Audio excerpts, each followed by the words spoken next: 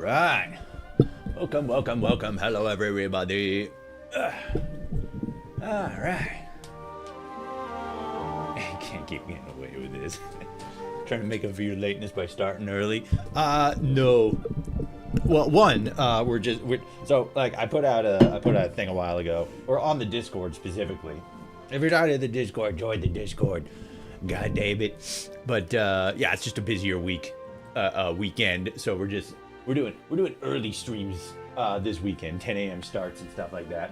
Plus, oh god. Plus, usually when there's like always, because we multi-stream, right? We multi-stream on YouTube, Twitch, and TikTok all at the same time. And whenever so like we're streaming, right?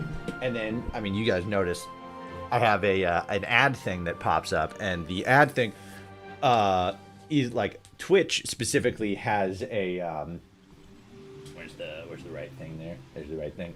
Twitch has a it runs ads at specific times every single time, and the only way, it's basically like I start the stream, and then usually within like the first 5 minutes, an ad starts. So usually what I'll do is I'll start the stream, let it run for, be in the starting section for like 5 minutes, 10 minutes, however long it takes for the ad to run. And then usually after that stream ends, or after that ad ends, then we actually start the stream. So it's one of those, like, I could go, but then like anybody, watching on Twitch is just like 5 minutes later, they have an ad, which is annoying and bothersome and pretty ridiculous. But, that's just the way Twitch operates.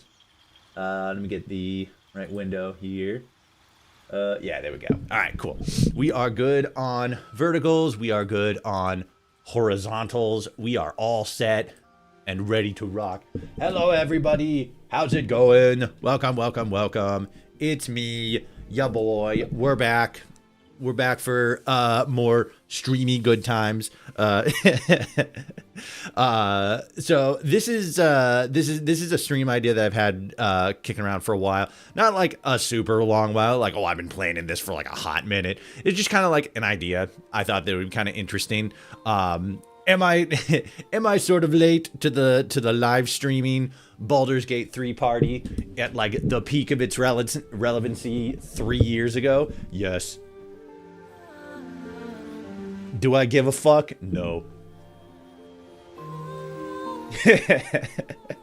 But in just like, because I've been playing this game for like a long time, just, in my own time. And more so recently I've been not like super, but like getting a little bit more into like modded playthroughs and stuff like that, which, modded playthroughs in general are just like fun. But for this stream idea specifically, the difficulty mode specifically is pretty straightforward, pretty easy. Most people will do with Baldur's Gate 3, they'll do an honor mode run as like the hardest run. And basically honor mode is like, you only get one save. The game's like super hard. And it's usually one of those things that people do is like, it's the final challenge of the game, right? Holy shit, a Toshi stream. Hacker voice, I'm in. And it's a fucking D&D related stream, so like it's right up your wheelhouse. But with this stream specific, with this idea specifically, what I wanted to do is there's a mod in the game that I think like damn near everybody has, which is the uncapped companions. The uncapped companions mod, and basically that means is like you can get all the companions. Usually it's limited to 4, but then you can get like everybody. And I thought, it'd be kind of interesting if I did an Iron Man run, What about where there's big naturals? Yeah, real. No, I wanted to make this one just like straightforward, like as little mods as possible. So like the only mods that I have installed are, I forget the name. It's this dice one that just adds like a bunch of like additional colors of dice, and then the one that adds, what is it?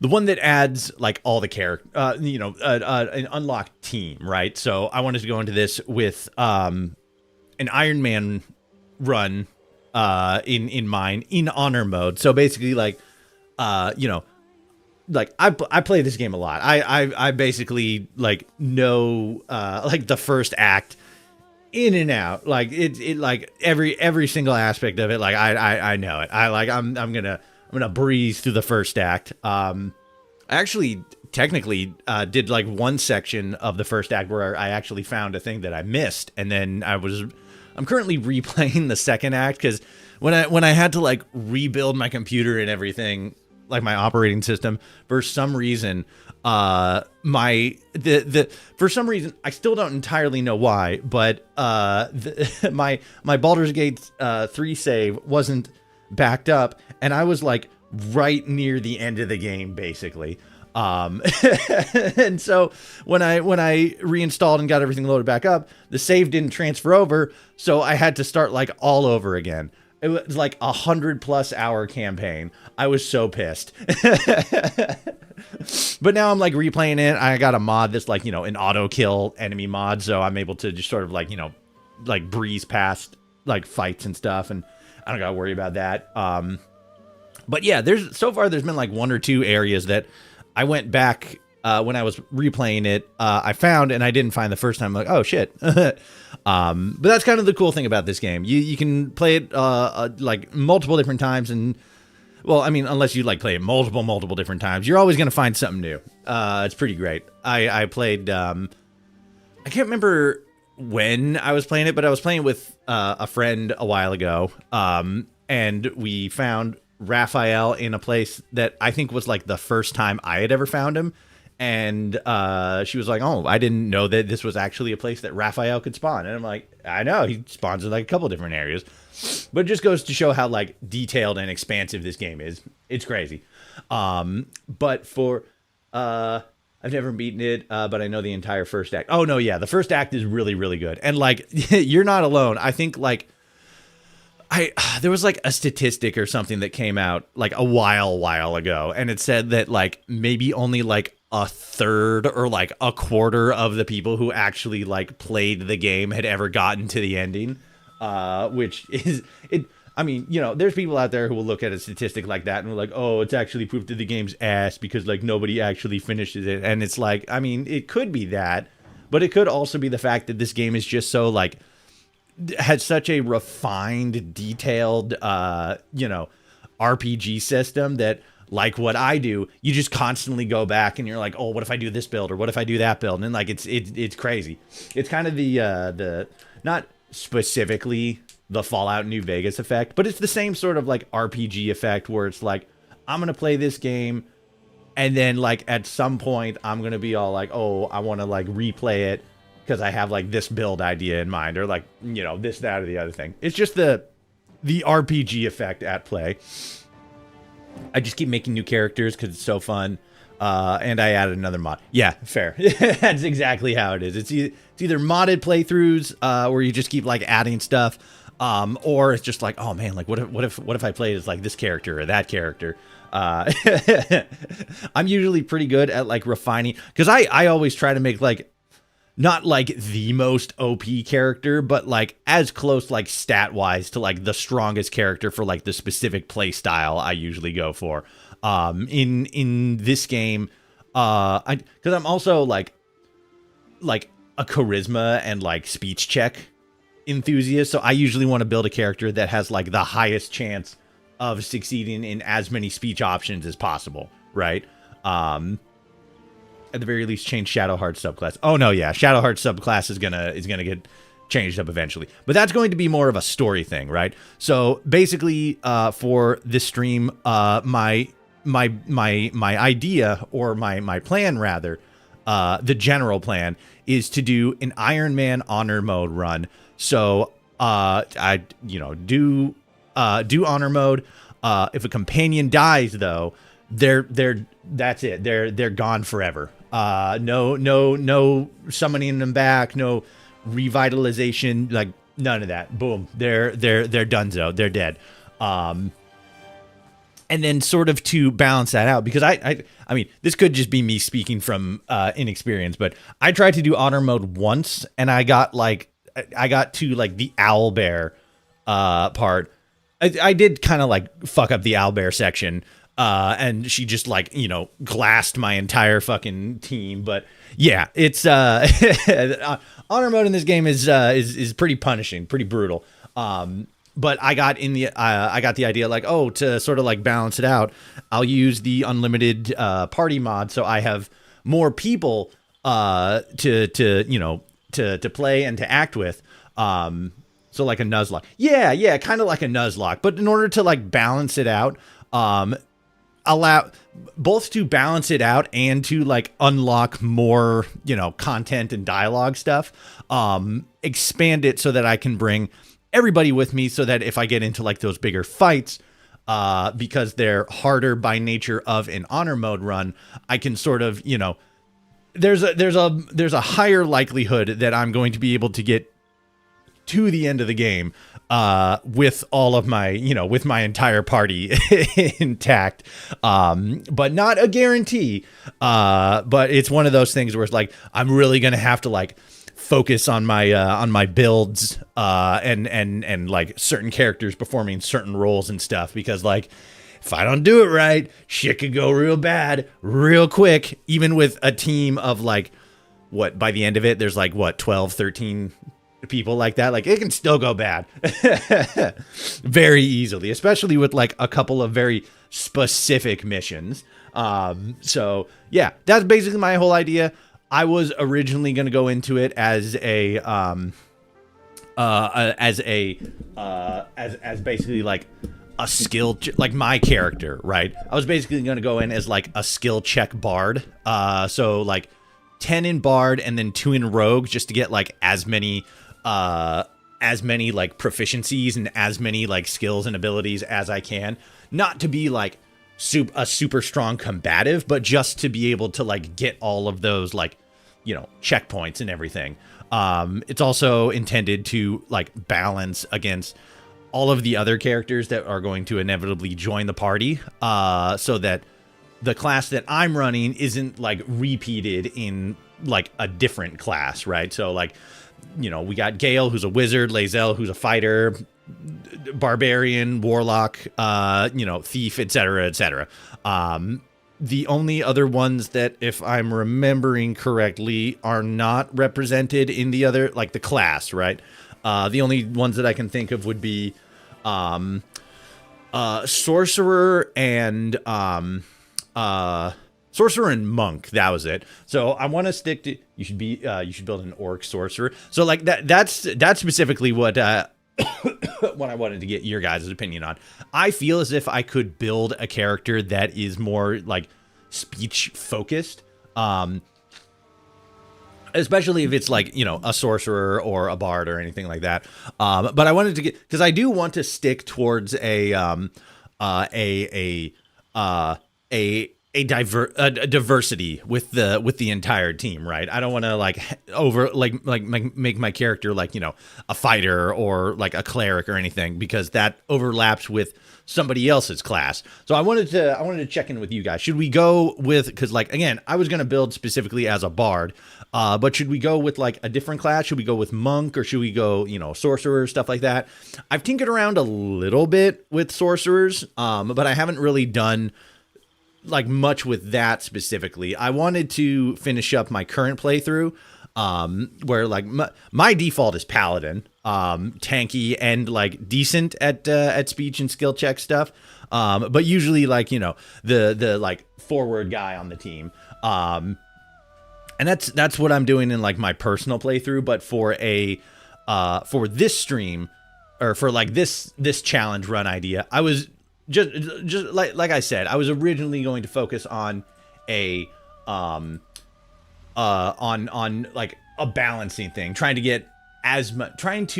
as much as I can, like stack the deck in my favor. And part of that is the character that I'm playing as has the highest chance of succeeding in as many speech checks specifically as possible.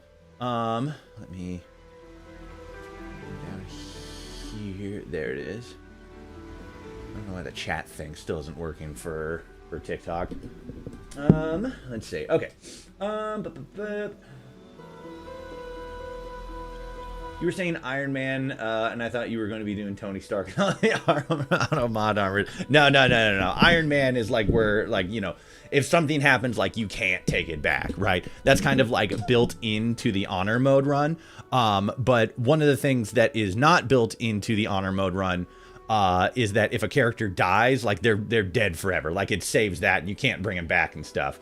Because, like, scrolls of revivification and other spells that allow you to bring a character back from the dead specifically exist in game. Not to mention that you can literally just buy them back with withers. I'm not going to do any of those options. So, like, it's one of those self-imposed difficulty things where, like, if they die, they die.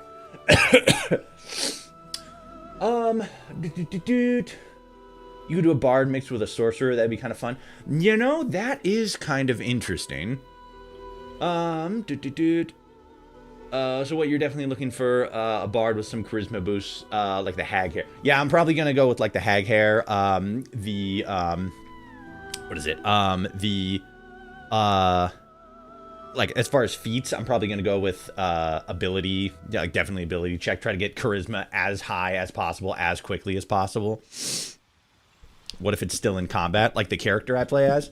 I mean, like, they're going to be, like, in combat regardless, but because I'm sort of building, like, it's an I'm, like, the team's unlocked, right? So I'm not just locked specifically to 4 people. I'm going to, like, because by the time we get to the Grove, we're going to have Astarion, Lae'zel, Gale, and Shadowheart, plus me, so that's 5. So I got 4 people to help, like, you know, cover my ass, basically, and focus on, like, combat. And so my character is going to more so be focused on that, like a support role, right? And focusing on, like, trying to pass skill checks, like having the highest chance of a dice rolling in my favor every single time. Which, if I like, because I'm kind of good at, like, stat building and min-maxing and stuff like that, but, like, there's, like, some of the finer tuned stuff that you can do in this game that gets, like, crazy. And I feel like really quickly we're going to be in a situation where our speech check and skill check stuff is going to be, like, you know, almost like guaranteed every single time, especially with, like, a bard build specifically around that. But it's still not like a 0 chance. And so, like, there's some people that are able to build in such a way to where, like, they, like, fine tune, like, the most fine tuned numbers. And, like, I feel like I'd kind of get it, like, I could probably do that, but it would just take, like, maybe a little bit more effort than I would naturally put in. If it's still in combat, like for revive or spells that revive, would you still use them in combat or not at all? So, like, if a character dies in combat and we're still in combat and I have the option to use a spell that would bring them back, no scrolls of revivification, no revival scrolls, no spells that'll, you know, bring them back from their dead if they're dead. If their health hits 0 and, you know, they go down, and then, like, they're down, and then, you know, they fail the death saving throw and they just die completely. Their picture goes gray and everything. They're gone. That's it. That's where their story ends. Which, like, again, I've only really had that happen in a combat situation with, like, a full team once. And that was technically twice, because I didn't properly plan for the submersible mission. But then, like, in a full team, I've only really had the team fully die once, or not fully die, but, like, you know, be in like actual team members dying, and that was with that was in the Ketheric Thorm fight, like the the one where he becomes the embodiment of I forget the name of the god off the top of my head. Is it like Malekith or something like that? But like, yeah, that I was also just like woefully unprepared for, and even like looking back on the fight, I'm like, wow, I did a lot of like really dumb shit. But in like a full team, that's the only thing that I really had. That's probably the hardest fight I did so far. Raphael's fight was actually really hard too, but I was a lot more prepared for that than the Ketheric Thorm Malakath fight.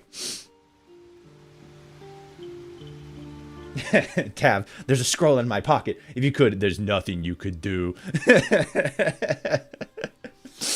Scroll's a free $30. Yeah, exactly. Like, you think I got 30 gold to waste on yo ass? Fuck no, you shouldn't have died. Okay, so let me see. I have a tab specific. Okay, so that's the tab for yeah, that was that skill bard thing I saw on Reddit, which like I did kind of tinker with that, and it seemed like it was a little bit, because if we go to the skills here, where are they? Yeah, skill proficiency. Like, I guess more so as far as like speech checks goes, there's like the key ones with like, performance, intimidation, like the ones down here that are more like, these are the ones that we want to get the highest to, like, be able to pass as many options as we can. And then there's like other ones like, would it probably be like history, investigation, religion, stuff like that.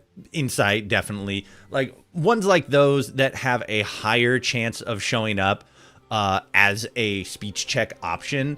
I know that animal handling and sleight of hand pop up like every now and then.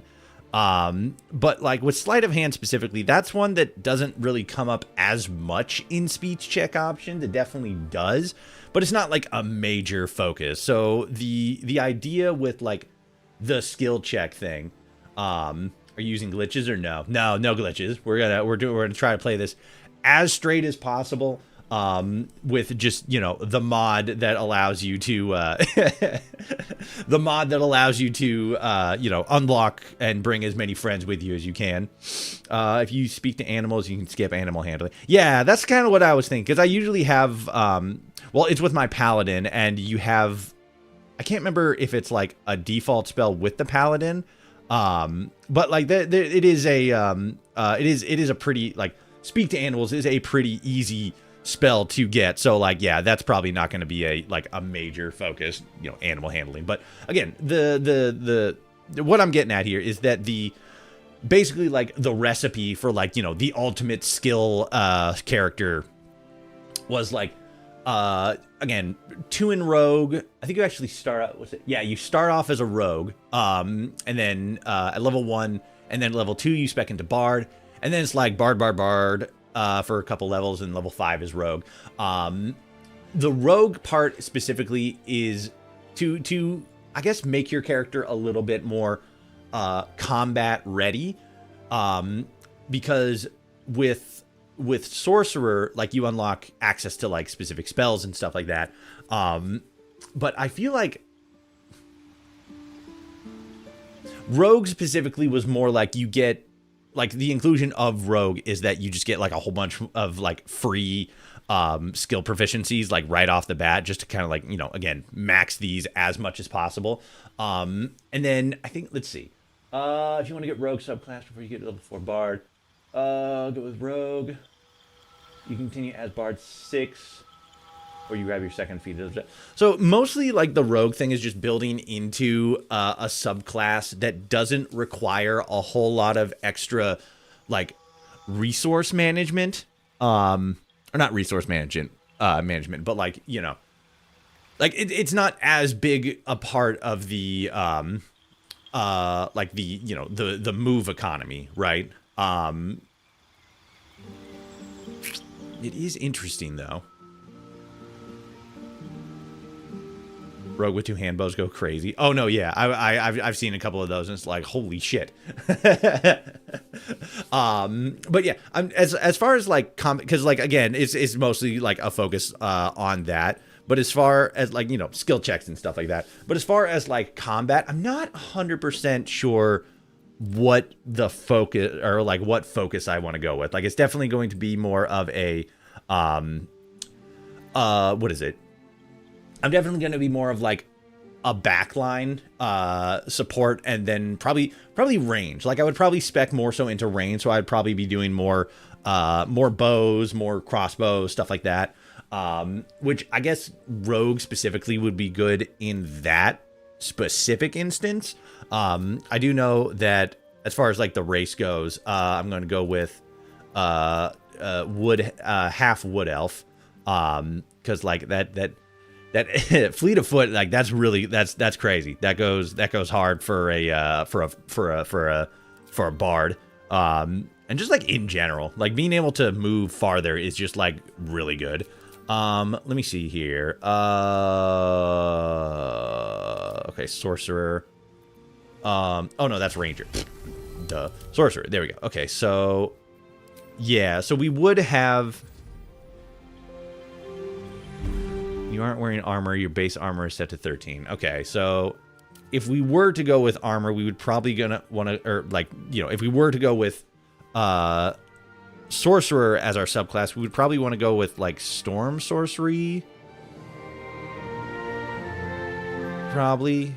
The shadow one's pretty good. Strength of grave. If you reach 0 hit points, you regain 1 health instead of becoming down. That's pretty good. We could actually probably use that to ensure that we like don't actually. I can't imagine that pops up just like consistently. Is Strength of Grave something that will happen like every single time my hit points reach 0? So where like I could never actually die? Orcs get the base ability. Orcs get... where is it? The speed thing? That's 9 meters per turn. And then that's also 9 per turn. Oh, wait, no. Yeah, the movement speed is in addition to that 9. So half wood elves move 10. It's the down ability. Oh, by the death saving throw thing. Where is it? Yeah. Relentless endurance. If you reach 0 hit points, you gain 1 hit point instead of becoming down. Yeah. Which is pretty solid, but more so I'm thinking like as a subclass thing, right? Because if we were to go with sorcerer, like this is nice, but I don't know. I haven't actually fucked around with shadow magic too often. I feel like storm sorcery would be a little bit better because that's fly. That just means we just are able to like move a lot easier around the battlefield. And all we would need to do is cast a level 1 spell or higher, which, seeing as how bards inherently have access to not a huge amount of spells, but like a decent amount of spells, casting a level 1 spell would be like the easiest thing in the world.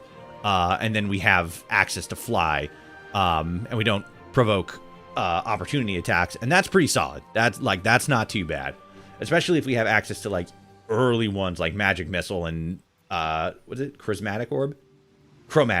Like that's not too bad. That's pretty solid. That's decent. And there's like some that we could probably utilize, like shield and then like fog cloud. Like that's not too bad. So sorcerer as like our subclass, or as our multiclass rather, that's not bad. That's something that's not too bad. Where's rogue? Let me look at rogue. There it is.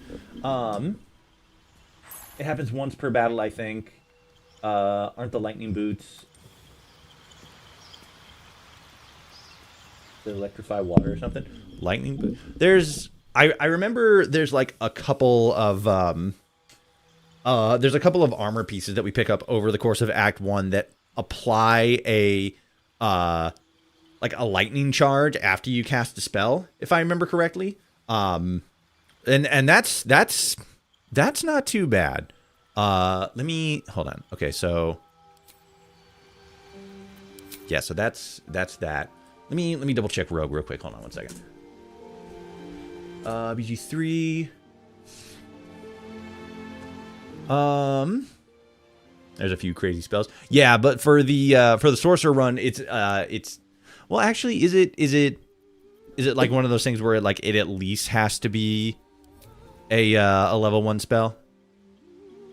After you cast a level 1 spell or how? Yeah, okay, so it'd be like literally any spell, which I think specific spells that the bard has access to, because there's like some abilities that like don't technically count as a spell, but I feel as if there's enough to where we would still be utilizing a decent amount. Okay, let me see here. So, level 2 with the bard. Let me actually pull up level... Let me pull up the other one, too. No, not subclass. I don't care about subclass. We're not going to hit subclass with a bard. Or with rogue, rather. Sorcerer, and then... 2. Okay. Rogue might be the best thing for bonuses and stuff. Yeah, like, that's what I'm saying. Oh, my PNG guy isn't PNGing here for a second. Oh. God damn it. Closed the wrong tab. Give me 1 second. Let me get my PNG guy back up here. Bup. Yeah. There we go. Perfect. Okay. Alright, so let's put that right there. Put that right there. And then history. Recently closed Windows. There we go. Okay, cool. We got back up. Okay, so level 2 we gain an additional level 1 spell slot. Okay. We get to pick an additional sorcerer spell list item. We get to replace a spell. We get a couple of sorcery points. We get create spell slot. And then create sorcery point. Okay, so that sort of opens up... That sort of opens that up a little bit. And then... Let's see. Allies automatically succeed saving throws against spells that require... Okay, so we would open up... we would open up access to distant spell, extended spell, twin spell, and careful spell. And I think like the best ones would be... Probably distant and extended. I don't know if we have too many, like higher end bars have access to many spells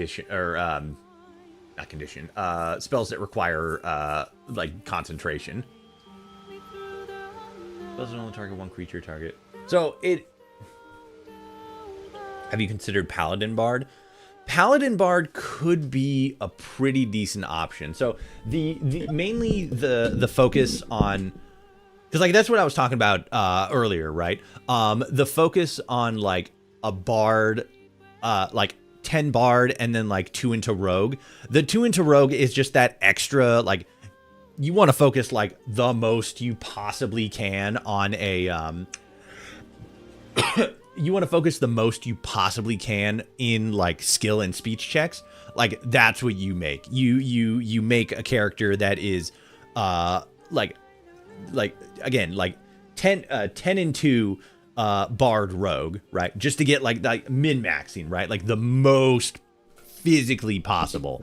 Again and then again like based on like what skills we can quote unquote or should become proficient in. There's probably some like stealth or sleight of hand or like animal handling that we don't need.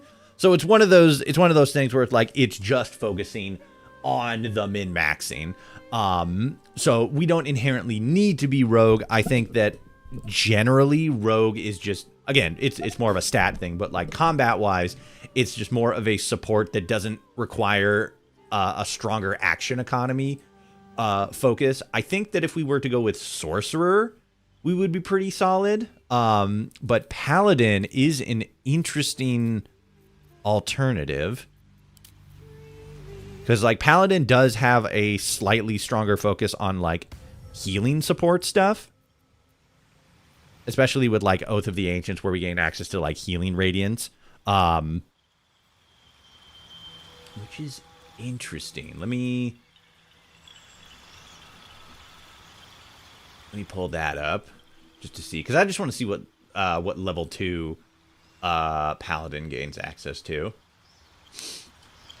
The game I DM'd on Thursday was all bards. Where all 5 of the players are in a band together. It got exactly as crazy as you expect. Yeah, because it's funny because the bards specifically are usually like, because like they're all support roles, and then they're a lot more of like, not like a comic relief kind of character, right? But much more of a lighthearted like character to play as. It usually. But like, yeah, that's pretty funny. That's a good shit. Religion pops up with a lot of speech sometimes. And you can upcast all your smites with the bard spell slot. Ooh, yeah, that's a good point.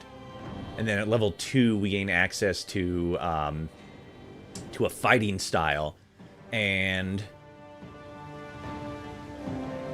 yeah, the best one would probably be defense, because then we just gain a bonus. Yeah, it says gain +1 bonus to armor class while wearing armor, and we'd be wearing armor literally whenever. So that might not be too bad. We gain with the defense fighting style, we gain slightly more armor. Bards get a fighting style, I think. Let me pop that open real quick. You're probably right. I just want to double check.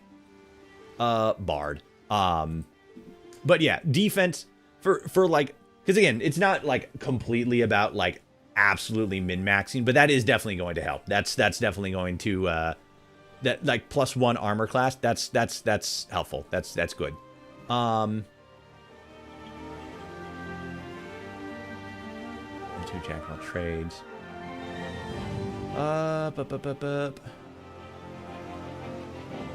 I don't see access to like a specific fighting style with a bard, but maybe I'm just missing it. But like, yeah, there's subclass features that could be kind of similar. But yeah, Paladin specifically is an interesting option, because like it's I guess it would be more so focusing away from a like super min-maxy option, or like a super min-max style when it comes to like, again, like skill proficiency. Shifting away from that just slightly and shifting more into like more of a healer role with like lay hands and healing resistance, which is pretty decent. That's a pretty solid rationale. So we would probably go with like a bard paladin mix then.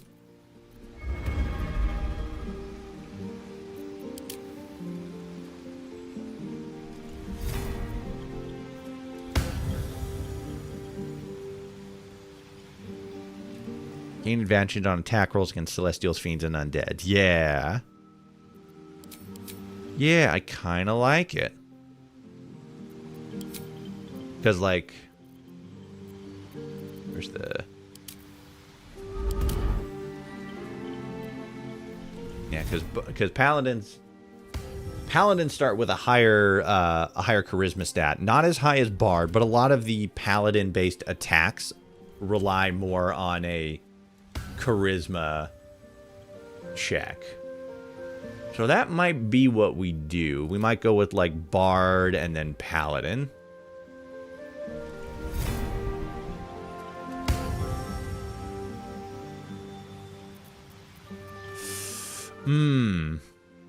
Of course, at the same time, if we're a paladin and we go with something, if we were to go with like Oath of the Ancients, which again is a lot more of that like healing focused thing, we would more so be pigeonholed into performing specific actions, or else we lose access to our we become an oath breaker, which isn't the worst thing in the world. But if we're going with paladin, we're specifically going for healing radiant. So we would again, like healing support stuff. So we would either be sacrificing access to that by becoming an Oathbreaker paladin, or one of these other paladins that are a bit more open in a sense, or we would just have to keep keep re-establishing our oath, which I think the only way that you can do that is by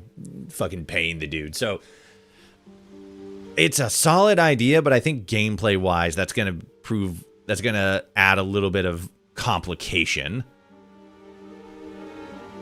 That sucks. I really like that idea. Fuck. What Bard college are you thinking? Most likely gonna go with I'll probably go with College of Lore, just for those extra proficiencies and 3 skills. Yeah, I'll probably do it. Because the biggest focus is just getting as many skills as possible. But let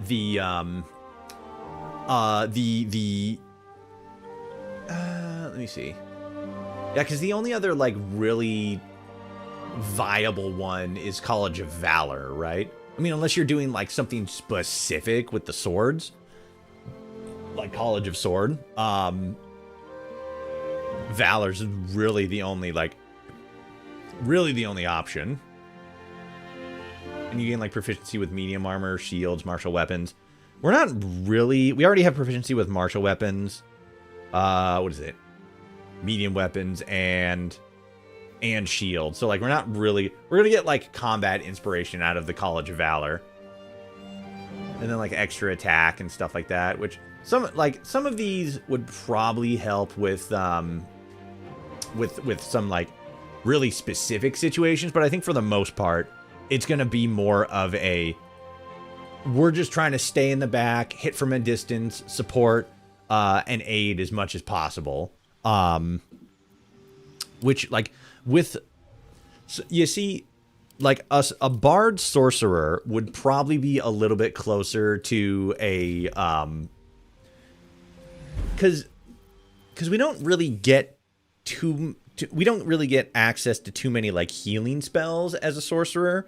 But if we were to go with something like Draconic Bloodline, where we just have most hit points increase for each sorcery level, so that's not a whole lot. But oh no, when you aren't wearing armor, yeah, that's decent, but it's not really going to do a whole lot for us because we can by default wear up to medium armor, so that's not super great. It's probably a helpful buff early on, but I feel like we're gonna outpace it pretty quickly. So Storm Sorcery would probably be the most beneficial one, because all we do is cast a spell and then we have access to fly.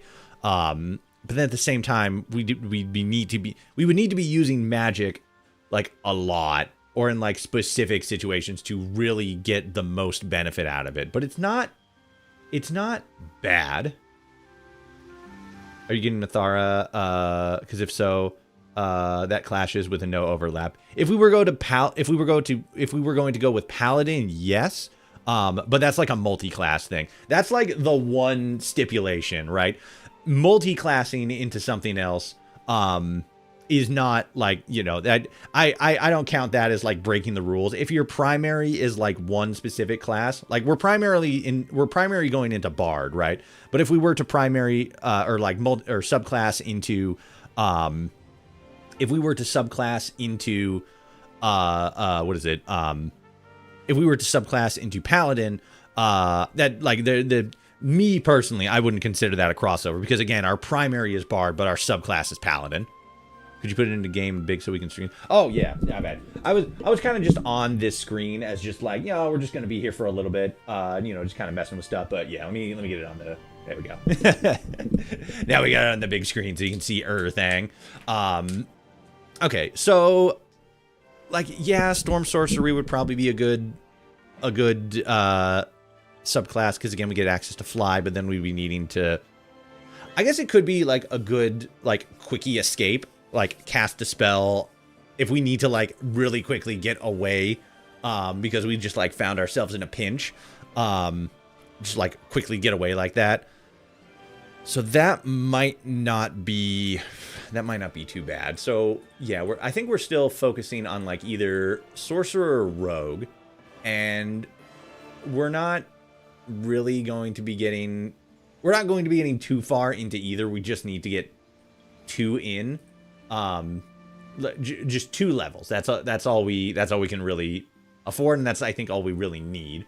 If we were to go with rogue, we would unlock dash as a bonus action. We'd unlock dash, disengage, and hide as bonus actions, which dash specifically and disengage as bonus actions aren't too bad. Like, that's decent.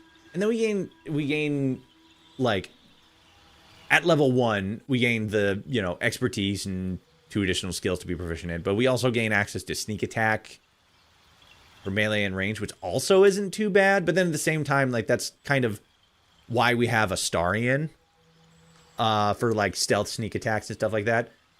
Which, like, I mean, it's never a bad idea to have more than one like range sneak attack character. But I feel like I'm starting to lean a little bit more towards sorcerer, because I feel like just having more spell access, and that even if it's not like a huge advantage, having that additional access to a little bit of a resource economy with like sorcerer points and create spell and create sorcerer points and stuff like that, that's not too terrible. And really, I think maybe not the only, but the biggest reason we'd be using those is to replenish like level 1 spells, probably any spell slot in general, so that we could use it to activate cast a spell, activate fly, use fly to, reposition or get out of a sticky situation. I'd say rogue. I think you lose access to a lot of sorcery by not going above level 2. Yeah, but then like at the same time, we're not really trying to min-max into sorcery as like, a balance, trying to get the most out of sorcery. It's literally just as like an additional. So like the benefit with going bard rogue. So like, again, like bard, yeah. But then like the benefit of going with rogue is we gain access to expertise. So we got 2 additional skills to become proficient in, which is good. And then again, like sneak attack, both ranged and melee, also kind of good. Not really like the most vital thing, but like, that's nice. That's nice to have. And then, the cunning actions, those are also kind of nice to have, especially as like a mobility thing. And then if we multi-class into sorcerer, the benefit there specifically is, again, access to a couple spells, not a whole lot. Again, like maybe shield and fucking fog cloud. Those would probably be like the best ones. But then picking storm sorcery as our subclass, having access to that fly ability, which all we have to do is use at least a level 1 spell anytime we're in like a pinch, with a rogue, if we happen to find ourselves in like a tough situation, where we need to either, dash away, like run farther, or like disengage from an opponent. Level 2 rogue covers us there. But then at the same time, if we go with storm sorcerer, storm sorcery, then we have access to that. We're just going -1 on a spell slot, which could either be an attack spell or a support spell, depending on like what specifically we're using. So we go like +1 in that regard, either healing or damaging. And then we have access to fly, so we can then reposition, and I believe reposition farther, because I actually don't know if fly is affected by our subclass, our racial movement speed. So if we go with wood elf, wood half elf, we already gain a bonus from fleet of foot, so we move farther. Would fly be affected by that, or does fly have just like a base distance that it covers? Yeah, it says a nearby spot without receiving opportunity attacks. So it doesn't say anything specifically about that, so it might not be the best thing, it might not be the worst thing, but that's in any case, as far as the action economy specifically, it feels like we gain more benefit from storm sorcery and being able to use fly, because we can cast a spell of some kind to, most likely in our specific case, do damage. But then we can reposition. So it would be a benefit that we would use in specific situations, but I feel like compared to rogue, we would still, because level 2 rogue and level 2 sorcery do the exact same thing, basically, right? They allow us to reposition safely without ending up, or it allows us to reposition safely, and then the additional point that sorcerer has going for it is that we can do so while on top of that also using an attack or a spell of some kind. The only downside is we would have to use an attack, or we would have to use a spell in order to activate that. But again, because it's not a situation that we would ideally be in too very often, it becomes, in my mind anyway, it becomes a more cost-effective solution to that escape. At least that's how I'm rationalizing it. I think fly doesn't use movement, as in you don't get the wood elf extra meter in fly, which, like, that's fair. I was just more so like wondering, like, does that play a factor? I kind of figured that it didn't, but that's you know, I'm just thinking out loud here. No baddie. God, Sterno, you really just want me to play as a whammon. You're like, bam, whammon. Which is interesting, because in the game I could technically just play as fucking, what is it? There's a companion. I forget her name, but she's like a dwarf, and she has like a female body, but like a beard and stuff like that. But she's still like identified like as female in the game. So I don't know if that's supposed to be saying like that character's like trans or something. But I have seen a couple of like character builds that use like the female model as more of like, you know, in sort of like either a tomboyish or more of like a what is it?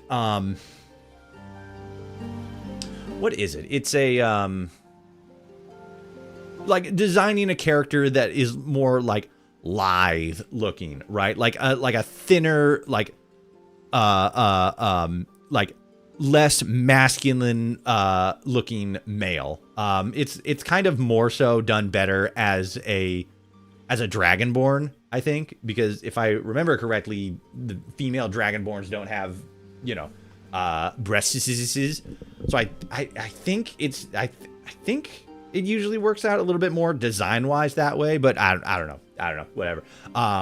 But yeah, no, I'm gonna play as, I mean, it doesn't really matter. We could play as a female, we could play as a male. I don't really care either way.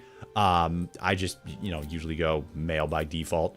We'll just be a fucking real, just like a yoked bard for literally no reason. Boom. There we go.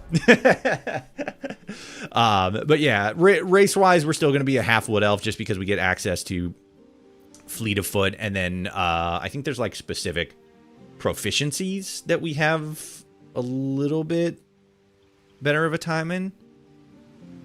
Oh yeah, Fey Ancestry against being charmed. Yeah, that's pretty solid. 12 meters in the dark. Yeah, a little bit. A little bit. Not a whole lot, but like a little bit.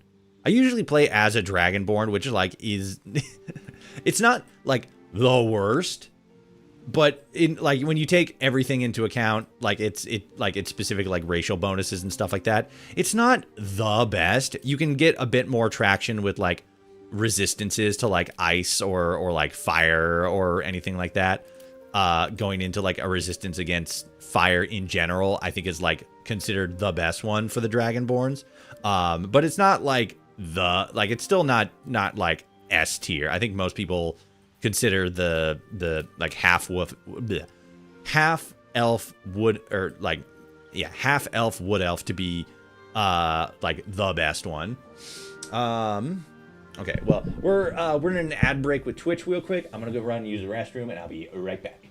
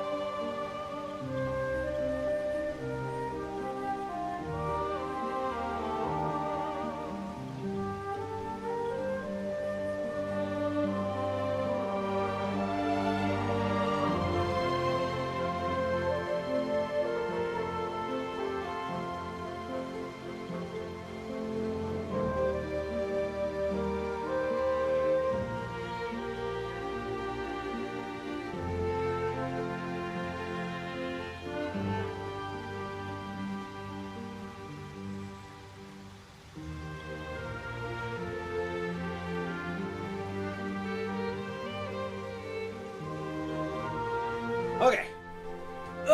I'm back. Let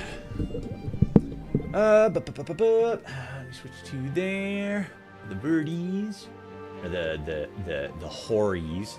The horizontals. Okay. Let's see. So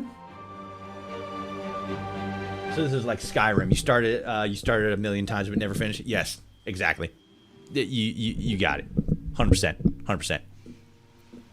The like I'm not gonna like fucking harp on it, but one of the things that I like about the female character a little bit more, well, actually, because like you get access to all the same like, you know, hair and makeup and stuff, but it looks a little bit better. Like female hair usually looks a little bit better on female characters than it does on male characters. Like not always, but like, you know, it is what it is. Let me just get like the default hairs going here that I usually go for. I gotta go green. Oh wait, was it this one or was it the other one? Hold on. I think it was that one. No, yeah, it was that one. And then I went with this one as like the highlights, and then oh wait, no, it was the other way. It was this one, but then the highlight was green 5.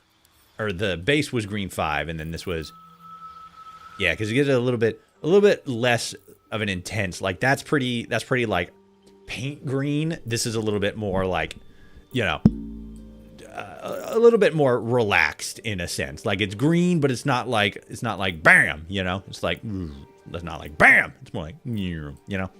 And then yeah, that's fine.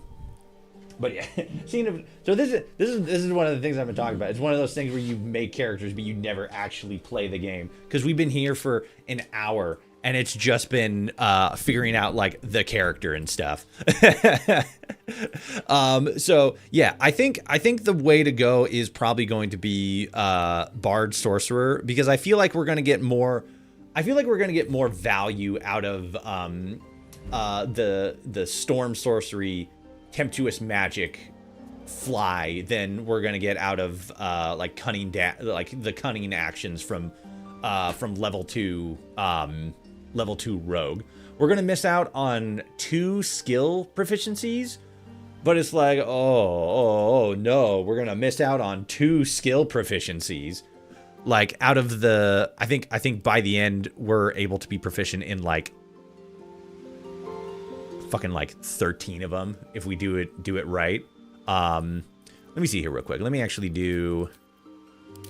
So we do Bard off rip, then we have access to 3. I'm probably not gonna. Probably definitely not performance. Performance is damn near useless. So we would probably go with like investigation or history. We'd probably actually go with history actually.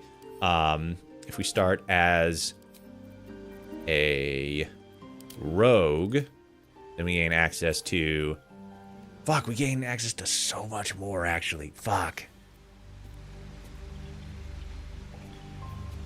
Because we start off with 4 as opposed to 2.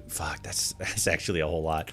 Let me see. But it's like additional proficiency, right? So we only have like default proficiency as like an option in just like 2 of them. Oh, I forgot this because of the background thing. Oh fuck, what was the background? What was like the good background? Let me double check here. It was Sage or Soldier. If we go with Soldier, Athletics and Intimidation. But if we go with Sage, it's Arcane and History.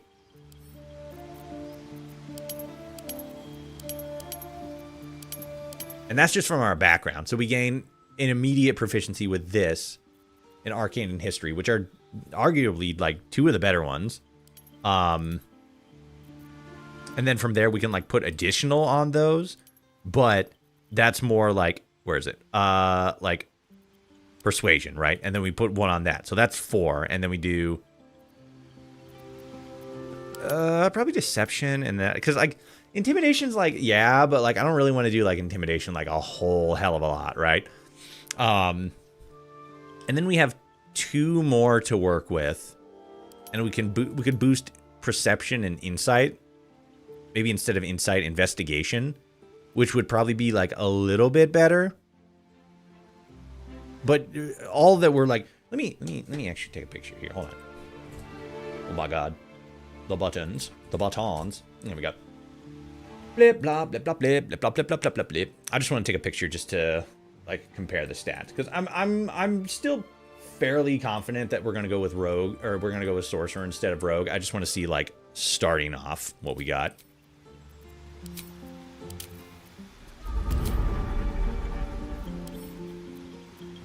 Okay, so we would go performance out of here, and then we already got that, so we would go with, so let's see. So we already start off with better persuasion and deception, which is pretty good. Our survival takes a hit. Pretty much everything else takes a hit. Let's see. Insight and perception.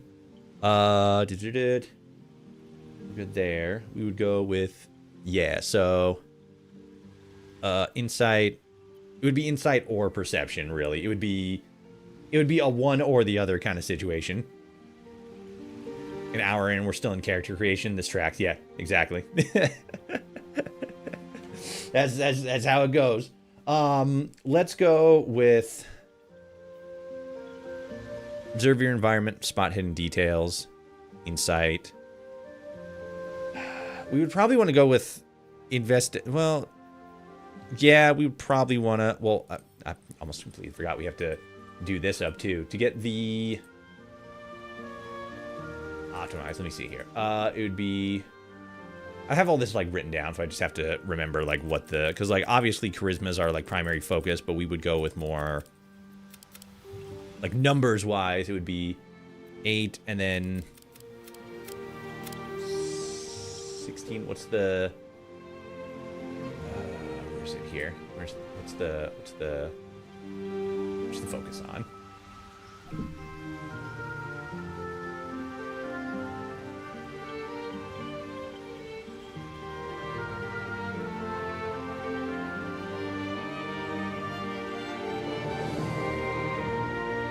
It was, yeah, so it was that one, and then I think it was dexterity in that one. Okay, so then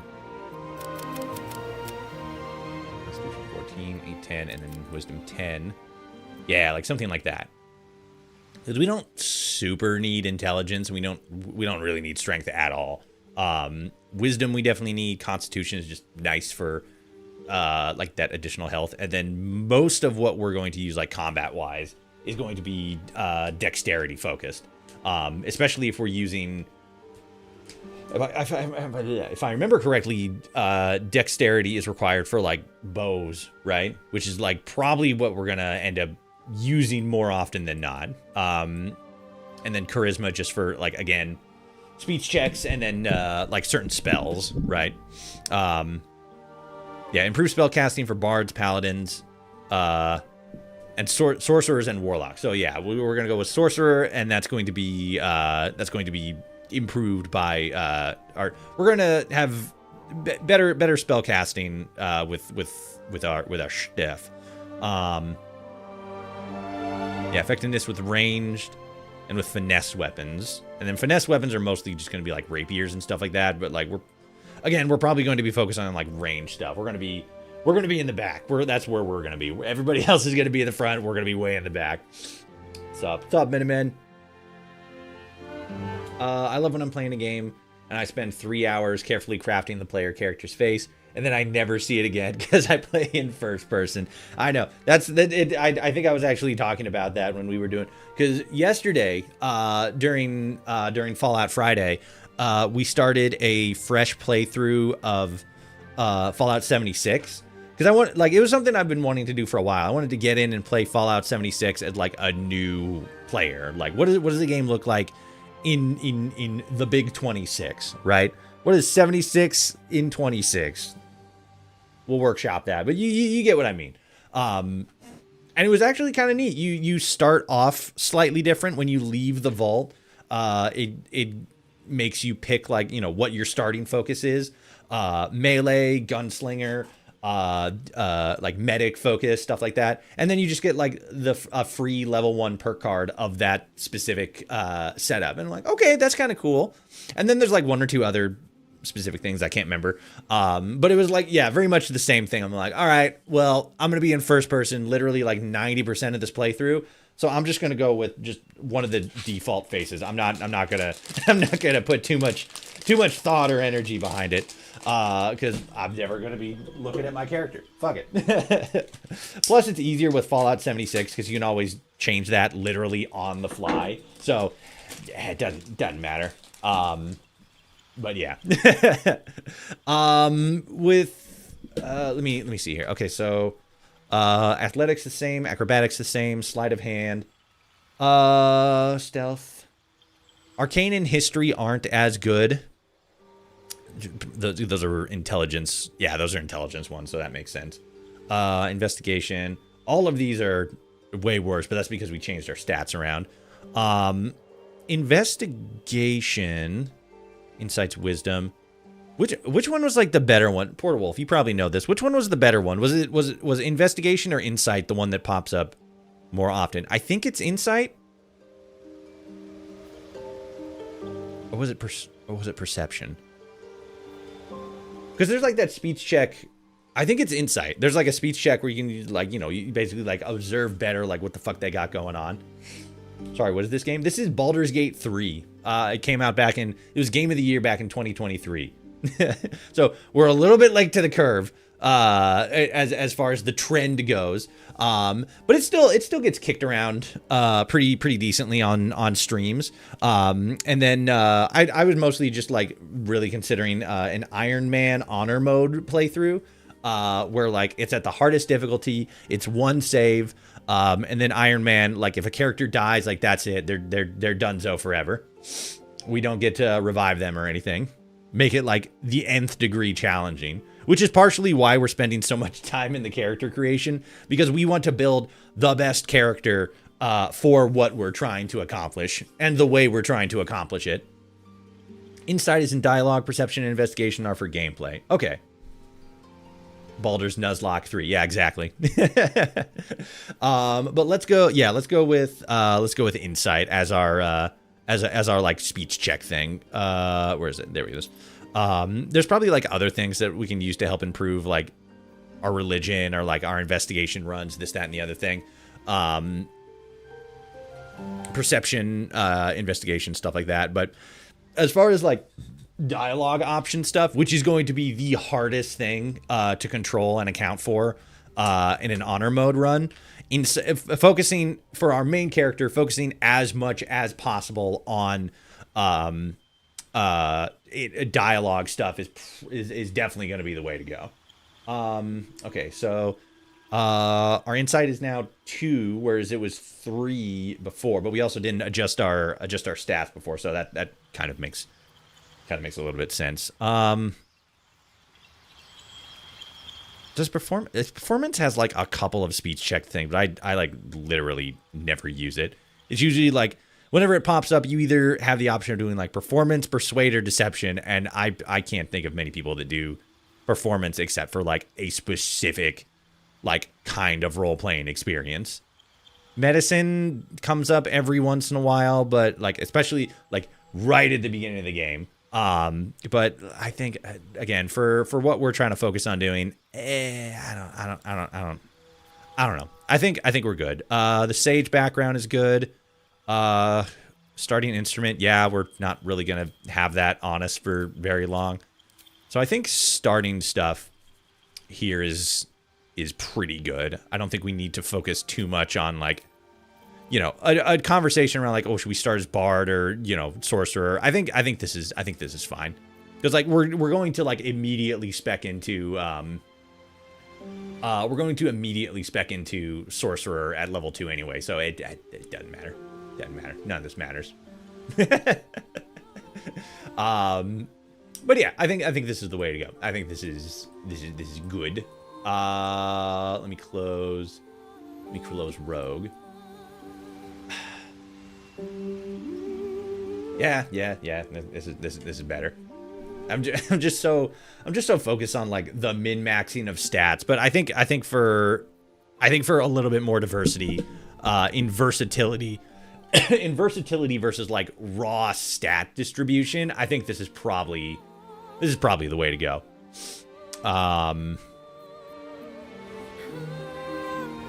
Yeah.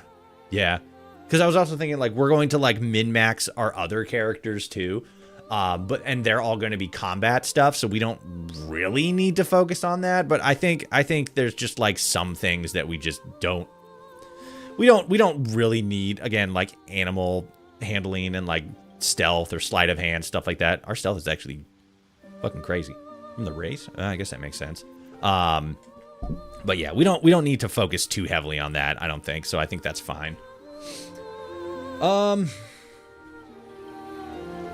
Off-topic question: what's your favorite faction in each of the Fallout games? Or you just have one? So that's like the faction conversation is really interesting because there's only really like 2 games that have factions, and that's like that's Fallout 4 and Fallout New Vegas.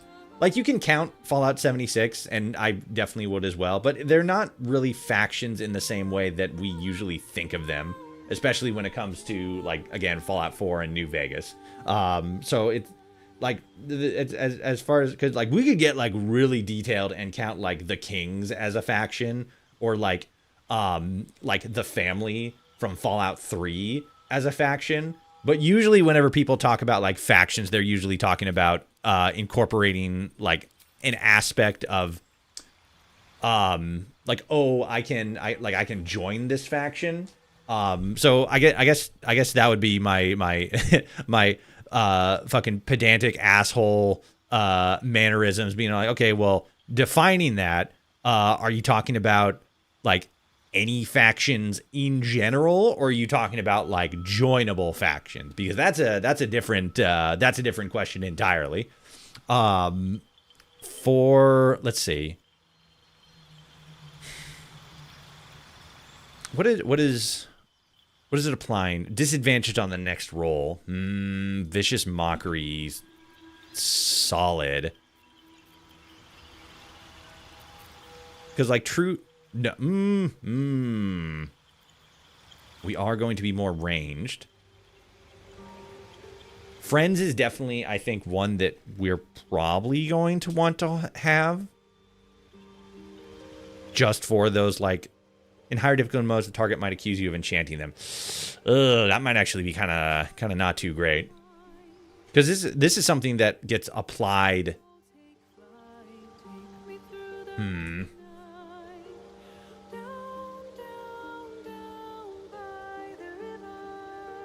Joinable faction specifically. If it's joinable faction specifically, then in New Vegas, because Fallout 3 just has the Brotherhood of Steel.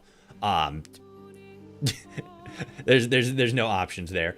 But as far as joinable factions, it would be the NCR in New Vegas, and then the Minutemen in Fallout 4.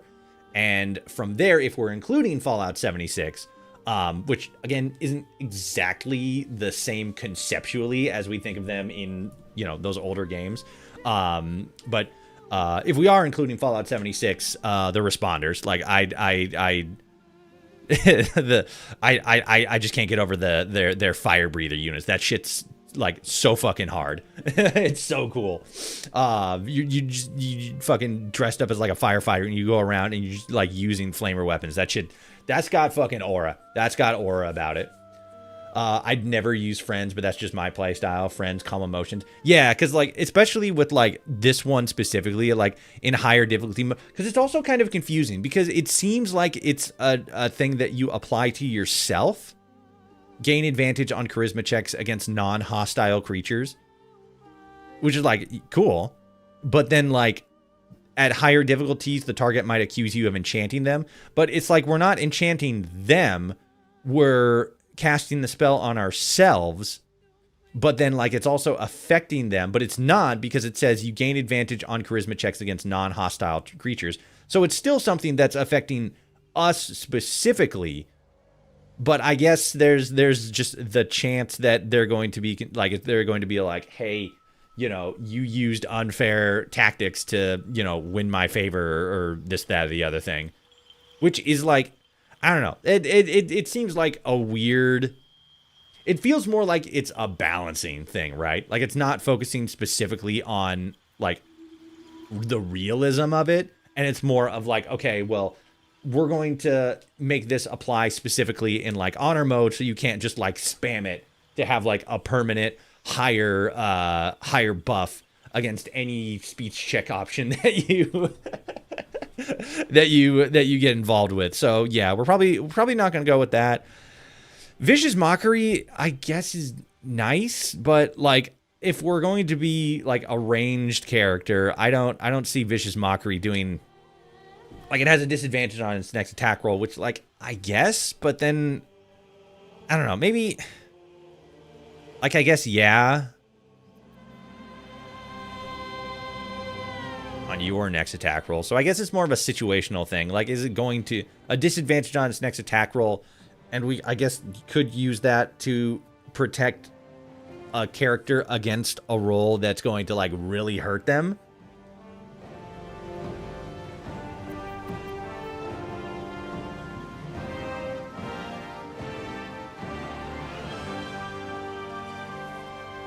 And True Strike applies it as an advantage, and it's on my next attack roll. So it's mine specifically. It's not like a general application. So yeah, so it would be me specifically. So it's if I'm trying to do more damage, which for the build that I have isn't a super big thing. I guess I'll go with Vicious Mockery. Like, I'm not the biggest fan of it because it doesn't scale very well, but I guess a disadvantage on the next attack roll is pretty decent. And then Minor Illusion, maybe.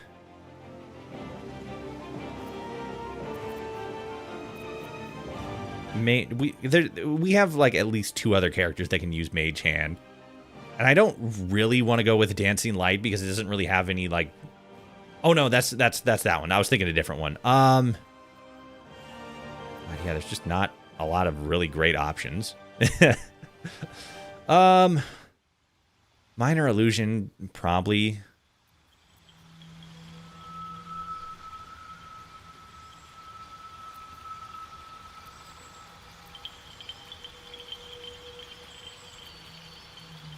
Fusing an object with an aura of light.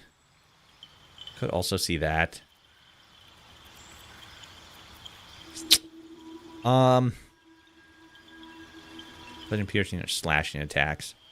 I feel like Blade Ward is probably decent.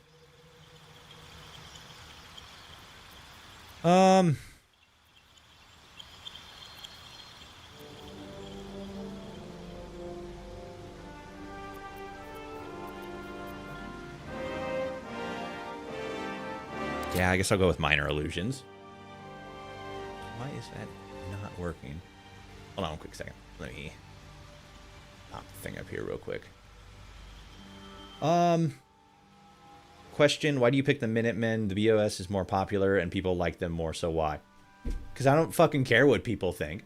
Like, oh no, more people like the Brotherhood of Steel than the Minutemen. So, that doesn't change the fact that I like their aesthetic and their mission statement and stuff like that more. They seem like just a better faction, especially when you're talking about Fallout 4 specifically, because the Brotherhood of Steel in Fallout 4, like, design wise is presented as more of a as more of a morally gray faction.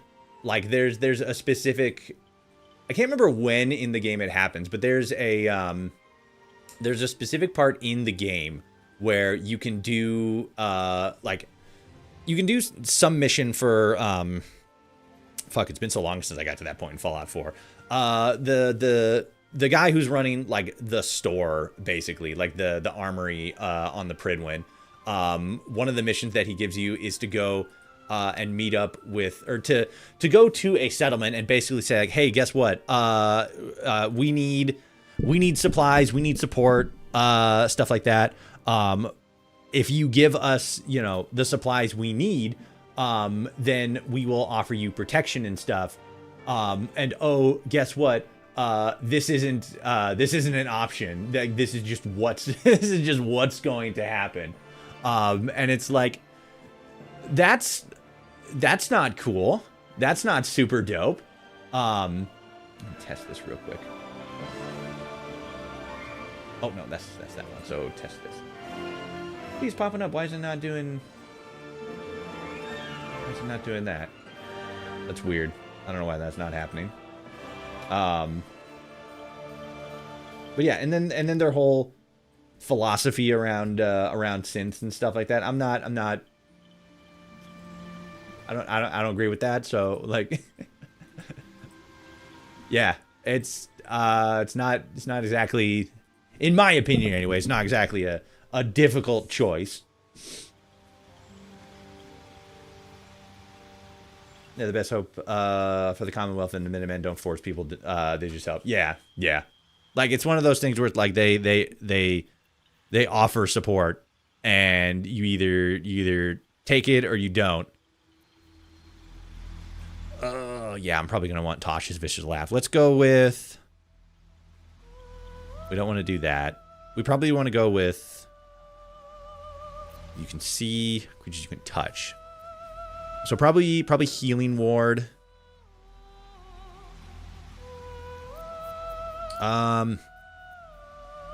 sleep. Yeah, because I've had characters use Tosh's hideous laughter, and like it like unironically like is kind of OP. Like it has to hit first, but like 10 turns prone, and they have to like succeed at targeting, try to shake off the effect each time it takes damage. Okay, yeah, which is like, yeah, but then like it's still like it goes hard. It goes hard. So we'll go with we need Healing Ward, Hideous Laughter, and then we'll probably go with Dissonant Whispers. Frightens a creature. Target still take half damage. Yeah. As far as like a damaging spell. We got an ad starting on Twitch here pretty soon. If you guys on Twitch want to see less ads, consider becoming a member. I have to go by. All right, take it easy. Yeah. Thunderous Wave is decent, but I think we're gonna get more mileage out of Dissonant Whispers. Starting Instrument, that's good. Yeah, I think spell-wise, that's good. Our cantrips are good. Everything's good. Stats are good. Skill proficiency's good. Deception, Persuasion, Insight, and then, yeah, the Sage background. Having a bonus with Arcane and History. It doesn't help a whole hell of a lot, but, like, having a +1 on it is still pretty solid. And then, like, narrative-wise, it's just going to make more sense as Sage when we eventually spec into Sorcerer. So, this is good. Let's get face looking right. I think I'm trying to remember what like facial structure I went with. I think it was it this one or this one? I think it was this one. We want to go with more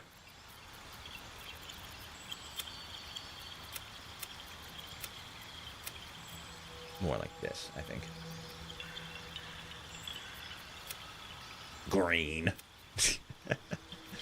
Let's go a little bit more like this. And then Elf Gold. Elf Blue. Yeah, something a little bit more like that. Here's good. Where's the... Do I want scars?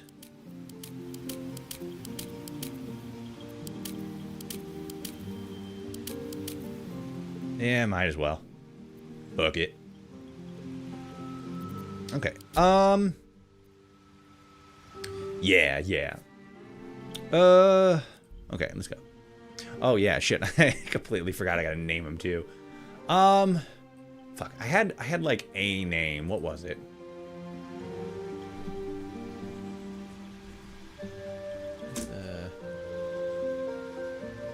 Something Beck, if I remember correctly. I had like a specific like idea for the character. What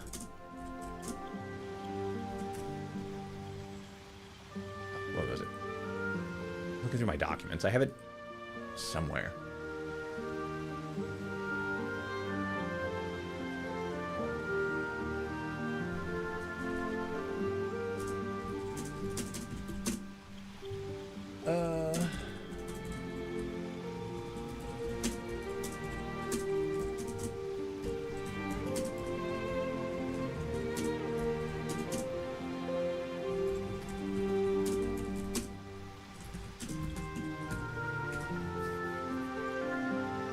C, I think.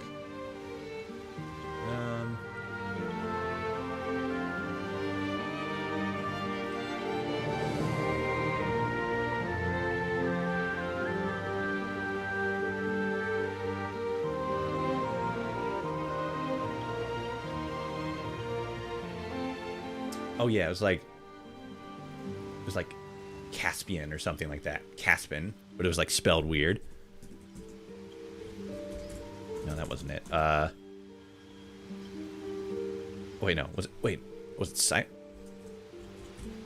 Sipin? No. Fuck, what was it? I don't remember.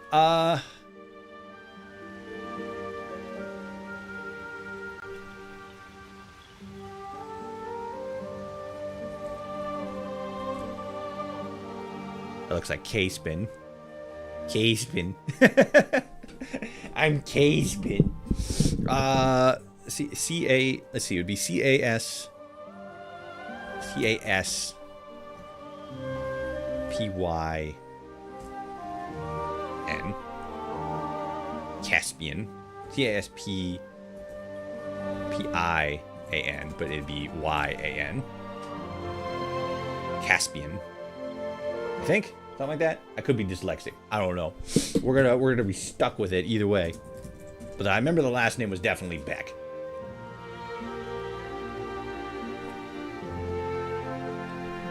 Caspian Beck.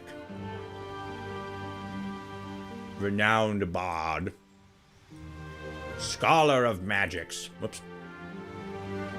Moving tabs around with it ain't gotta be. Hold on. Oh my god. Hold on. There we go. Okay. Where is it? There it is. Fucking Explorer crashed on me. Oh, good. Okay. Caspian. Yeah, this is fine.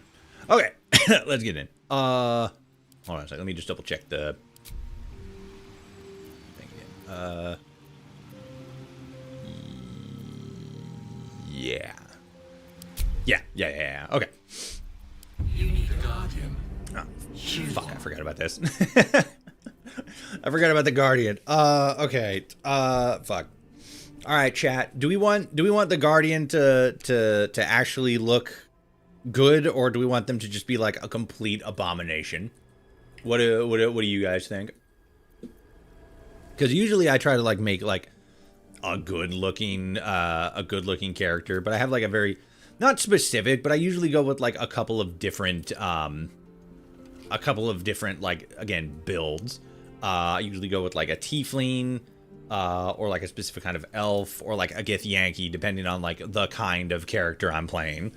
But I mean, we could get like fucking like goofy ridiculous for it, especially since the Guardian isn't somebody that's here for very long. So we could go with something like completely just like silly and goofy. What are you guys thinking? You guys feeling more serious or more silly goofy?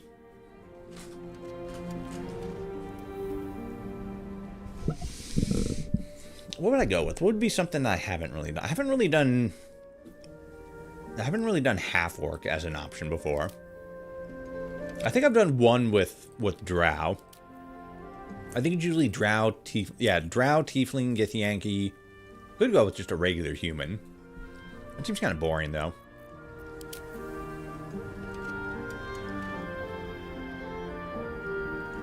Since we're playing as like a half elf, though, maybe like a human or like a full elf.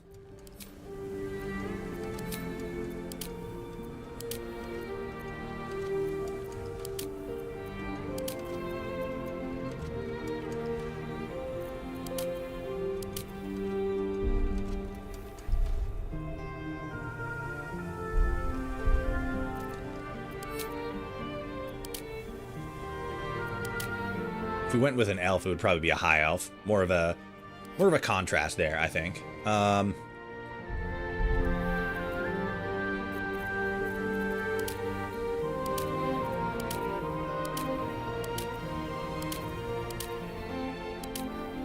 something a little bit more like this. Not gonna put too much thought into it.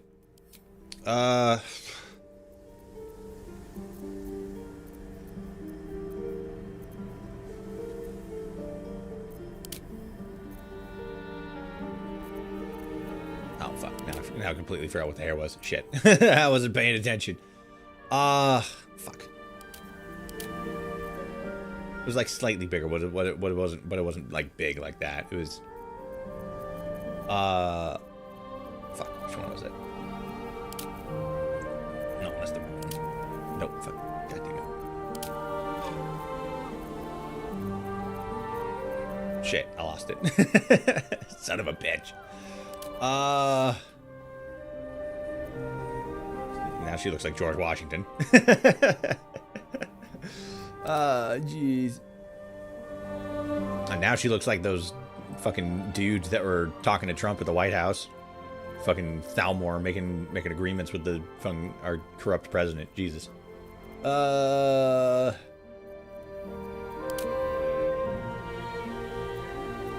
Isn't that one either? I'll just fucking pick one. It doesn't matter.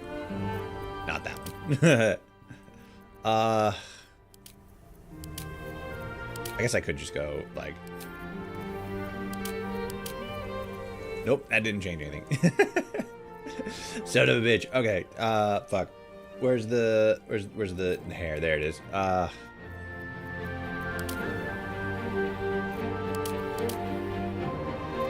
Well, I think it was this one. Was it this one? Maybe. I think so. Fuck it. Let's just go. We spent like for our usual stream time, we spent like half the stream just in character creation.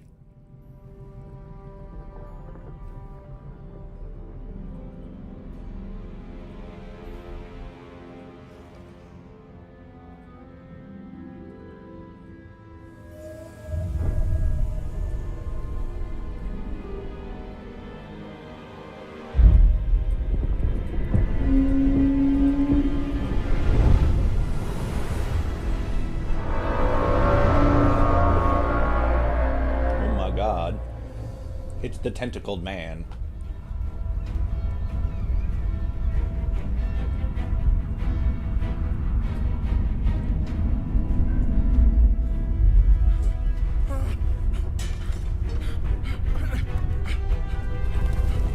Run, bruh. Run.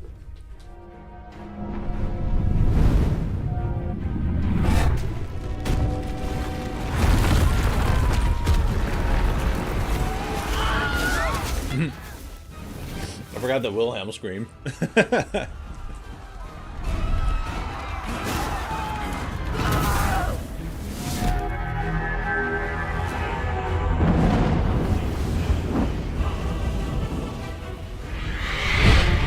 dragons. They're gonna get him.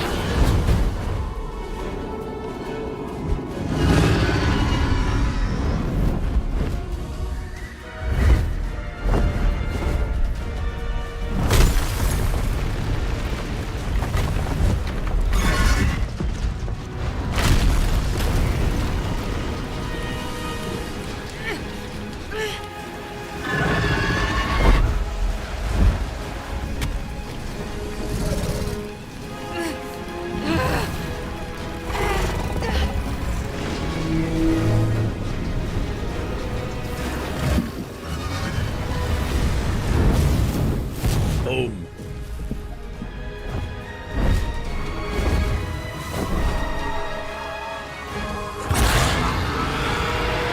Now he's all mad. He's all mad that they got away. He's all mad. Oh shit, I'm on fire.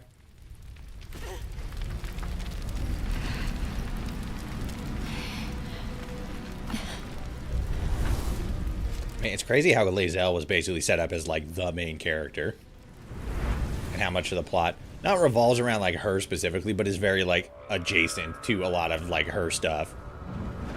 Like once we get into like the actual story, like she has a lot of involvement with like the Gith Yankees have a big part to play in like the main story, and then like not her specifically, but a lot of the stuff that like she does and a lot of the stuff that she views as like important or is related to like her culture is very like like again like a big part of the story, which is kind of crazy to think about it in that regard. You could probably play like the entire game as Lae'zel as the main character and still have a I don't know, that's actually kind of interesting. Would playing as like Lae'zel be like the optimal narrative story, like the most fulfilling story? Again, because of how much of the story is connected with the Githyanki. That's kind of interesting. But here I am. We have arrived in the video game proper. Yep. All right. Let's look at this thing right off rip. That thing came from. The parasite now writhing behind your eye. Yeah, it's pretty fucked up. I'm gonna investigate it. Probably gonna fail too. Hey! Just barely. For the most, like, unimportant thing in the entire game, too. Like, damn it. The casing is fragile. The slightest touch could cause it to crumble. Touch it. Bam! And we take damage, but there's a healing thing right over there, so it doesn't matter. What's in here? Let's get you. There we go. That's actually going to help a little bit. Sell that and make some money. Okay, so that's that. Come up here, and there's, I think is there loot up here? I can't remember. Shit. Oh yeah, there's onyx. Let's get the onyx. Bet that'll fit in my pack. Grab it. Visions project into your mind. I think there's a chest over here. The plains, resplendent with psionic energy. A little bit of money. Okay. Let's get down here, heal up, and then fucking get moving.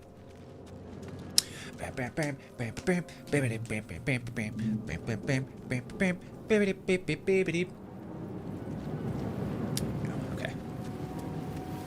Run. Ooh, man, we don't really need speed. I might as well fucking turn it on. Get speak to animals going. What do we have in... Nothing. Okay. We just have the bow. Alright, that's fine. That's fine. That's fine. We're more of a... Again, we're playing more ranged anyway, so that doesn't matter. You have some stuff in you, don't you? Yeah, let's grab that. Images of goblins, their habits and histories. Nothing over there. Your mind. I don't think there's really anything... 1,000 years of humanoid. Mind flayer horticulture.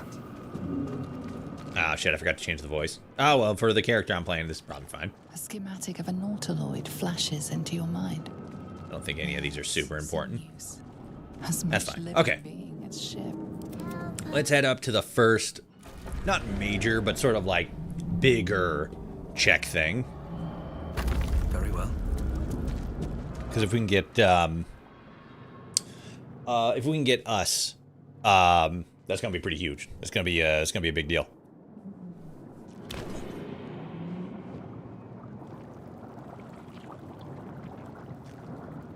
Yes, you've come to save us from this place. From this place, you'll free us. The exposed brain quivers in expectation. Please. Before they return. They return. Who am I talking to? A man or a brain? A newborn. Born new from this husk. You realize you're talking to an intellect devourer, a minion of the mind flayers who abducted you. The enemy. So many enemies. Why are you scared? Stop being scared. Huh? Freak. Remove us from this body. From this case. Free us. Please.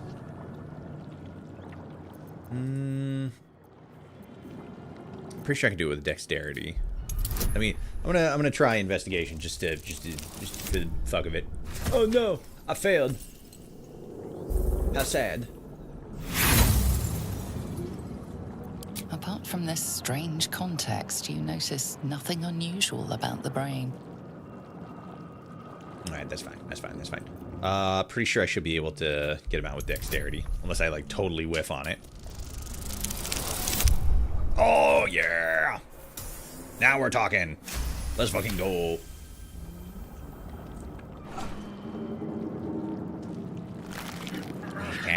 Just kinda dig your fingers in there and just kinda... The brain There we rests go. on the skull. But you notice an opportunity. You could cripple the strange creature, making it more subservient, should it prove a threat. Which is an odd way to say I can beat the fuck out of it easier. But we're going to spare him, because we need him.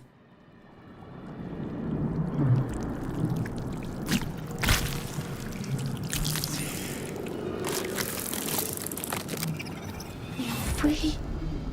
Our freedom is ours, friend. The creature pauses, listening.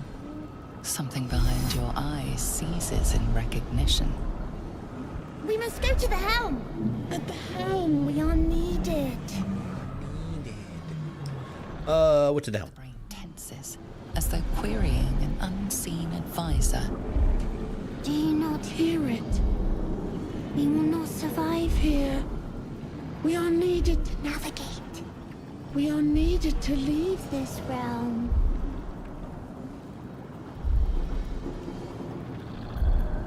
What should I call you? Us. We are us. Sick. Alright, let's go. To the helm we go. We are going to the helm. Damn straight we are, you little freak. Our freedom is ours. I definitely heard. I'll feed him his ass and got real concerned. Yeah, fucking us just decided, like, I'm done. Like, fuck it. Fuck peace. It's violence time, baby. Us has entered his violence era.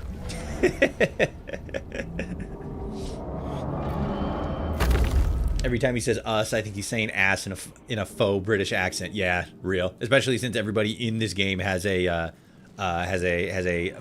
mildly British accent at the very least.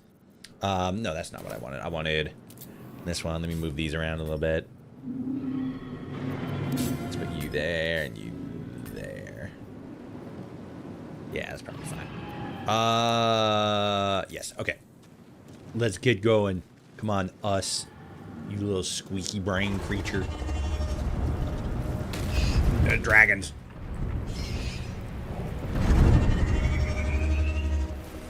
Bruh.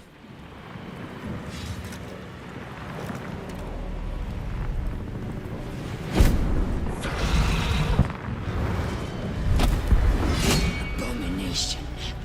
This is your end. Well, Throbs and your skin tingles. Visions rush past. A dragon's wing, a silver sword, and a flash of your face seen through the strange woman's eyes. My head. What is this? Skvar. You are no thrall. Vlaakith blesses me this day. Together, we might survive. sick. Who am I? Yeah. Your only chance of survival. What the hell? What made you think I was a thrall? We carry mind flayer parasites. Unless we escape, unless we are cleansed, our bodies and minds will be tainted and twisted. Within days, we will be Geich, mind flayers. What the hell? Turn into mind flayers. There must be something we can do. We can do nothing until we escape. That must be our priority. First, we exterminate the imps. Then we find the helm and take control of the ship. As for that thing, it will remain tame as long as it believes we are thralls. It may be of use in the fight to come. Yeah, you see, that's what I was thinking. That's literally what I was thinking. She gets me.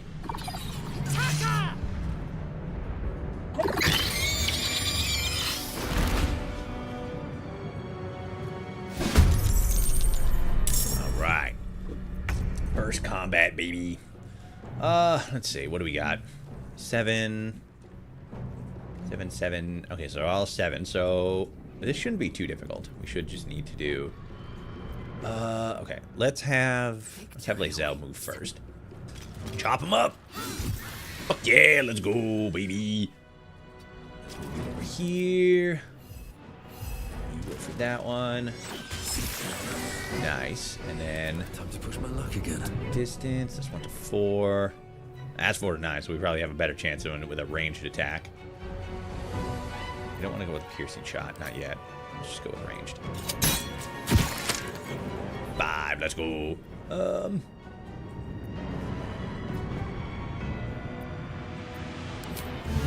ally. That's just yeah, that's a specific one. Okay, not like a range sort of thing. Let's call it good for now. I will ascend. No, yeah, I'm not close enough. Okay.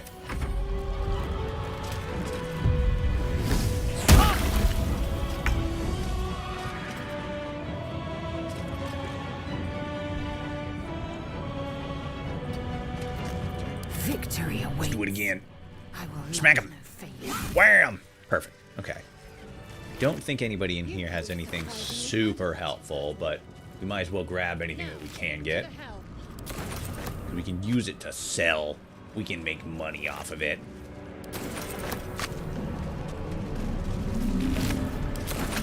Good. We should probably actually give Lae'zel one too. Crossbow, you know. Okay. On my way. Is it chest? Can we loot that? No. Okay. Let's get this. Free potion. Let's fucking go. Let's heal up. Loot this imp. Good. And then grab you. Ship won't be able to. There wasn't anything over here, was there? We need to get out before it's too late. No, we already got all them. Okay. You get the crossbow. Good. Yeah, because you're better than the regular bow. Yeah.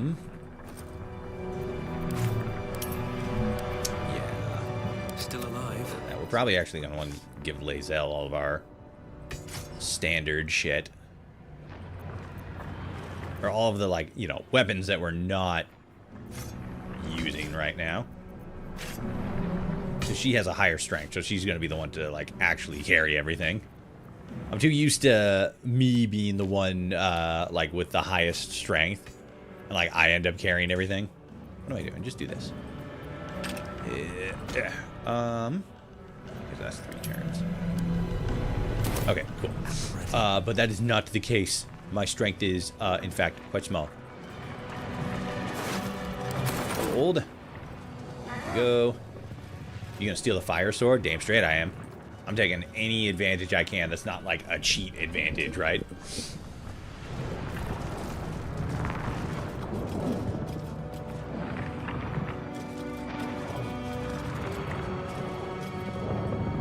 Okay, cool. Alright.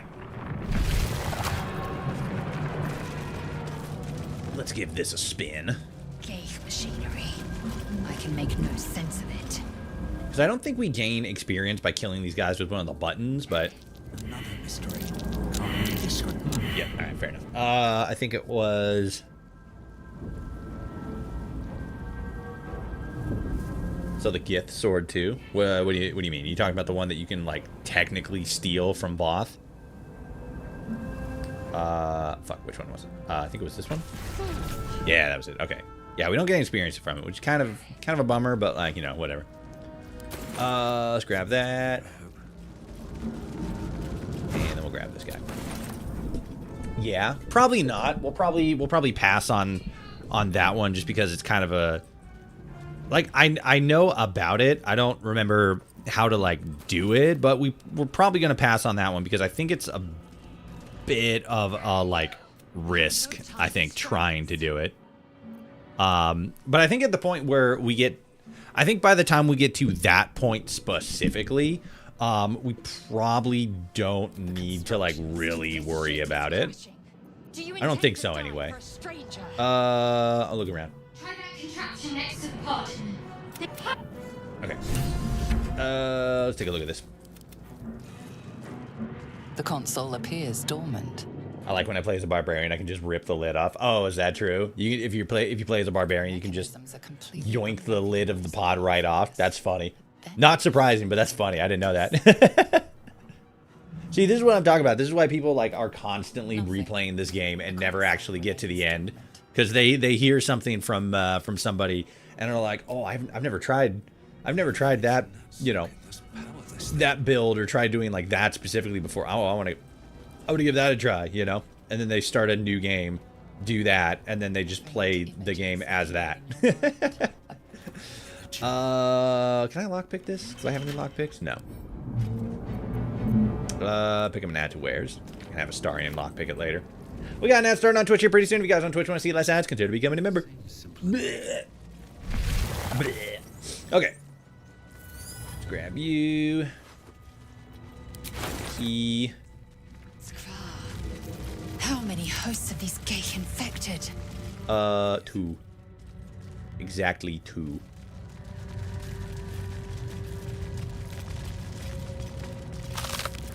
That's good. You got something on you, don't you? Oh yeah, you're the one that actually had the thing. Cool. Controls next to the pod. I'm not gonna push this button because that's gonna turn her into a mind flayer, and it looks very uncomfortable. So no.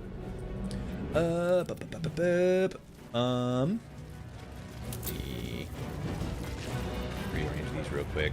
So that's piercing strike, physical. We're gonna want to move any of the physical attack stuff to the back here. We're focusing more on range. Let me out! I'm getting to it. Fucking calm the fuck down. Jeez. Okay, that's good. Oh shit. I almost ran right past her. Bloop. No time to rest. The console appears dormant. Insert the rune. Do it. The console hums to life. See if I can do anything with arcane here. 10. Roll. Come on, big numbies. Hell yeah. Welcome back to Twitch Game. If you want to see those ads on Twitch, consider becoming a member. Bleh. Bleh. Throw it up. Bleh. The pulsing glow and organic lines of the device make it seem more like a beating heart than a machine. Perhaps it will open the nearby pod. Do that. Oh, yeah. Suddenly, you feel a hideous squirming in your head. A parasite. Then discomfort fades, and another sensation washes over you. Connection. Authority. Oh. If I ignore the... I don't think I've ever done ignore the sensation. If I do ignore the sensation, is that going to just, like, make it so that I can't actually open the pod? Also, I did find out that you can free trial Prime and give a free Twitch sub. I think that is something that I can see in, like, the creator dashboard. I think.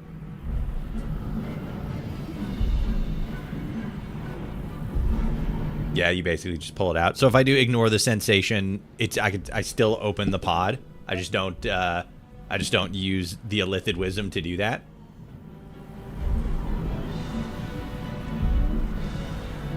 Click that.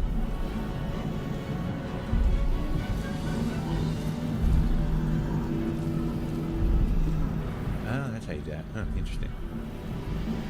No, you pull out of the whole situation. Oh, I see. Okay, well, I definitely don't want to do that. We're going to do this. No whammy. Hey, look at that. Like you bail? Yeah, fair enough, fair enough, fair enough. Yeah, you're just like, no thanks. No. Alright. The biomechanical brain of the console process your command and yield to it. A shiver runs across your mind. You feel sated. At last. Nah, you're fine. Don't worry about it. I thought that damn thing was going to be my coffin. Thank you. Your mind lurches into her thoughts. Her gratitude is mixed with wariness, because you have a Gith with you. Wow, racist. Dangerous company. Wow. Wow. No. Yeah. Fair point. Looks like there's plenty of fighting ahead. Let me come with you. We can get off this ship and watch each other's backs along the way. Okay. Did you feel that? Did you feel what I felt just before? Like we were in each other's brains. I did. It must be because of those parasites they put in us. But that'll have to wait. Are we going to help each other or not? Maybe. Whoa. Got a little floaty there. Alright, let's get going. I'm Caspian Beck. Shadowheart. One moment.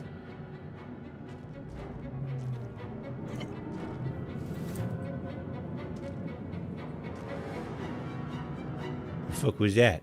It's nothing. Trust me. Oh, okay. Enough of this chatter. We need to get to the helm. Now. She's right. Lead on.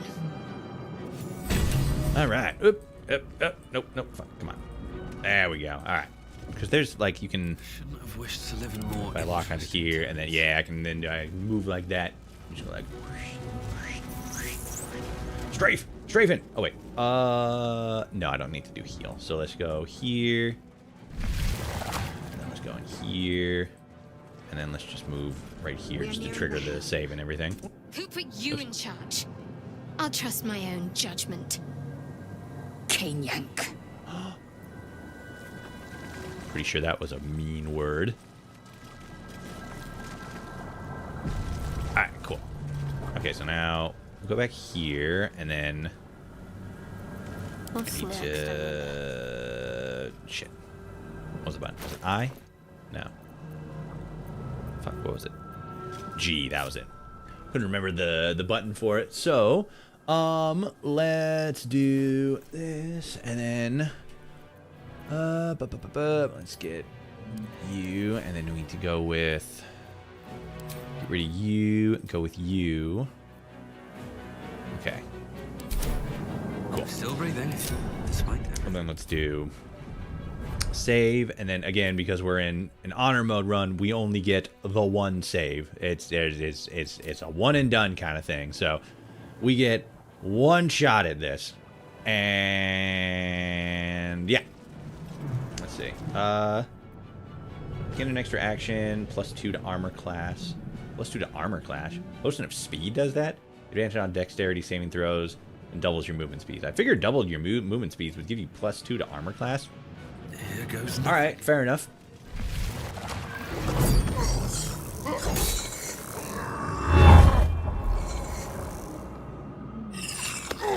Get him. He died.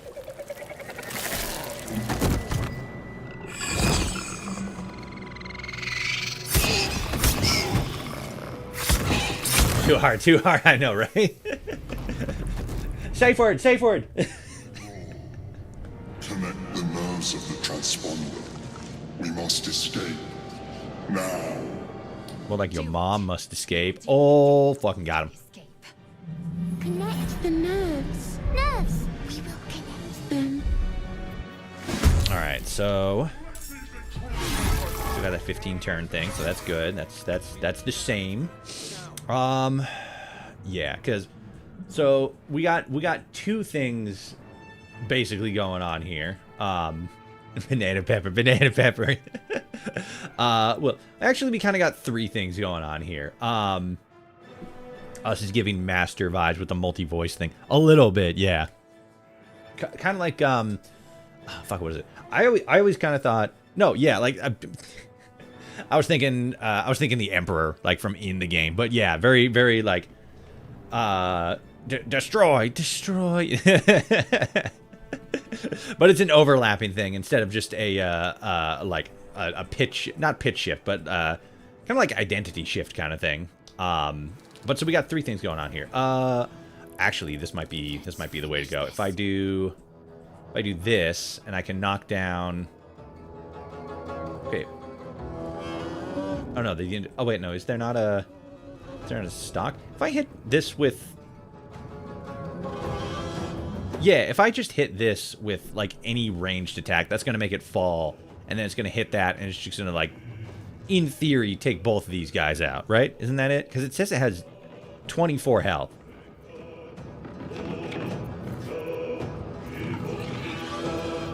So let's give it a try. I'm pretty sure that should work.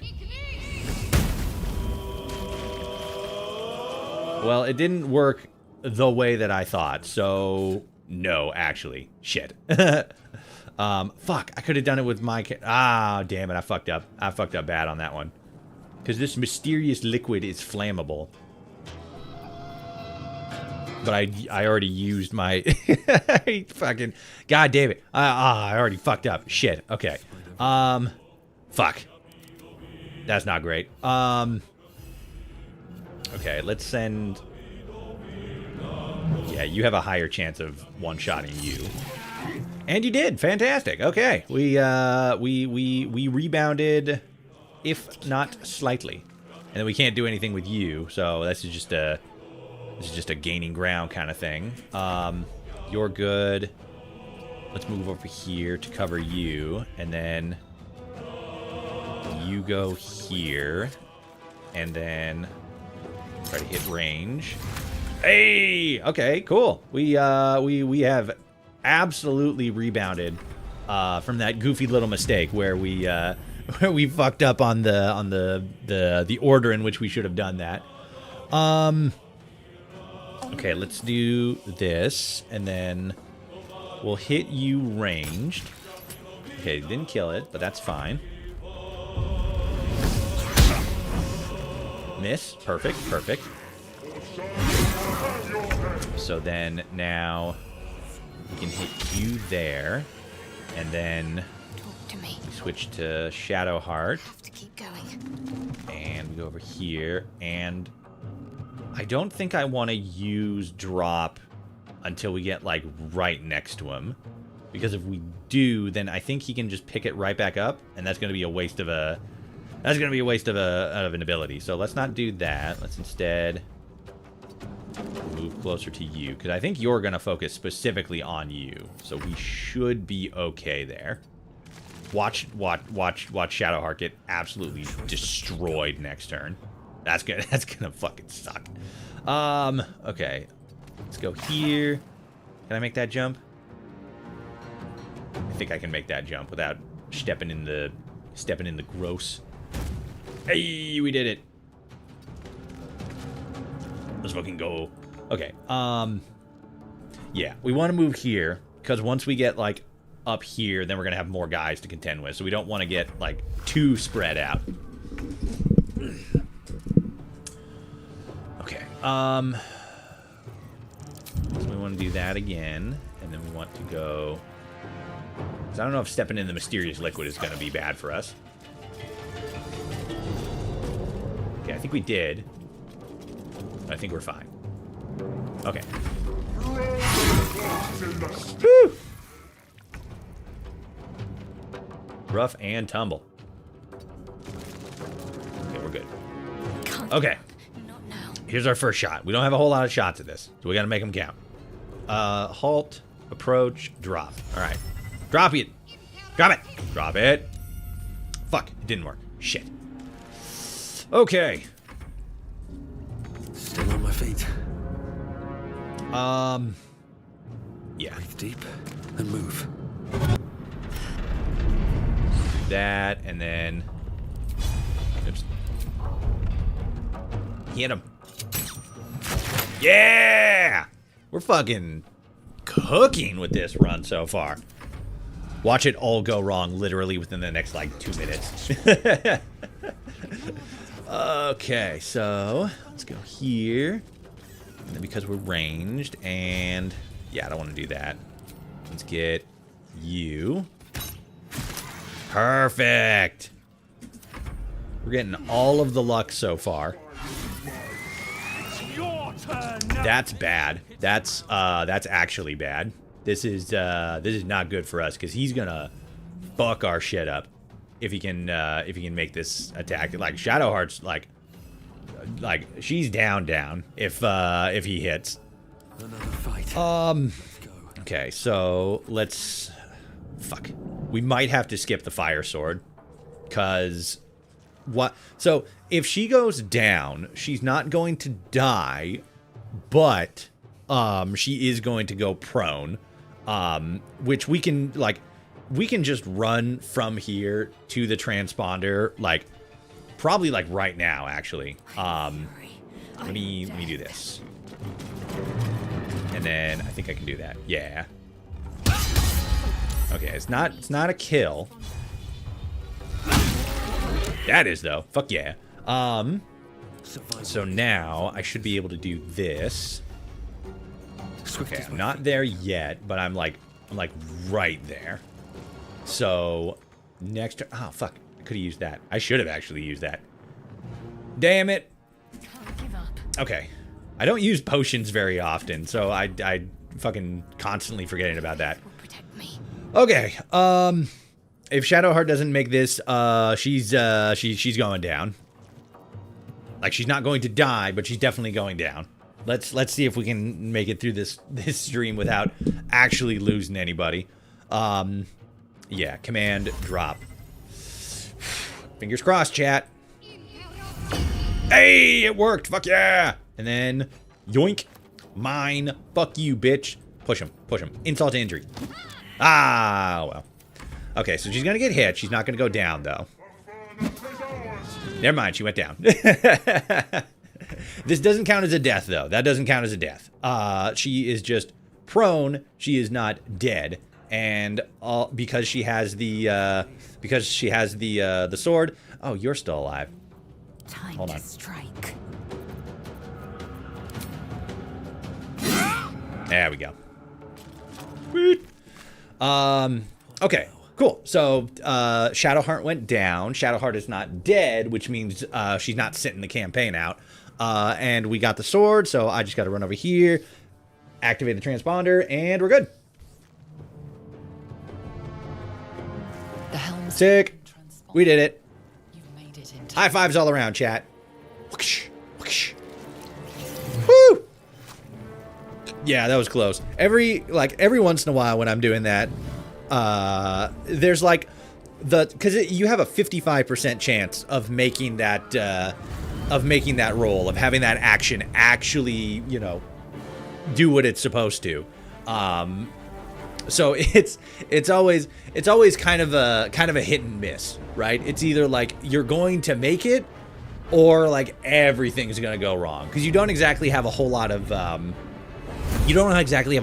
free time, a whole lot of wiggle room, because like once he is able to get off like one shot with that sword, like your guy's going down.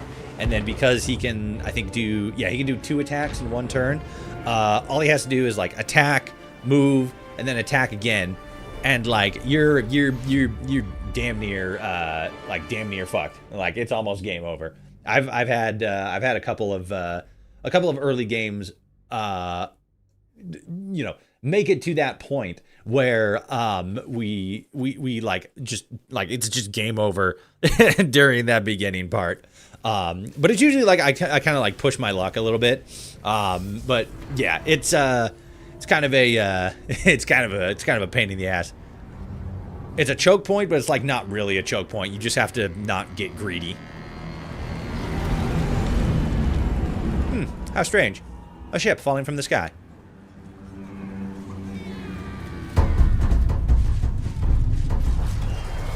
The goblins.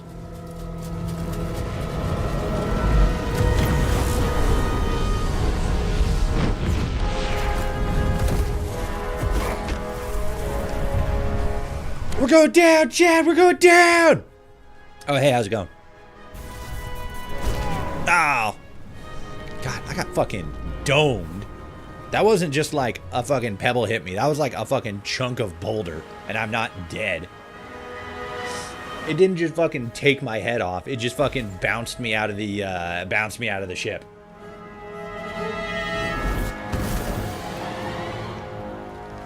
I gained consciousness, but lost consciousness immediately after like a fucking 6-inch drop.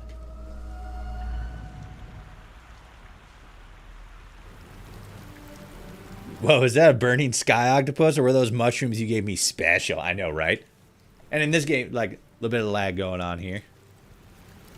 A lot of bit of lag going on here. Wow, this is actually crazy. I like, wow.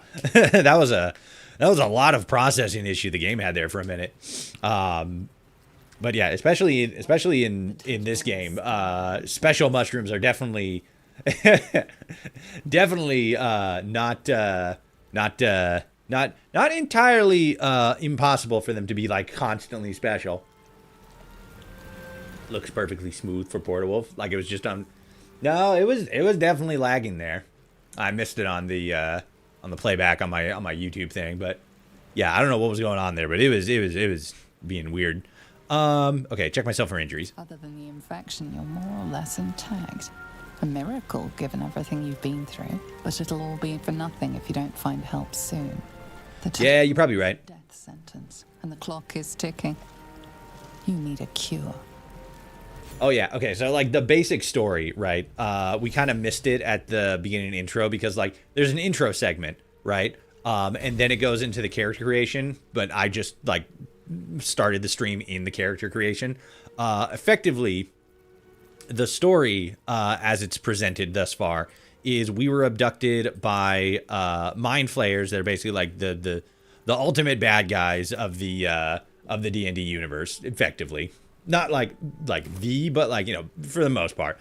Oh god, excuse me.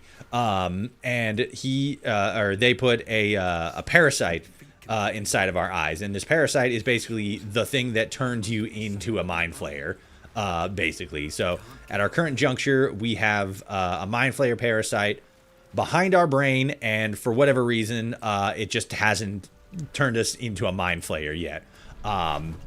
We don't know why, because from what we've usually seen, it's usually like an instantaneous process. But we, for whatever reason, have not been changed. But it's like only a matter of time kind of a thing. Wake up. Wake up, goddammit. Shadowheart. You and your stupid name better wake up right now. How is this possible? I don't know. Perhaps it was some dramatically timed divine intervention. The divine tend to keep their interventions close to the chest. Though, I suppose it's not impossible. Yeah, stop being such a fucking hater. God. What happened to our gift friend? You might want to reconsider calling her a friend. Wow, rude. Looks like she ran off without us. I don't know. Now what? First things first. We need supplies, shelter, and most of all, a healer. We might have escaped. What about friendship? These little monsters. Some would argue that's the biggest importante. Do you have any idea where we are? No.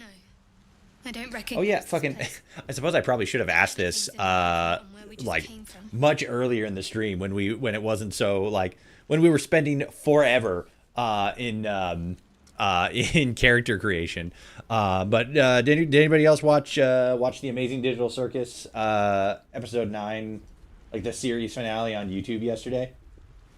What did you think of it?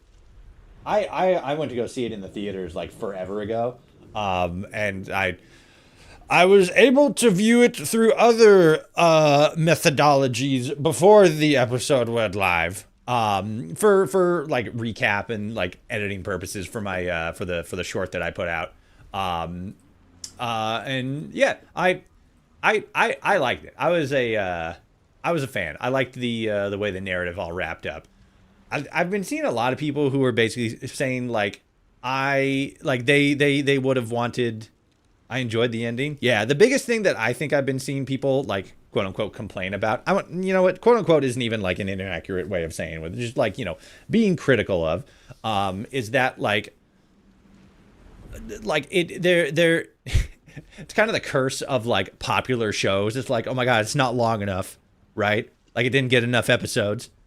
Like I'm speaking as like a One Piece fan. Like One Piece is far too short, which is insane to say because there's like 1,000+ chapters, 1,000+ episodes.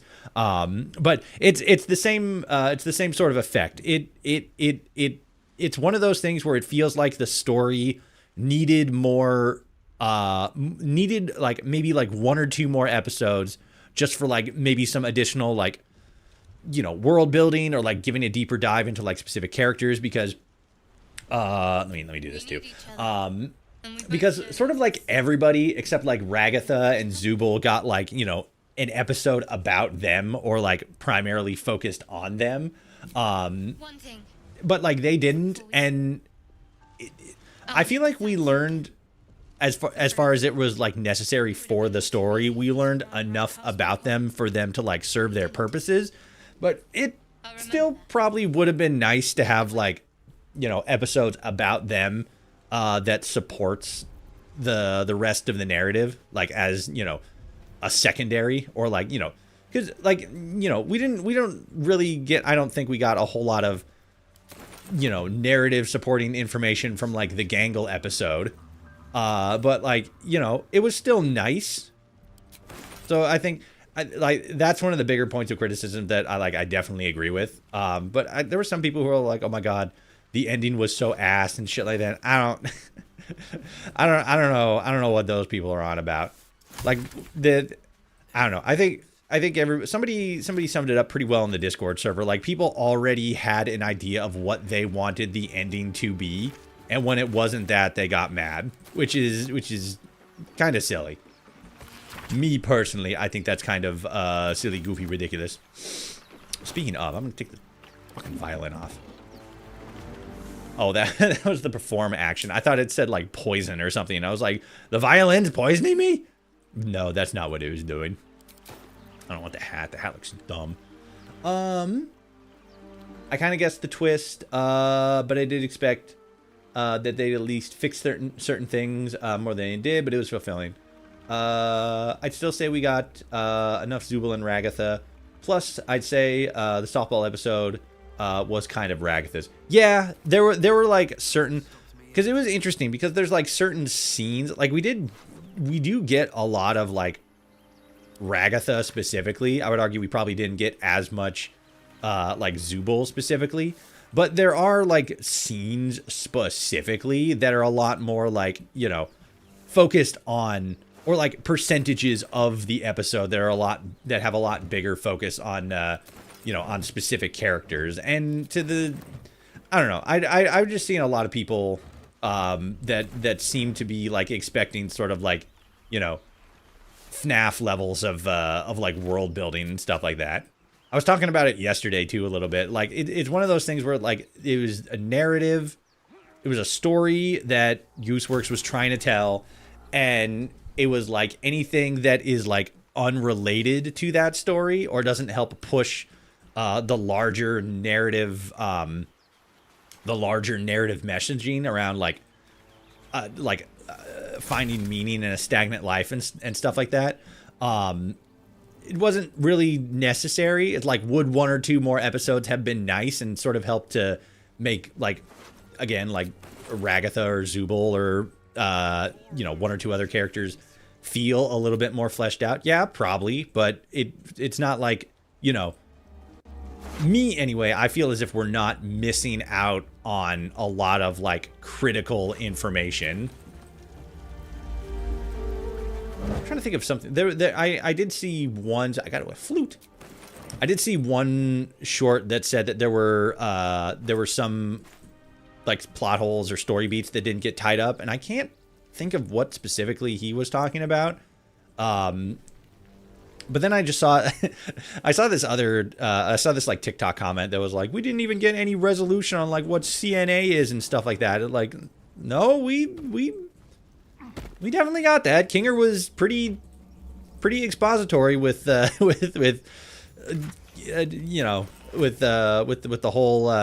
CNA backstory and stuff like that.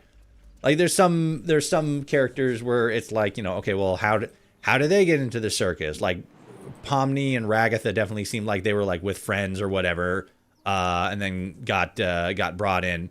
But then like, Jax, Gangle, stuff like that. Well, how did they get in? Like, I don't fucking know. But then at the same time, like, it doesn't really fucking matter too much, There we go.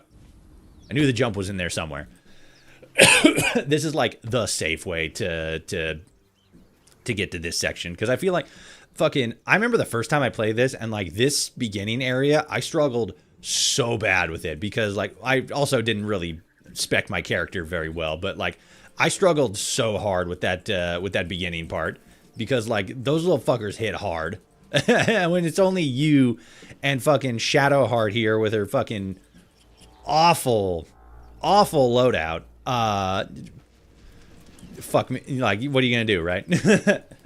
Like Ragatha talking about her history in the bar. Yeah, like that. And then like a lot of the more like emotional stuff, like when she's talking to Kinger when they're both in like the penalty box in the like everybody gets guns episode. I feel like that scene was definitely like a lot of emotional expository information, right? It's not like, you know, oh, here's a whole episode that's just about me and my shit. It's more like we got everything. We got an ad starting on Twitch here pretty soon. If you guys on Twitch want to see less ads, consider becoming a member.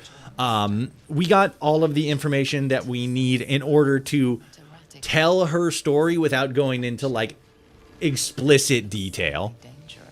The weird part for me was thinking how they're actually human, not like cartoon humans or animated humans, but actually live action humans. Like not bad weird. My brain just can't process it. I know, right? You spend so much time in like that part of the world specifically that when you actually like see that, like, oh no, they are actually like real people, and like the, you know, the like the headset that they put on was just showing them that like 3D digital, you know, world and stuff like that. It's like, oh yeah, I guess that does make sense. But yeah, the fuck, I had another point I was gonna make.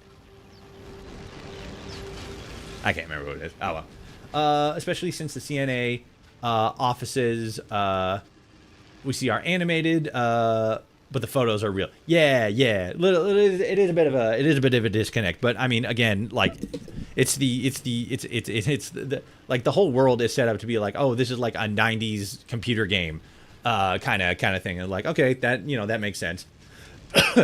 But yeah, the disconnect between the two worlds is interesting. But I think like narratively that probably like plays into it a little bit.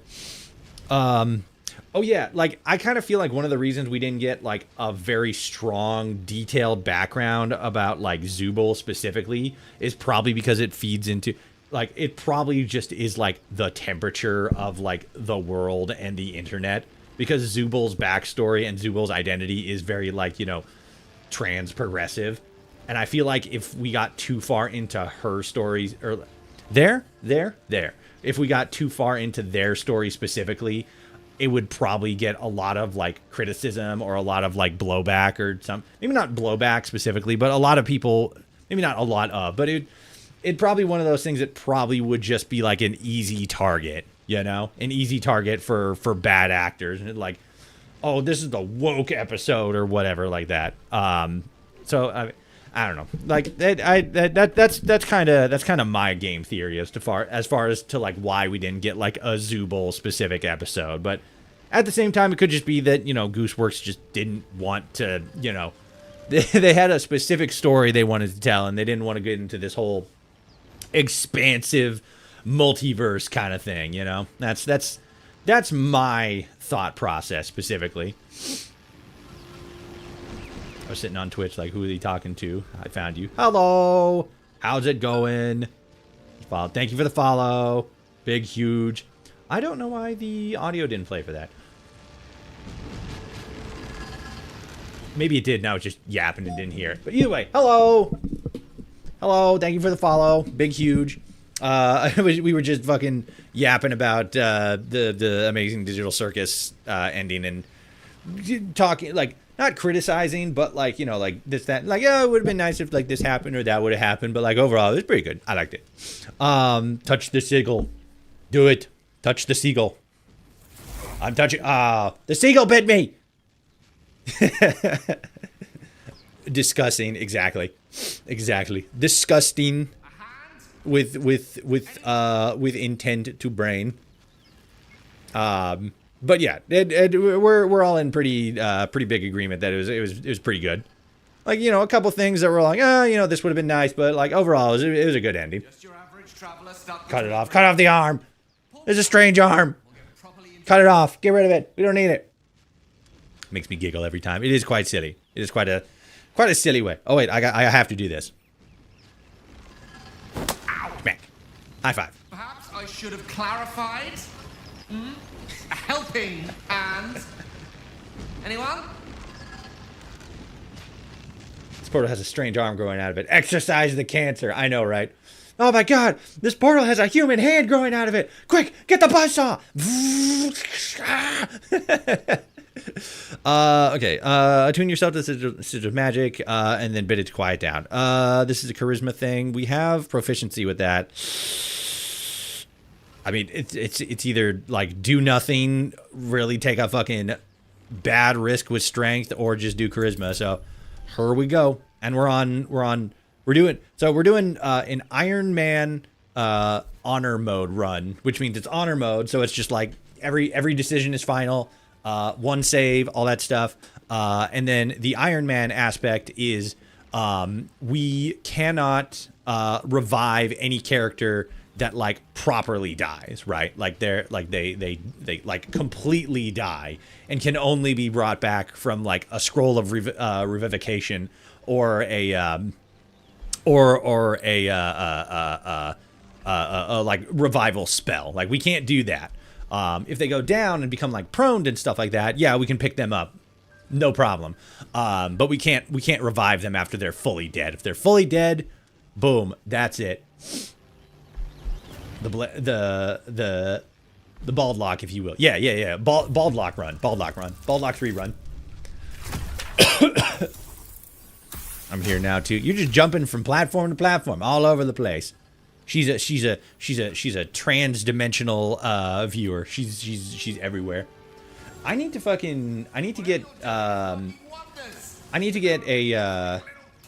I used to have like a chat bot that would like transfer. It would basically like post, like if somebody comments on YouTube, it would also make that comment on Twitch, and then like, you know, vice versa. I think that might have been like a restream specific thing. I need to double check to see if there's like a third party thing that I can do to make that, to set that up so that it works on Twitch, TikTok, and YouTube. Every once in a while, I kind of think about getting it set up so that my multi-stream stuff also works on Kick too, because I still technically have a Kick account. I haven't really, I've only streamed there like maybe like 3-4 times, like when Kick had like first started, and it wasn't like, you know, associated as like the last place that all of the most degenerate people on the internet end up going after they get kicked off Twitch. But yeah, every once in a while I think about that, because I feel as if the platform isn't really defined by like, you know, the worst people on there, and it is sort of the more like indie scene. And I remember having like a little bit of like success on there, like a tiny bit for the amount of time that I was on there, but like I don't know if the optics are there anymore. I think the platform's just kind of, it's got a stink about it, and I don't think even in the minor instances, I don't think people really want to be associated with it, or like most people. Trans-dimensional, happy pride, follower woke, yeah, follower wokey over here. I'm trans, you're right. But honor mode would for sure make me cry. I hold my companions too close. Oh no, yeah, that's the other like little caveat that I got going on. So not only is it just like, you know, honor mode, all that stuff, but we're also we only have 2 mods installed. One for like a dice, which you probably noticed, like my dice are a specific color, the shade of green that I like. But then we're also doing the unlocked roster. So we're not just set to 4 people. We're gonna bring everybody along with us. So we're kind of like really stacking the deck in our favor, but I see it as more of like, you know, ensuring that we can get as much content and as much dialogue as we can get out of our companions in an honor in honor man mode, while also, you know, putting more favoritism in our ability to succeed in some of the more challenging fights that are inevitably going to be present in an honor man mode. So it's kind of a balancing act, but also like propped up by the fact that, you know, we're streaming this, so we kind of want there to be like as much content as possible, right? The viewer base probably isn't what you'd want for like Kick. I like, yeah, maybe, but I also, again, it like I'm probably looking at it through like rose-colored glasses, because I only did it. I was only streaming like when the series, or when the platform like initially like opened up to people. So like the viewer base might be different now than it was back then. But I remember like there were some pretty like, you know, chill kind of people back then, but they could have been people like me who were like exploring the platform at the time. And now that a couple years have passed, and, you know, the state of what Kick has become has kind of been like set in stone. Probably not. Yeah. So I don't know. While talking with chat, your character just intensely stares at Gale. Yeah, just like, God, his facial hair is beautiful. I wish I could grow a beard that good. God damn, he's a beautiful man. All right, at introductions. Magic. As it should be. Don't I? In a manner. I like Gale's character. He's fun. You were on the Norse Lloyd as well. Yes, I was. And I can only assume you too were on the receiving end of a rather unwelcome insertion in the ocular region. Couldn't have phrased it more repellently than myself. Whoop, 2. No use sugarcoating it, is there? The insertee we speak of, this parasite, are you aware that after a period of excruciating gestation, it will turn us into mind flayers? It's a process known as ceramorphosis, and let me assure you, it is to be avoided. Thanks, gamer. You don't happen to be a cleric by any chance, do you? A doctor? Surgeon? Uncannily adroit with a knitting needle? I also love the way he uses vocabulary. To realize it's beyond most clerics' skills. Most, no doubt, but I find myself hoping to be in the presence of the few. You don't happen to be one of them. Bard. I can tend to basic wounds and ailments, but alien parasite, I'm afraid not. As we've established, few enough can. It's not exactly a common affliction. We're most certainly going to need a healer, and soon, too. How about we lend each other a helping hand once more and look for a healer together? Sick. Most excellent. A parasite shared is a parasite halved. Or something to that effect. Good job. But before you think you're about to embark on a journey with most ill-mannered a man, thank you for pulling me out of that stone. It was an act of foresighted kindness, I assure you. For I have the feeling ample opportunities will present themselves for me to return the favor. Sick. All right, leveled up 2. Let me get... Where is it? There it is. Let me turn this on, and then let's get a +1 to our party, so that way when we get to Lae'zel, we'll have a full 5, and we won't have to fuck with any of this. I suppose I could set it to the max that we're eventually going to get to. Like, it's gonna take especially if we do this as like an actual full playthrough, it's gonna take a long time to get to that point. But fuck it, why not? Let's just set it. Let's see. So 4, 5, 6, 7, 8, 9, 10, 11. 11? Yeah, 4, 5, 6, 7, 8, 9, 10, 11. Yeah, okay, so let's set it to 11. 11. Whoops, there we go. Are hirelings allowed?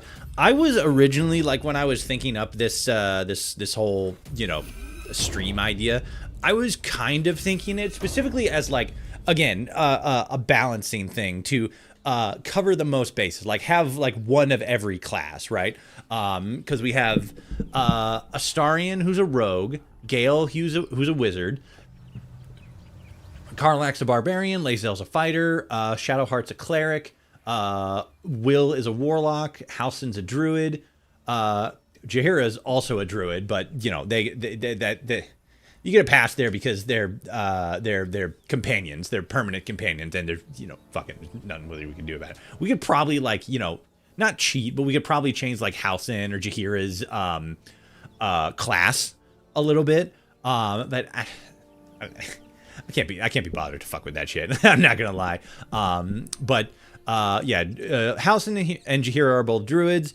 Minx is a ranger, and Minthara is a paladin. So the only classes that aren't included in that would be bard, sorcerer, and monk. And I was thinking like, well, we could get the sorcerer and the monk that are both available as that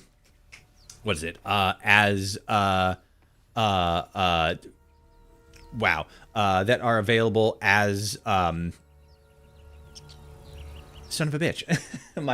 my brain's just not working anymore. As hirelings. But at the same time, like the big part of the reason that I'm focusing more on level up, you loser. I'm gonna stop yelling at me, Ragnar. Gee whiz. You have 2 druids to definitely change your class. So basically the whole point that I'm going for with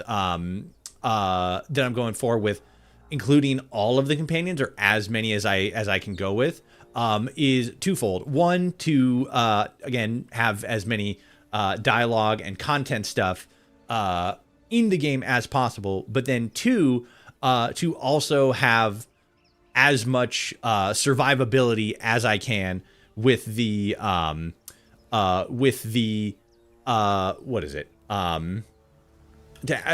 much survivability with as many companions as I can. But I also don't want to have just like roll up with like a whole army of companions. Like I have another mod that unlocks the hireling stuff, so I could technically hire all of the hirelings. But then like I feel like it'd be too easy, right? I feel like it'd be too easy, and it wouldn't really, it would kind of defeat the purpose of like the challenge of it. We could probably go like if a companion dies, we can replace them with a hireling. That might be kind of interesting. But as far as like the hirelings themselves, no, I'm probably not gonna include them in the final roster count. Might 11? I completely forgot. Okay, let's pull that down and then boom. Because we're already dealing with a stacked cast. Because like the limit is usually 4. We're going with like nearly 3 times as much that. So we're already in a huge advantage combat wise. And again, I don't want it to be. I want us to have a bit more. I want the deck to be stacked in our favor. I don't want to fucking like get too crazy with it, Where's Ragnar? She's on Twitch. Being a goofy. All right, let's level up real quick.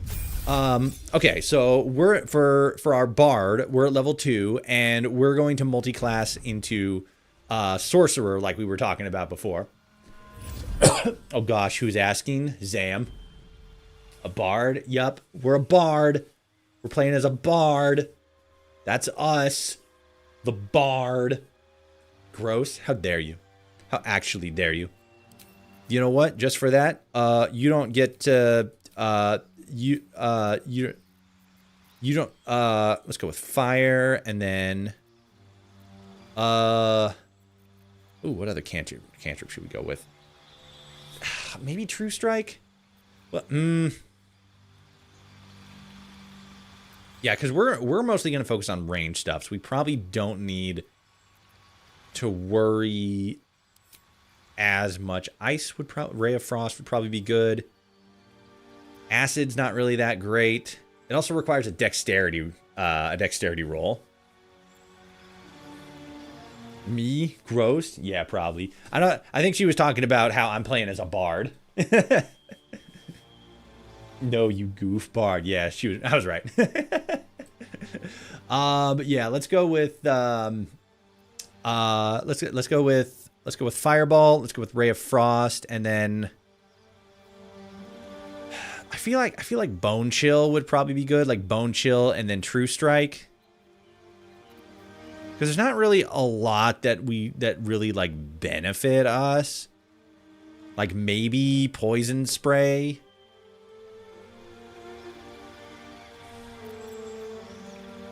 Prevents the target from healing until your next turn. The target cannot help down characters. An undead target receives disadvantage on attack rolls. See, that's an odd, like that specifically. The target cannot help down characters.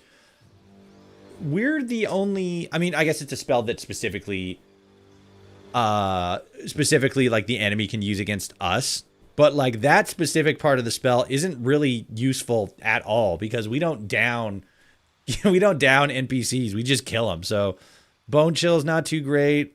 Poison Spray doesn't fucking go anywhere. It's only got 3 meters on it. That's horrible. Bursting Sinew is kind of interesting, but that's a very specific one. Somebody has to be like near a dead body. Maybe Mage Hand. Let's go with Blade Ward and then True Strike. Those are really the only ones that are even remotely good. So sure. Okay, so let me first get in Storm Sorcery. That way we got the Tempestuous Magic. Magic? Yeah. And then we're definitely going to want to go with Magic Missile. Let's see. When you're about to be hit by an enemy, increase your armor by 5. You take no damage from Magic Missile. Yeah, it'd probably be Magic Missile and Magic Missile and Shield. Ooh, hold on. Protect a target from attacks. Increase the armor class to 13 plus its dexterity modifier. And our dexterity modifier is pretty solid.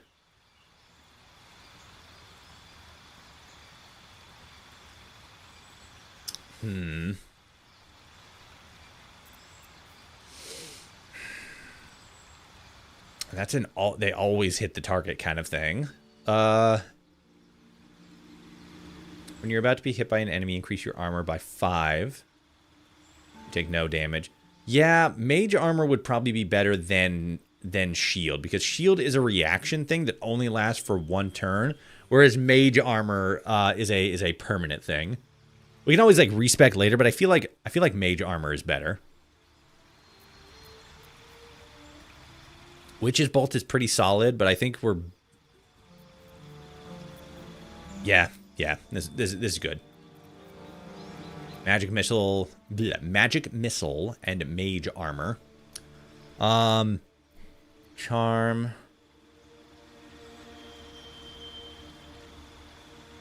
Chromatic Orb is pretty good too. Witch Bolt, you bug. Wow.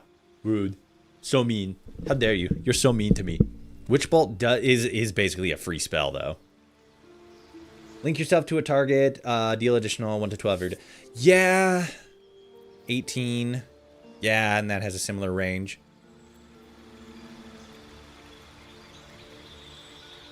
I have fixed myself. I don't know that. Oh, like because you were on the wrong account. You fixed yourself. I don't know if there's any fixing you goof. You absolute gabagoo. So like yeah, magic Witch Bolt is still probably going to be the better one, because like once we actually like link it, then it's just like a free consistent 1 to 12 every single time. Like we do higher damage per hit with Magic Missile, but we constantly have to be using Magic Missile, which is going to eat up our level 1 spell slot. The entire reason we're speccing into Sorcerer in the first place is because compared to Rogue, the action economy, because we basically get like +1 on like a free ability use in conjuncture with our ability to move. So if we use something like, again, like Mage Armor, we're actually going to probably No. That's fine. I think it's a limited turn kind of thing. But basically, Rogue at level 2 has access to basically abilities that make it easier for it to move around and then also like break away, like easy like escape tools effectively. Whereas Storm Sorcery has pretty much the same thing. All you have to do is cast a level 1 spell with Tempestuous Magic, and then you get the ability to fly and you don't provoke an opportunity attack. And the plus side there is because we're a bard, we already have it's any spell. So all we have to do is cast a spell, and then we have access to fly. And the only reason we would need to do that specifically is if we find ourselves in a situation where we need to escape or we need to be somewhere specific for the next attack. And the benefit with the setup here is instead of Magic Missile, we have Witch's Bolt. And that is a connection thing. We can do that constantly. We use it, it connects. We only use 1 spell slot, and then we can constantly use that as an attack method. I don't think as like a bonus action though, which is kind of a bummer, but as far as like the action economy, this is going to be the best option because we're not constantly using a spell slot to use it, just to connect it, create that initial link there, and then we can freely cast it after that. So that's going to be a net gain over something like Magic Missile. At the same time, though, we can hit up to 3 targets at once, which is nice. But I feel like Magic Missile is probably going to be better just for the fact that we're saving that spell slot. Yeah. And then, again, we can always respec later. We can always change it up a little bit. So our main character is now officially spec'd into both, into both Bard and Sorcerer at the same time. So that is sweet. I don't think we need to do anything with you yet. You pretty much have all the things that you need. We should actually probably cast Shield of Faith at some point, because that's until long rest. We're probably not going to get into too many scuffles between here and there, but that's probably going to be a good thing to have just off rip whenever we start a new day. So that's good. And then yeah, your invocation, and since we're traveling in a large group, we don't need to focus as much on damage doing, mostly just utility skills. So stuff like Featherfall, and then probably Long Stride, but I probably wouldn't go with Long Stride right now. I'd probably either go with Magic Missile or Shield.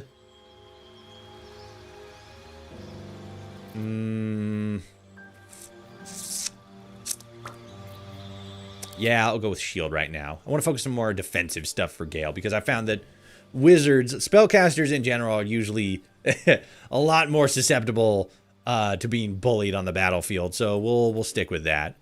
You also have Witch's Bolt. You have Mage's Armor. Sleep is decent. Grease we want to hold on for right now. Let's get rid of Thunder Wave and add Shield. Blind or Heavy Obscures for 10 turns. Sleep, you have to have a specific... You have to have less than 24 health or hit points in order to use Sleep, and that's only for 2 turns. I'll magic your missile. Oh my god. Holy fuck. How could you say such things? My god. This condition ends on taking damage. What do you guys think? You guys thinking Sleep or Fog Cloud? Cloud blinds and heavily obstructs creatures with it. Actually, I think blind would probably be better because of no, Sleep, sorry. Because we can use this. Like, this is good for like, you know, like say like somebody's somewhere where we don't want them to be, or like a group of creatures are somewhere where we don't want them to be, we can use fog cloud to sort of like, you know, make it so that they have to move somewhere else. But they won't always. And then like if we're trying to attack somebody within the fog cloud, heavily obscures makes it so that they can't. I guess we could also use it as like a defensive thing, because if we use it like on ourselves or like near ourselves, like, yeah, we're blinded, but then at the same time we're also heavily obscured, so it's harder for somebody to hit us. I'm gonna go with, I'll probably go with fog cloud, because sleep is also good, but they have to have less than 24 health points and it only lasts for 2 turns. So it's not the biggest, plus. We got an ad starting on Twitch here pretty soon. If you guys on Twitch want to see less ads, consider becoming a member. Featherfall is also pretty decent, but I don't think we need that right now, so we'll skip that.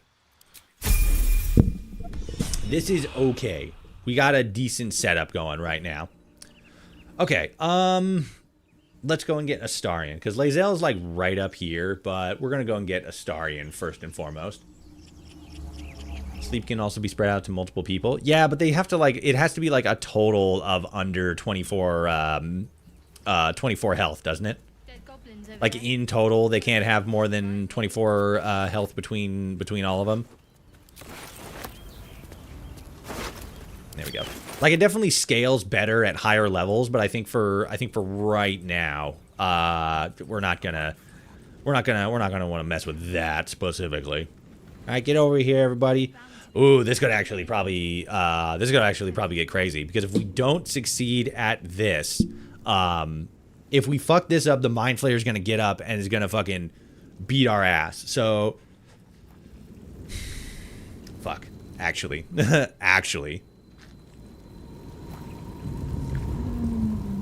should we just kill him? Should we just kill him and not risk the interaction? Because we don't really gain anything from doing the interaction.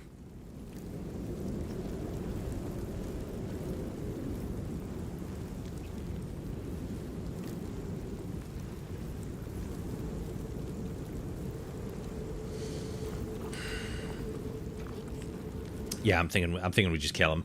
I'm thinking we just slime him out right now. Where's my fireball? Prepare to get hit by a fireball, you freakus. Bam. Dead. Monster. Death is too good for it. Fuck you. Yeah. On a regular run, I would have done the interaction. On an honor mode run, an honor mode run, I'm not gonna risk that shit, because if we fuck it up, not only do we die, I think we actually properly die, but then like he also gets up and and then we have to fight him. And while I don't think he's at full health, I think we do actually lose our main character, or whoever we interact with him. Can you imagine that? We went through that interaction and we lose Caspian here right off rip. That'd be crazy. That'd be fucking insane. Oh no, we failed in the perception. So now we have to snuggle with Astarion. Not a sound. Not if you want to keep that darling neck of yours. And you, keep your distance. No need for this to get messy. Couldn't agree more. But if you use that knife, I will incinerate you. And your friend with me? Hardly. Now, I saw you on the ship. Hey, some people would love to snuggle with Astarion. I'm not saying that you're wrong. I'm just saying that I don't want to. Can I do the melee attack thing? I probably don't have the stats for it. What is it? Oh, I do have proficiency with melee weapon. I don't have a proficiency with strength, so this is just a +1.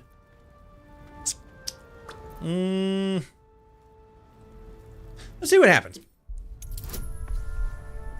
Let's get crazy with it. I don't think anything negative happens if we fail this roll. I think he's just like, no, no, no, no, no, no, no, and then he gives us a little kiss on the face, you know? At least that's what I'm hoping for. Ah, we fucked it up. Well, we're going to find out.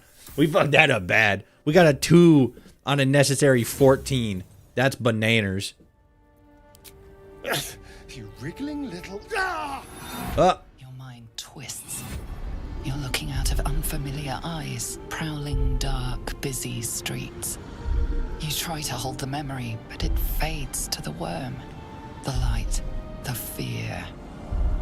What was that? What's going on? I don't know. Oh, now I can do a sorcerer melee attack? Yo, that's actually funny. Okay, let's see. What do we got here? What do we got here? -1 +3. And then, ooh. Because it's a charisma multiplier, so we got a +5. Sorcerer melee attack. Whisper a cantrip to burn his hand. Do it. We still need a 14. This probably isn't going to go well. Let's find out. Oh, we got 17. Nice. Ah, damn it! Yeah. Why are you hurting him? Because he's hurting me. He's uncontent. He's non-consensually snuggling with me. I did not ask to be snuggled. I was ready to decorate the ground with your innards. Apologies. Okay, so I think if we do this one, we get a... I think Gale is happy. Gale and Shadowheart, I think. Ah, no, Gale's upset. Oh well. We're gonna be like best friends with him before the end of Act 1 anyway, so yeah, it doesn't matter. Doesn't matter. When those beasts snatched me. Starion just thought you could use a snuggle, man. I mean, yeah, but like I don't want a snuggle. Damn it. Name and story. You've been busy. So, did you learn anything about these worms? Is Astarion a half elf or is he a full elf? I can't remember. Unfortunately, they turn us into brain flares. Turn us into... Oh, I have the page open here. He's a high elf. Of course, it'll turn me into... So he's a full elf, yeah. What else did I expect? Although, it hasn't happened yet.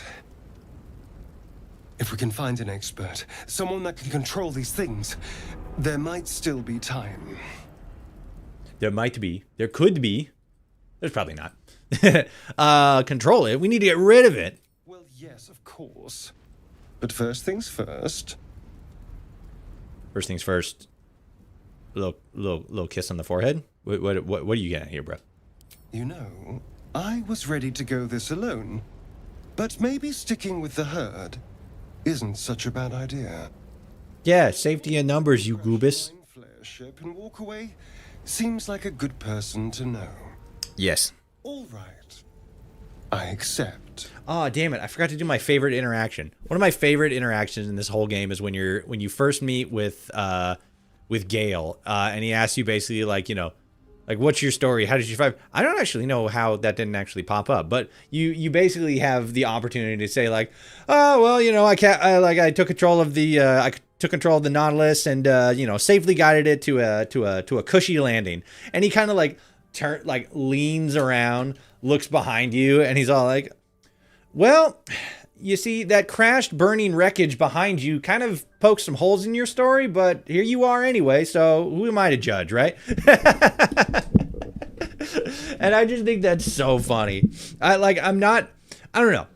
Like, Gale isn't my favorite character, like, narratively speaking, but I just love how, like, eloquent he is in his speech. He's so witty and he's so funny. Like, intentionally or otherwise, he's fucking hilarious. I'm gonna go talk to this pig real quick. Hold on a sec. I want to have a word. Oh, I gotta level up Astarion too. I almost forgot. Away! Don't yell at me, piggy. It's mean. You're all the same. Too many of my kind died because of your spears. Yeah, it's pretty fucking rude. And off he goes. And that was literally the only thing that we benefit from animal from talk to animals in this specific instance, in this specific section of the game. Okay, let's zip over here. Let's get the... Let's get you.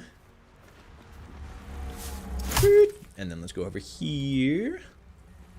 Hop down here and zip over here. I think we should be able to find the thing under this rock. Scratch. I mean, yeah, but we don't get Scratch until like later. Like I'm talking like pre-Grove, right? Like we don't really get a whole lot of opportunity to talk to many animals before getting to the Grove. Unless we just avoid going into the Grove, you know, from, you know, like we don't go into the Grove. We just kind of go somewhere else before the Grove. Because we do get the opportunity to talk to, whatever the squirrel's name was. I can't remember the squirrel. And like all the other animals in the Grove. But I'm talking like before we get into the Grove. Scratch is objectively like the biggest benefit. Scratch and the owlbear are like the biggest like net benefits in the whole game, or in the whole of Act 1. I can't specifically say that there's any like vital instances of the use of talk to animals, but Scratch and the owlbear are definitely like the biggest ones. Oh yeah, I gotta give Astarion the I gotta give him the chest. Where is it? Oh, fuck, I think I gave it to Lae'zel. That's right, that's right. Okay, so we gotta get Lae'zel. Oops. Astarion, lockpick this. Do it.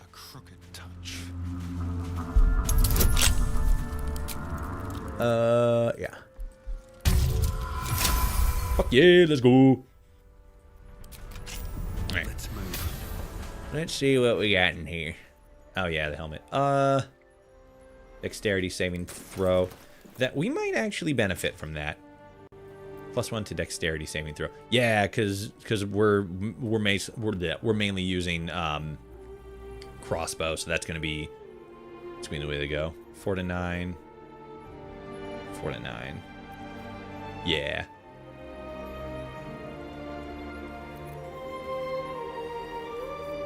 I think, because we did pick up, like, a full crossbow, but I think that's the one Lae'zel has. I think we accidentally gave that to her.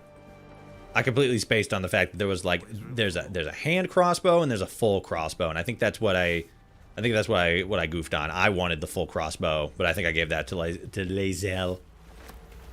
Okay, we got all these guys, and then let's zoom around over here, and then we'll crouch down, and we'll sneak up on them. Good, okay. Should mind my step. I'm coming to get you. I'm coming to get you. Okay. I think the Starion would probably have a better chance on this. Okay, so you're asleep. You're asleep. You're asleep. They're all asleep? Oh, shit. Okay. Then let's do this. I'm probably still gonna want Astarion to do it, because he has a better stealth proficiency than me, so he's probably going to have a better chance of not being seen here. Yep. Bam! Get fucked up, idiot. And then let's go over here. No, that requires an action. All right, fair enough. Okay, let's see what happens. Because I was going to throw that grease bottle, and no, they're all, like, too far out of range anyway. Yeah, let's let them make the first move. So they dash, come over here. They see everybody except Astarion. Very hilarious. Right, is Astarion? No, Astarion's, he's not hidden anymore. Okay, can I do this? No, I can't do either of them. I could probably do this. Nah, damn. Oh well. 110, 4 to 9. Yeah, there's a higher like base damage chance. Yeah, sick. I speak, they burn. All right. On the double. Focus on the weaker one. There we go. Now we're talking. Where's me? Let's have me go first. 4 to 9. Yeah, again, higher low end damage. 4. Fuck yeah. Can I jump to you? No. Okay. Let's go here and then. Yeah, same thing. Boom. Ah, critical miss. Fuck. All right.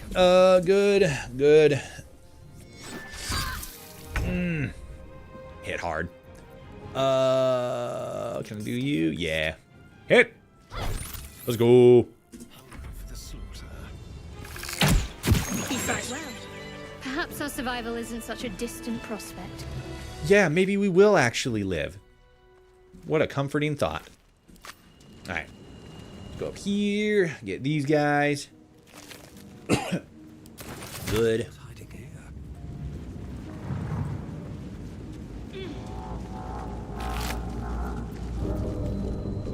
Yeah, we can sell the skull. Fuck it.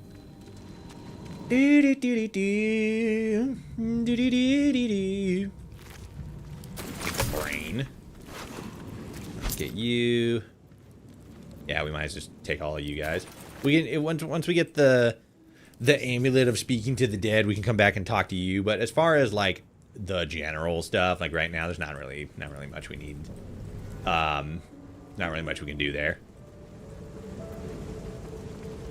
Oh, fucking check this out. Okay, so like there's like fire right there, right? If we walk on it, we're gonna get heat applied to us, which is gonna cause fire damage. We can fucking go Ray of Frost and then boom, fire gone. It took me forever to realize that. And now that I know it, I'm like, oh fuck yeah, that's so cool. Cause like especially like there's like this over here, and it's like, you know, this path is blocked off, so we would have to go like all the way around it. But if we just climb our happy asses up here and then use Ray of Frost on this bit, boom, path open. Let's fucking go. Like we would probably be like, you know, fine-ish if we just like walked through it, but we would still go negative on damage. So it's like, fuck it. Not worth it.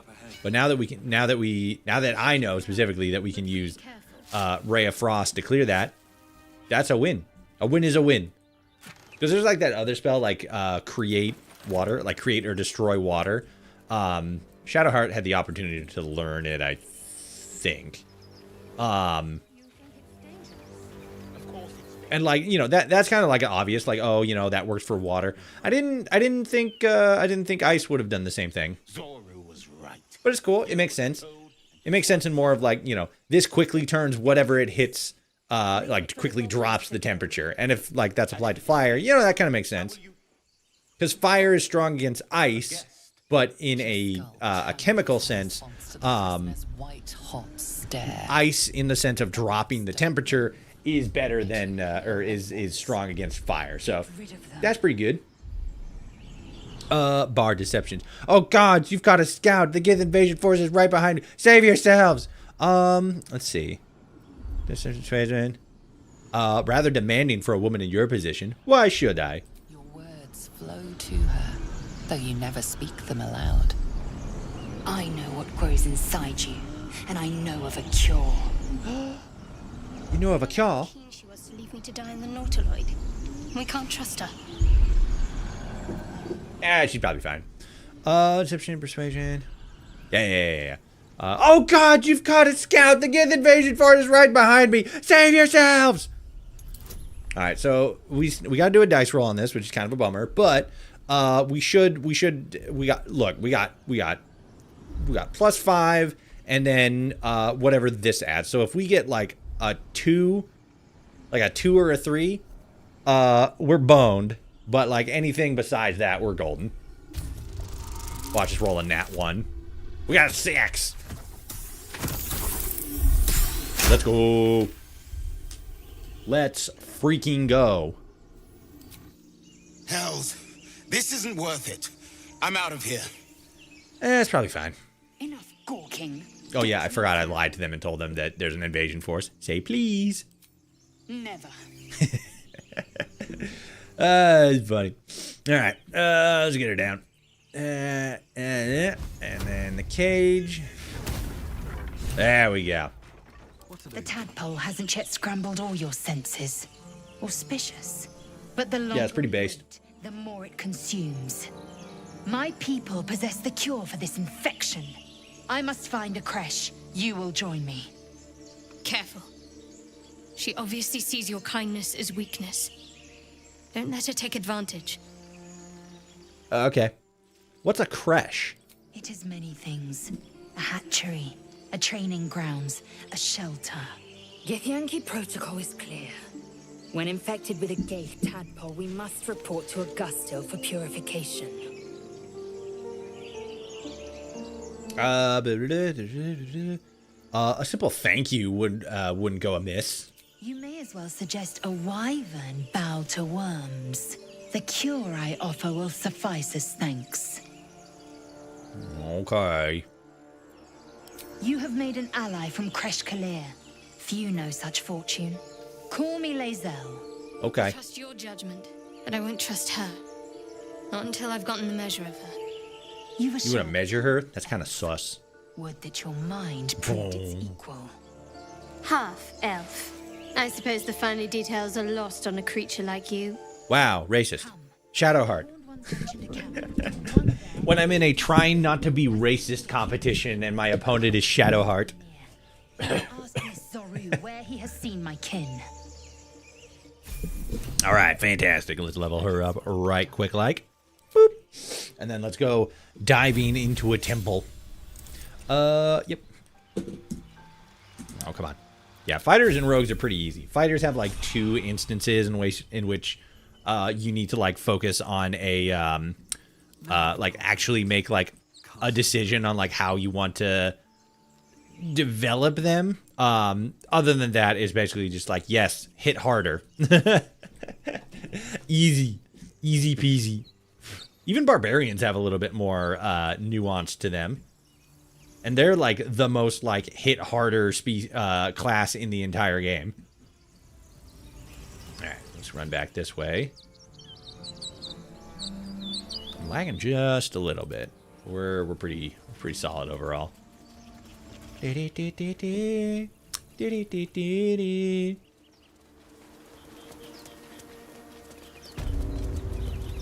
chapel entrance. Let's run over here. There we go. Okay. Dig.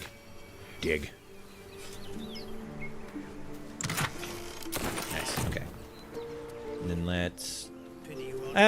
We're gonna come back that way anyway, so we'll just go this way.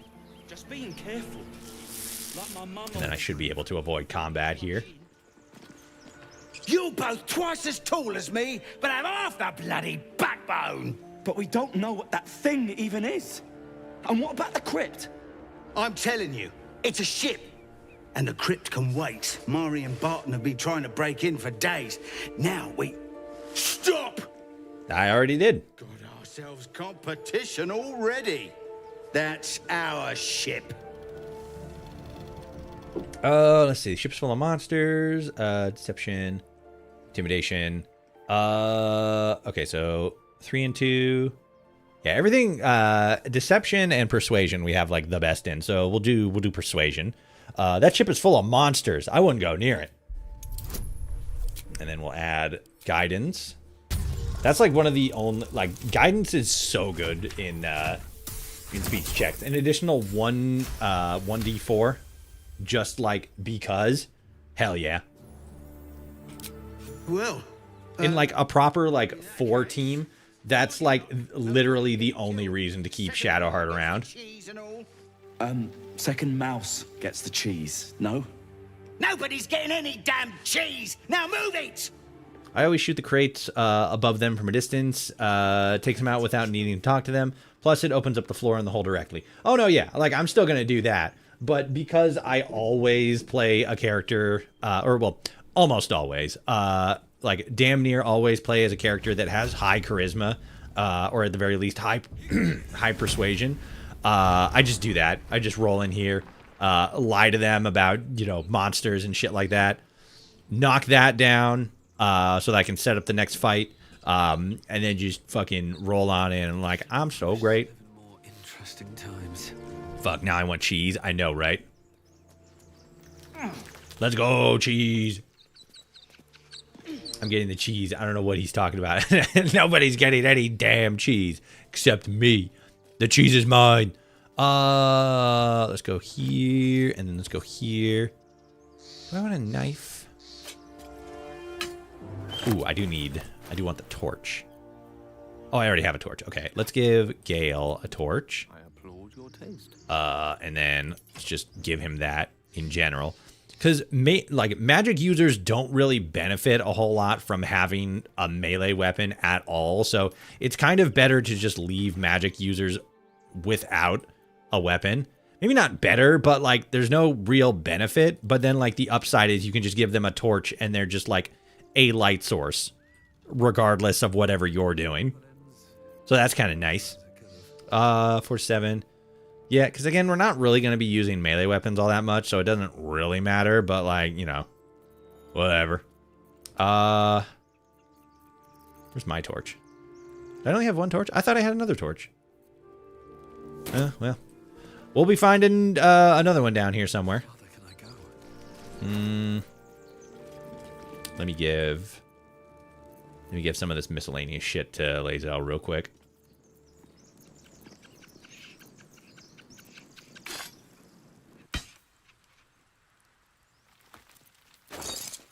To Astarion. Yeah. Let's give these guys to Gale. And that looks fine. Oh, wait, shit. There's the chest. Assume nothing. Oh yeah, fuck, I forgot you have the fire blade, so I can give that to you. Bam. Not a super big plus. Kind of a big plus. This is going to get outclassed. The Everburn blade is eventually going to get outclassed pretty quickly, but this is pretty. It's a decent like early game weapon. You get the quill, and you get that guy. You get the water and the candle. Oh, and then like all these guys. Okay, cool. And then I'll just give you the instruments, and we'll worry about other inventory shit another time. Not a big deal. Okay. Everything all right out there? No, everybody died. Yes, it's me. Let me in. Gibblebuck, your trap. He needs help now. Okay, so 3, and then... Wow, we actually have... Oh, yeah, that's what performance would have been good for. Oh, well, that doesn't matter.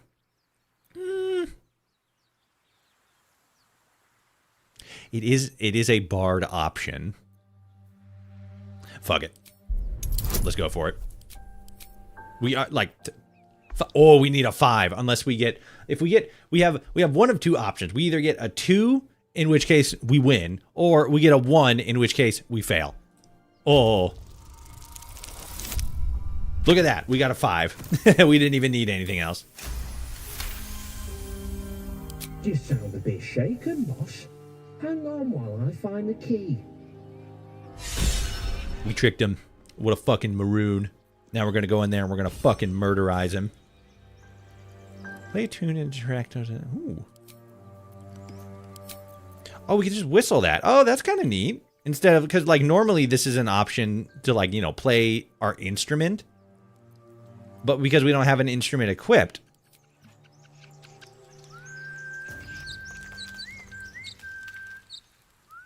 We just whistle it. Well, that's kind of fun. Neat. All right, fuck it. Let's get in here and knock his teeth loose. I'm still doing it. Okay, so that's that. Can you do sneak attack? Yeah, because we got proficiency on him. Bam! Push him. Hey, it actually worked. Nothing will stand in my way. All right. Do I want to do piercing shot? No, not really. Let's just do regular shot. Oh, he missed. Fucker. All right, cool. Yeah, let's just do fireball. Ah, fuck you. Don't worry. Lae'zel's gonna come over here and beat the shit out of you. Wow. Never mind. She didn't beat the shit out of you. She just chopped you in fucking half. Good God. Early game fighters are fucking crazy. Ooh. Just as like a change of outfit. Our bard outfit is pretty pimpin', but let's go with something a little bit more armor-esque. Okay. So that's good. Deep and move. No more prayer. That. And let's start looting shit. Plaque. Ancient, indecipherable text covers the plaque. Not here. I gotta light the candles. Must be long gone. The sources of light. Looter's trunk. Yeah, because we can sell a lot of this. Cheese! We got the cheese! He said that nobody would get any damn cheese. But look at me. Living that cheese life. Showed him what's good. We got an ad starting on Twitch here pretty soon. If you guys on Twitch want to see less ads, consider becoming a member. Got him. Okay, let's get at that. Let's go over here. Don't worry, they're not missing anything. We're just looting. We're just looting and shooting. Bowls, not really. Candle, but that's because it's 4, so not really. Shelves, funnily enough, with nothing. Okay. Alright, so let's go over here. Let's turn you off. Let's turn you on. And then we're gonna do a little bit of fuckery here. We're gonna goof with everybody. That, and then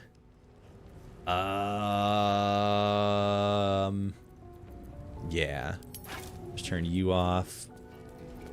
Let's put Gale over here. And then Lae'zel here, Gale there. Probably Gale a little bit closer to the corner here. Okay, so then we do Astarion, Crouch, and then Shadowheart. We do that. Whoops. Actually, probably want to turn these off for right now, because then we're lightly obscured instead of in a clear area. That way it's going to be a little bit harder for them to see us. Hiding in a lightly obscured area hiding in a lightly obscured area and has to make a stealth check when spotted. Will be automatically spotted by creatures with dark vision. So this is just more so like a benefit. So effectively what we're going to do is we're going to open this door. There's going to be enemies on the other side. They're going to be looking in one direction, but because they're distracted, we're going to be able to take Astarion, use Firebolt, and then he's going to hit a barrel. I'll just show you guys. Just check this shit out. So we do that, and we go over here, and then we do Astarion, and we come up here, and as you can see, everybody's distracted with what's going on, except you for some reason. You're looking in the opposite direction, but everybody's distracted with this door because we dropped that stone pillar that was just like hanging above that broken slab of rock, and it fell through the floor. So they think that there's somebody trying to break in over there. So they're all prepared over there. They're not paying attention to what's going on over here. And so now I can do Firebolt, and I can hit this oil barrel right here. Kaboom. And kablam. That's 2 guys down already. You're not you don't have any damage. You don't have any damage. You have a little bit of damage, but you're strong, so you're kind of not the guy that I want to speak to. So normally it's like, okay, cool, great. You got hit with ensnare, so that's not too great. But because Shadowheart and everybody else are not in combat, we just pulled this lever. Fucking goddamn it, Shadowheart. Fucking pissing me off. All right, so that wasn't supposed to happen. I've missed this. But now we just spread out from the door, make it so that they have to where they're gonna have to run a little bit once we open this door again, because they can't break this down. That's the damage they took. Okay, so let's do that, and then let's do that, and then Let's do that, and then let's move Shadowheart. We actually probably could move Shadowheart back there. But they both know that both Shadowheart and that Astarion are over there. So they have seen them last in a specific location. So we just kind of need to tuck them back here. And then once we open the door again, they're going to run through thinking that they're over here. But they're not really over there. And we're going to be able to get the jump on them because they're stupid and dumb and not real smart. So that's good. So let's do this. We could actually probably do... I think we can get away with this. We might not entirely be able to get away with this. I was thinking like we use Gale, cast Grease, and then when they come through, they're going to like slip and then they're going to be prone. But I'm not 100% sure if this is going to trigger Gale entering combat. But let's find out. No, fantastic. Okay, cool. Cool.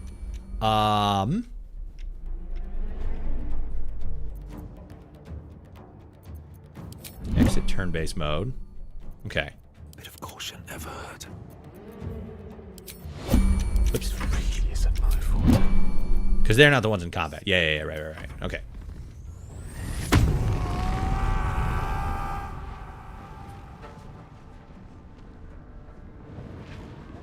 I'm kind of waiting for the mage to move closer, but mage doesn't seem to be moving closer. I thought that normally she does. Maybe not. All right. That's fine. We'll just open the door and we'll get started. Can't give up. Now don't fuck it up this time. Okay. Cool. Shall we dance? So now at least he's going to charge through and potentially slip on the grease. No, but you fucked up and you got hit bad there. So that's not the best for us, but this still puts us at an advantage. So you're there. Gale is somehow still hiding successfully, so that's kind of neat.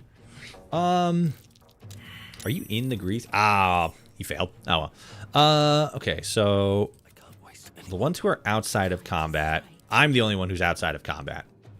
So I can do this. Replenish bardic inspiration, replenish resources.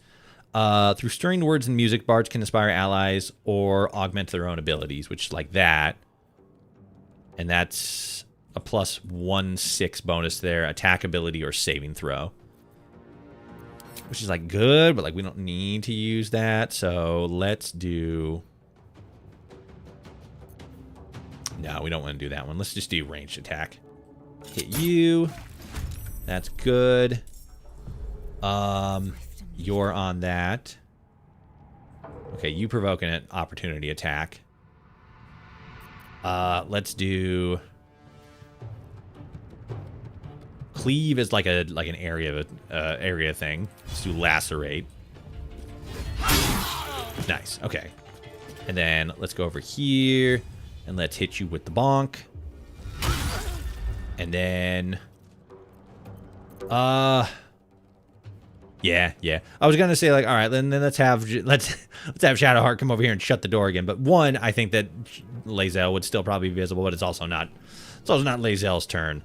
Ooh, one per short rest. Yeah, let's do that. Because now I can hit you with a big one, and now you're dead, and then we just have to tank one hit from you. Saving throw, let's go, baby. All right. Leave no trace. And then I think we can hit you. Yeah, there we go. Shit, I should have used the sneak attack one. Oh well. 8 damage is 8 damage. I'll take it. Grease. We didn't even get to use grease. F's in the chat. This is so sad. That's a spell thing. We don't need to worry about that. Radiant damage. Let me strike true. Hit her. Bam. And then you go over there. Ooh. Ah, damn. I'm out of range. Yeah, I don't think the lever would have worked anyway. Time to press ahead. So let's do that. I think I can still get the lever. Can I? Yeah. Is Lae'zel gonna be... No, not enough action points. Alright, fair enough. I could hit it with the fireball, I think.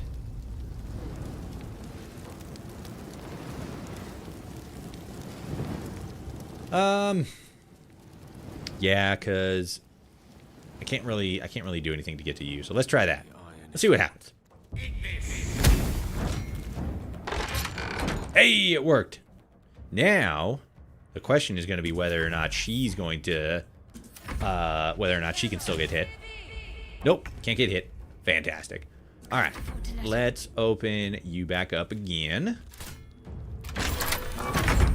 And then Lae'zel. I am death. And jump. And chop. Hey, let's fucking go. All right. Well, we didn't get to use grease to the effectiveness that I would have liked to, but hey, it works. If it works, it works. All right. Let's loot. I think all of these are going to go to Lae'zel. I'm done. Take the trash. And these gloves are just aesthetic, but fuck it. Half of this game was aesthetics. Yes. You go here. And you go here. And you go here. I think I actually fucked up and gave you the wrong thing. Yeah, you need to go to Gale. Okay. All right.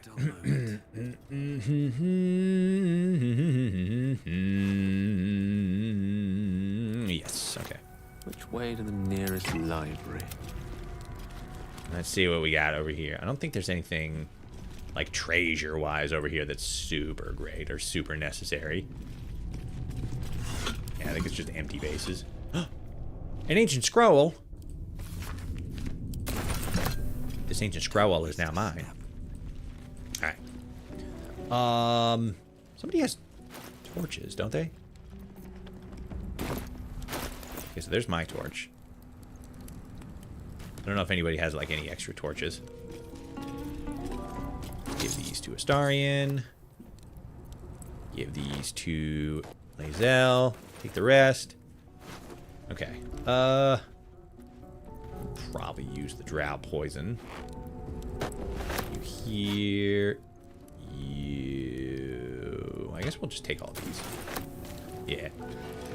Because usually I only give the spellcasters, or ones that are like primarily spellcasters, the torch and set them up as like, you're the walking light source guy. But in this current instance, that's like only Gale, so we don't really have to worry about that a whole hell of a lot. Breezy sandals are pretty nice though. I'll take them just because they're +7 for gold. I could and probably should just be picking up literally anything and everything, because like even 1 gold is gonna be a net gain to what we to our bank account basically. But fucking who cares? Ain't nobody got time for that shit. That's too much shit to pick up and carry.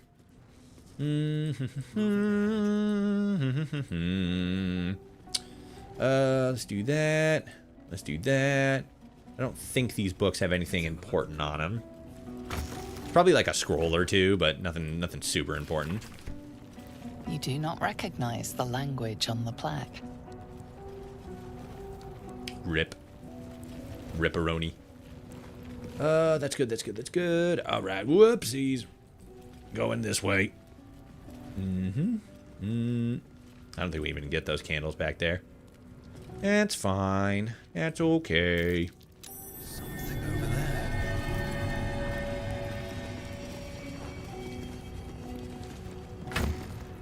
Good. I pull you.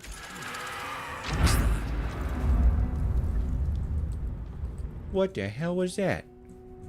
It was back over here. Still breathing, despite everything. Alright, let's get these candles. I gotta light the candles. That way we know which way we've gone already.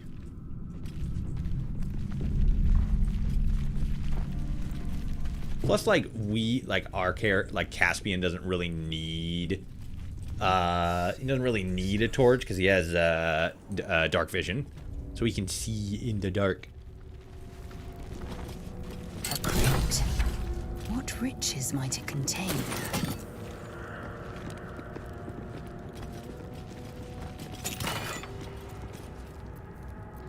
Yeah, +5.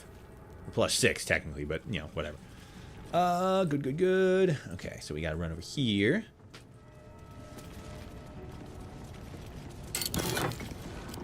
Sure, whatever. Just clean out the chests. Clean out the treasure chests.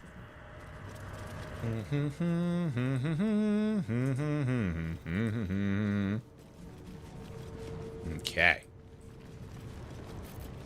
Let's get going.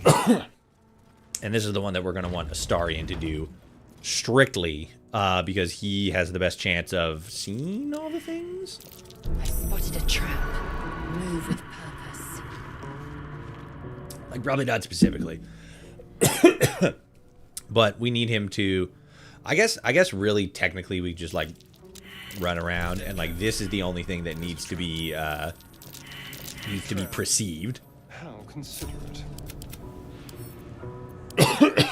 And we disarm this, and then I think unless we push a button on the wall, we're not gonna trigger it.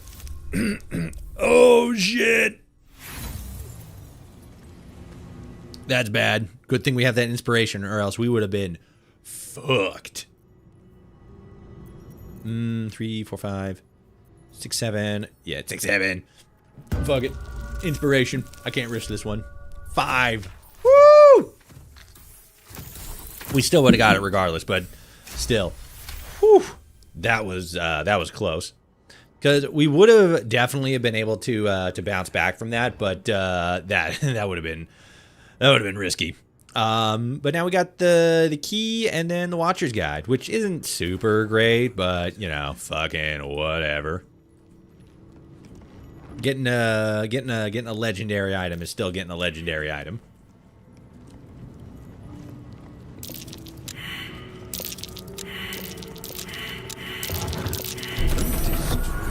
Someone's left a trap out. I wonder what it's worth.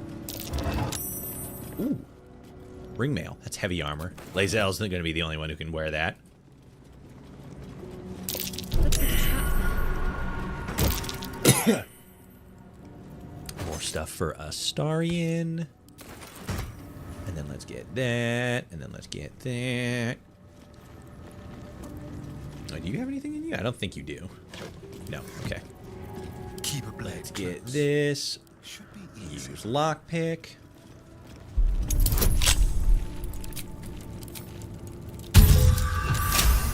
$15 to unlock that. That's crazy. All right, cool. All right, I really gotta pee. So give me one quick second.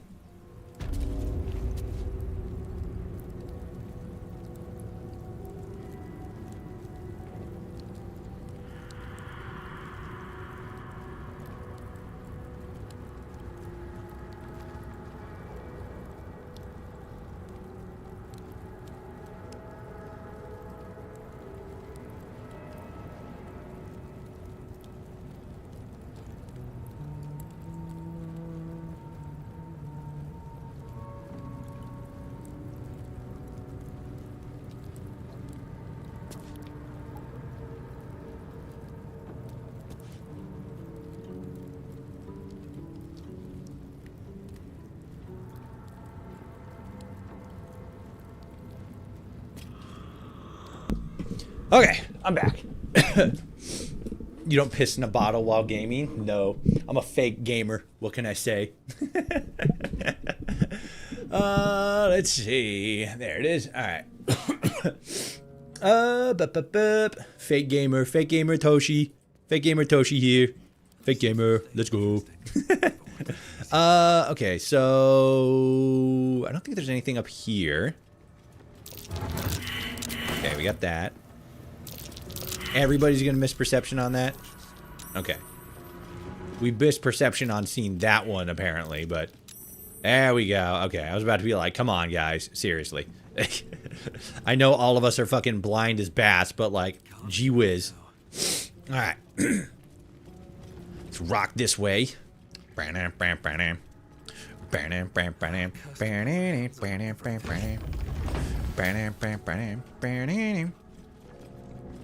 I don't think the torches are gonna go out if we turn them on now.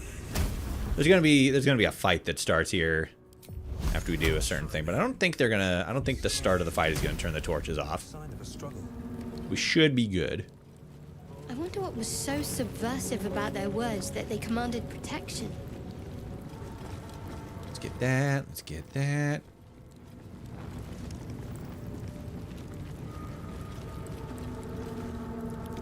That. Good. Okay. So now let's go back this way. Open up this door. Sick. Alright. Good.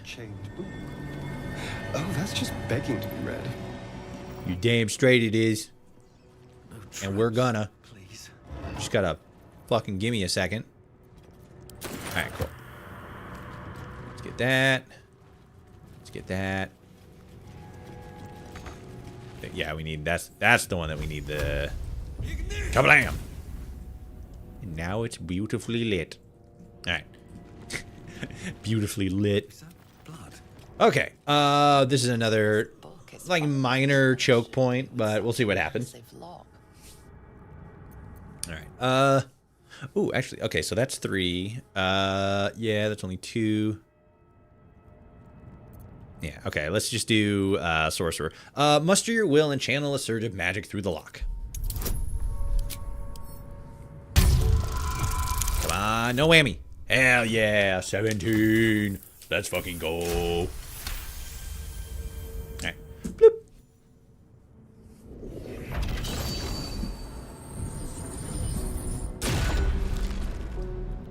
As the lock opens, weak magic pulses from the book. Such a waste, binding it to dry, dead parchment. What was once script is now an obliterated scrawl. You have a sense these are names, a list. But of what? I was trying to think of a joke here, I couldn't. Religion. Use the religion brain. Figure it out. Hell yeah, 11. Another one of the sort of like not min-maxy things, but we'll do like specific action and then get like inspiration for it, and we can like bank it so that in instances like this where like we fail a roll, we can use inspiration to roll it again. But we only get 4, so it's one of those things where it's like if we stack up too much inspiration, like funnily enough, pantheons have dwindled. If we do bad on like specific kinds of if we do too good, we don't get to bank as much inspiration. So like we don't get as many opportunities to use a fucking what is it? We don't get as many options to use an inspiration if we're too good with our dice rolls. So it's one of those things where it's like I'm suffering from success kind of thing, because we can't bank additional ones because we're just not using them fast enough because we're not failing at rolls. It's good shit. That's good. That's good. Okay, let's get a Starian and let's have him lockpick this guy. Bam, bam. No, we don't want that because I only have a couple of uses of that per. Is it per long rest or is it per short rest? I can't remember. Ooh, plus 10 actually. Hold on. No time to rest. All right, let's get that, and let's go over here, and oops, shit, fire. I did the fire. Good. Good. Good. And then... kablam! Sick. I don't think there's anything back here. No, it just looks like bases. Jurgle, scribe of the dead. I didn't think anyone still worshipped him. Jurgle. Scribe of the dead. Does that turn on? No, that doesn't turn on. Can I, like, move the bodies? Because, like, these skeletons come back to life. I'm wondering if I could, like, pick them up and move them to different locations to, like, do they spawn in the location where their bodies are, or do they always spawn in, like, those specific locations? You can't? Ah, bummer. Ah, well. I was a little bit too smart for the game. Either that or the game was a little bit too smart for me. They figured, like, oh, somebody's going to try to do this. Let's make it so that they can't do that. And you're like, you know what? That's fair. I can't blame them. Bloop. It was not worth a look. I mean, it was, but then, like, we're going to get accosted by skeletons. See, look, there they are. They're coming to get me with their skeleton hands. Good. All right. Where the fuck? Oh, Gale's right there. I was like, where the fuck did he go? All right. Let's see here. I'd probably benefit from magic in, like, specific instances. Yeah, like this guy, the Entombed Warrior. Let's do it. Is he close enough? Ooh, 55% chance. 75% chance. I don't know if that's worth a spell slot. We'll pass for now. We'll hit him. He needs to get closer in order to do damage to us specifically, so we'll just do that. On the hunt. On the way. Gale, put your fucking torch away. You freakus. Can't do that.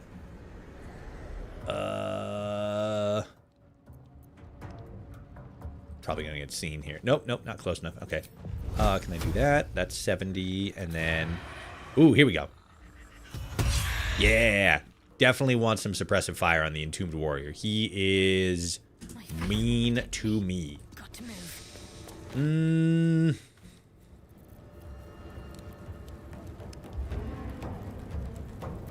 Yeah, fuck it. Let's do this. Just because this guy's kind of a bitch. Oh, fuck, 55%. Fuck it. Try it. Damn it.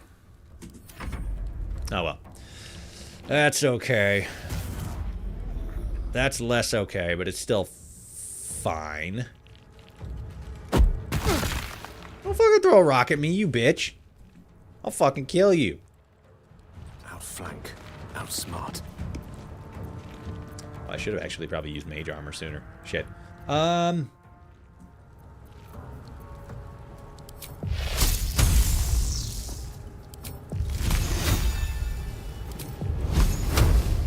Yeah, fireball, fuck it.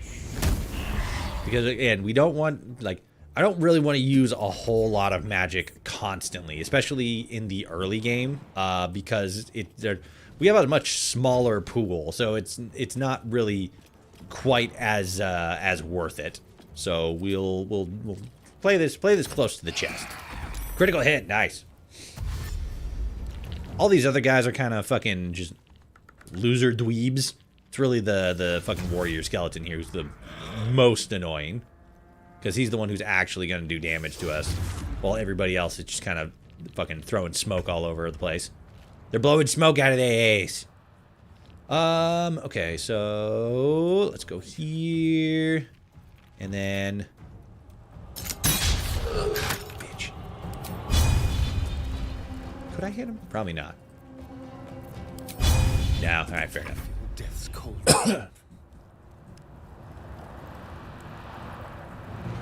don't think I'd actually be able to hit him from up here. Let me see.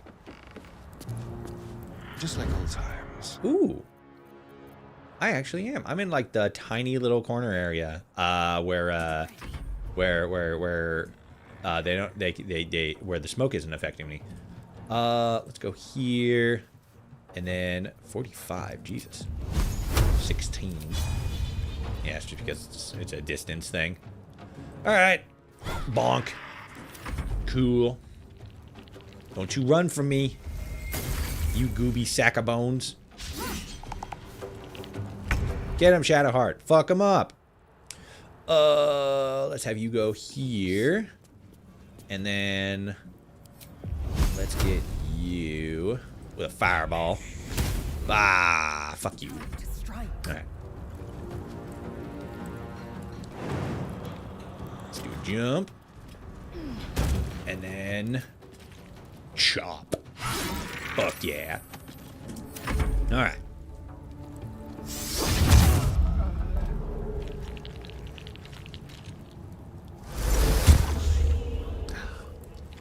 He silenced me. Now I can't use magics. But that's okay because I'm awesome. Okay, let's have Shadowheart go first. Hey, there we go. All right. Yes. And then we got Nat starting on Twitch here pretty soon. If you guys are on Twitch want to see less ads, consider becoming a member. Nope, can't do that. Ah, I picked a bad position. Shit, bad positioning. Bad positioning. It was a misinput. Fuck it, that's fine. I'm gonna hit from here. I can't hit anybody from here. I'm way far out there. Let's do this one, and then let's move here. Time to kill. And then can we get this? Can we get? No, can't get advantage on. That's fine. That's fine. That's fine. 8. Yeah. Bam. Let's go. 6 points of damage. Fuck you. Let's go over here. And then, okay, so fire reduces target movement speed. Ooh, that's actually kind of good. I need to be using Ray of Frost more often. Fuck. Yeah. Boing, and then chop. Kind of wasted the Ray of Frost a little bit, but it's acceptable. It still did damage. Stop fucking hitting me with ice, you fucking asshole. Oh, that's not good. That's not good. Shadowheart. Fucking stop it. Yeah, let's do that. Because normally it's going to just be +1 to her health. This is going to be a 4 to 7. So she's going to be in a much better position here. I just used that. No, okay. I fucking almost thought I used it. Oh, it used a bonus action. I fucked up on that. All right. Fair enough. Very well. Well, I can still attack. So that's a plus. I don't think I'm going to have this for very long, though. I think it's just 1 turn. Moving. Okay. Well, that's good to know. Can I? No, probably not. Yeah, we'll just do this. Bam. Sick. For the concentration, the fog's gone. Yeah, let's use that. Healing ward, just get some health back. Can't really do anything here. What are you doing? Oh yeah, you got the ice thing going on. I was like, what the fuck is wrong with you? Stop being weird. Stop being weird about it. Okay. Boing. Lae'zel is such a good character, especially as a fighter. Like, being able to, like, cover that much distance and do damage, like, that's crazy. That's high-key insane. Missed me. Loser. Alright. Let's hit you with a bow. Bam. Ah, you fuck. Okay. Let's run. Time to move. I don't think I'm going to be able to hit him from here. Ooh, I can. Fuck you. They didn't want Nice. to surrender their valuables, even after death. Alright, cool. They don't really got anything important on him. I think it's just like, I think he might have something, actually. Oh, yeah, he's got a scimitar. Yeah, fuck it. 30 gold is 30 gold. Still alive, so that's progress. Game straight. All right. Lots of effort to hide one sarcophagus. Let's see what we got. There's the amulet of lost voices. Now I can speak to the dead. Alright, so let's get these candles lit.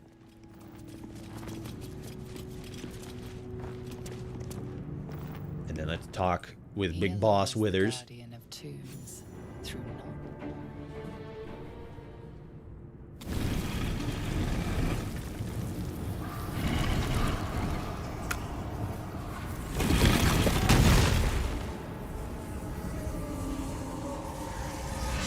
What the hell?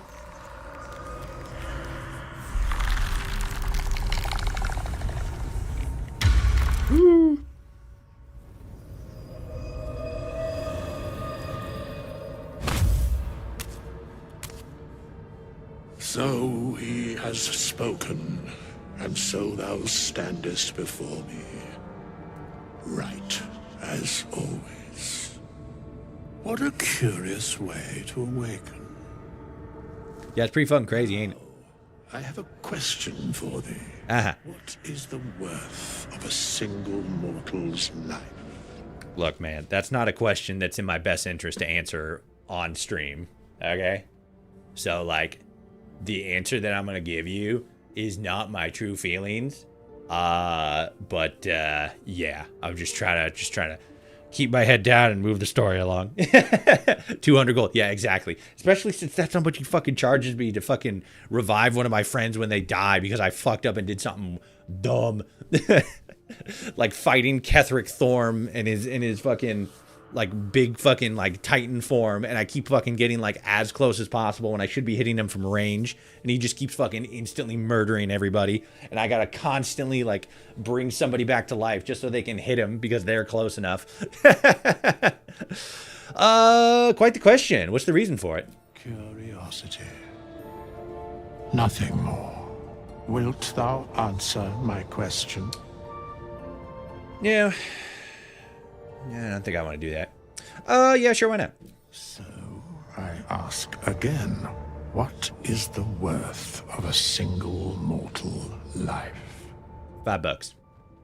No one life is more than any other. They're all equal. Depends on the person's deeds. Life's only value is as currency. There's that 200 gold option there. Doesn't matter to me otherwise. Each life is of infinite value and merits sacrificing everything for. The only life that matters is mine, and depends on the mortal. I usually just go with the first one. I don't think anyway, because again, I haven't finished the game myself, but I don't think this really has like any huge bearing on anything, and I think it's just more of like flavor text stuff. So I'm gonna say no one life is worth more than the other. We are all equal. In death, that is so. Very well. I am satisfied. Sick. We have met, and I know thy face. We will see each other again at the proper time and place. Farewell. Okay, bye. Sick. All right. So now he's going to be at our camp, so that's dope. So let's head out this way. Get the fuck out of here.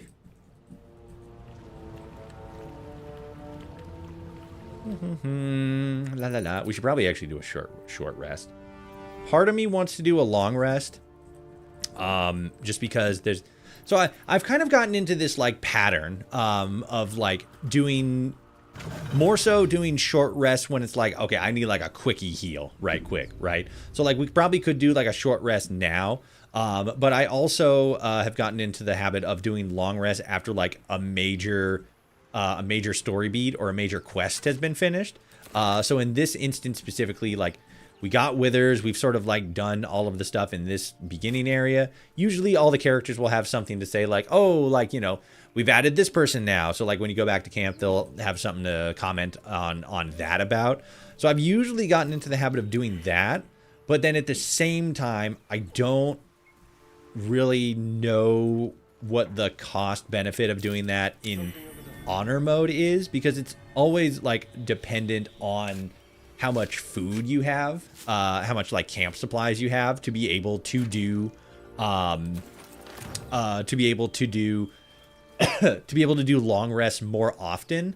And I've always constantly run into like, what is it? I've always constantly run into like, not like I don't have enough I'll be keeping an eye on you.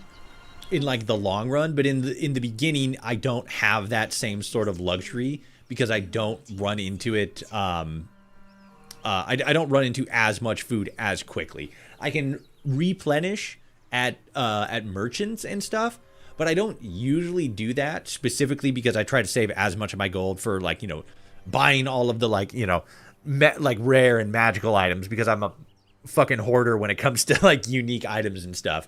I'm definitely not going to want to do that in an honor mode run because I'm just going to run out of gold. And if I have like all these like weapons and items that aren't helping me, then there's no like cost benefit to me. So I'm only going to want to go with enchanted gear that has some sort of applicable use. So I'm going to save money there, but then I'm going to need to more often buy food for like the long rests and stuff. But again, those long rests, taking those more often are specifically a like dialogue thing to get more character interaction text during like camp stuff, which like it's a balance. It's a preference, but it is like, especially for the streams, like a little bit nicer, I think, a little bit more entertaining for you guys. Now I gotta remember what the fuck I'm gonna put in here, like books and shit. Probably like my old outfit. This one we get any legendary stuff we get for free, like hell yeah, bonus. But yeah, we're not gonna like go out of our way for anything. It's 80 in honor mode rather than 40. Yeah, I think it's 80 in tactician mode, which is also the one that I play on. I play on that as like my main. And I think it's the same. So like, yeah, it's definitely, I feel as if I can work around it. It's just a little bit more of a risk doing it in this mode in honor mode specifically, because we need to be a little bit more resource focused. You know, everything needs to have like some sort of value to it. If it doesn't have value to it, it doesn't, it's not going to benefit us. It's not going to benefit us. So like, yeah.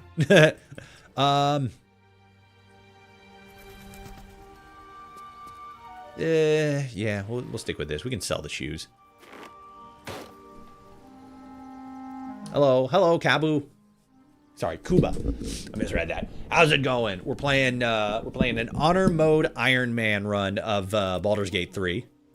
Oh fuck! I completely forgot to lockpick that. Let me do that real quick. Hold on. Blah, blah, blah, blah. Got it. I fucking got it. Okay. Open. Let's move you guys around, and then we can put you here. And then here's one of the like spacing. First, let's get the scroll of revitalization out of here. We can get the camp supply shit, because they all have camp supply stuff and alchemy and stuff and key stuff and stuff like that. And we don't need them to be carrying those, so it's a little bit of like a space saver, you know. Let's put you right here. You go there. Open. Good. We can get rid of that. That's all inventory stuff. I'll worry about that later. I think for, whoops, I got the wrong outfit on. Let's catch up with everybody. Assume nothing. Let's give you this armor, actually. Nope. Not as good. It's heavy, right? Yeah, it's heavy. It's heavy, and the medium armor is better. I guess it is like Githyanki, and it's supposed to be better by its inherent value. Okay, let's touch base with our friendos. Lae'zel has a dangerous look in her eyes. Let's just hope she reserves those impulses for any common foes. Common foes? What's the story with that odd little artifact you have? There's no story. None that you're entitled to hear, anyway. Just forget you ever saw it. What do you think of all that's happened to us so far? We haven't gone all that far yet. What are you referring to exactly? I don't know, the fact that we're not dead. That we escaped an alien spaceship. Must I? Thinking about it won't help. We know what to do, so let's do it. Find a way to rid ourselves of these things. I'm not too hopeful that a Gith crash will actually prove our salvation, but worth keeping in mind. I don't know, you just seem inherently racist against the Gith Yankee, so like, I don't know what to say, bro. What would you do to actually manage to remove the tadpoles? I suppose we'd go our separate ways. Not a slight on your company, of course. Wow, mean. No reason for well, where would you go? Home. Baldur's Gate. There's someone waiting for me there. Someone I have to reach. As soon as possible. Family? Friends? I love you. Let's just say it's a very personal, very private acquaintance. Alright, fair enough. How am I holding up in your estimations? I must Am I admit, cool? You've been a surprise. And not an unpleasant one. Kindred spirits are few and far between for me. Besides, you saved my life aboard the Nautiloid. How can I do anything but sing your praises? Guys, she thinks we're cool. Hell yeah. Also, I'm a little, like, because usually, I talked about this at the top of the stream when we were spending fucking an hour and a half in fucking character creation. But I usually play as a Dragonborn, and just as like a personality thing, I usually like gravitate more towards like, I usually gravitate more towards Karlach as a romantic interest. I'm not 100% sure if I want to do that for this stream and this character specifically. I feel like I kind of want to do a romance option just like, you know, in general, but I'm not 100% sure who we should go for. I feel like narratively speaking, Shadowheart would make the most sense with some of the stuff that we have, you know, ahead of us, or at least as far as I know of what I played in the game. But yeah, I don't know. I'm not 100%. I'm not 100%. Like I don't have it set in stone yet. But it's probably going to be something that I do. I just don't know. I don't know. Like, well, it'll probably be something that I get your guys' input on later on once we like get closer to that point. I want to talk about. I don't think that's gonna lead into anything else. Yeah. It's just that again. A little more about each other. No harm in a little mystery, don't you think? I'm surprised you didn't go with Dragonborn and named your character after Gooby. I specifically because this is an honor mode run and it's inherently more difficult. I sort of talked about this before too. I'm leaning more into, or I leaned more into a build and stats and stuff like that that give me the most advantage towards survivability. So the Dragonborns are good. As like as far as racial stats and like racial benefits and stuff go, they don't really have a whole lot going for them, right? Like they don't have any innate like defensibility. Like one of the things that you get with the dragon ancestry as a sorcerer class is I can't remember what the ability is called, but it's basically like you get dragon scales, right? So by default, even with no other like armor or anything on, your default AC, your default armor class is like 13 or something, which is pretty good, especially if you're playing as a character that doesn't use higher tier armor, like, you know, spellcasters and stuff like that. But frustratingly enough, Dragonborns don't by default start with that, which would make sense seeing as how, you know, they have like leathery gator scale armor, right?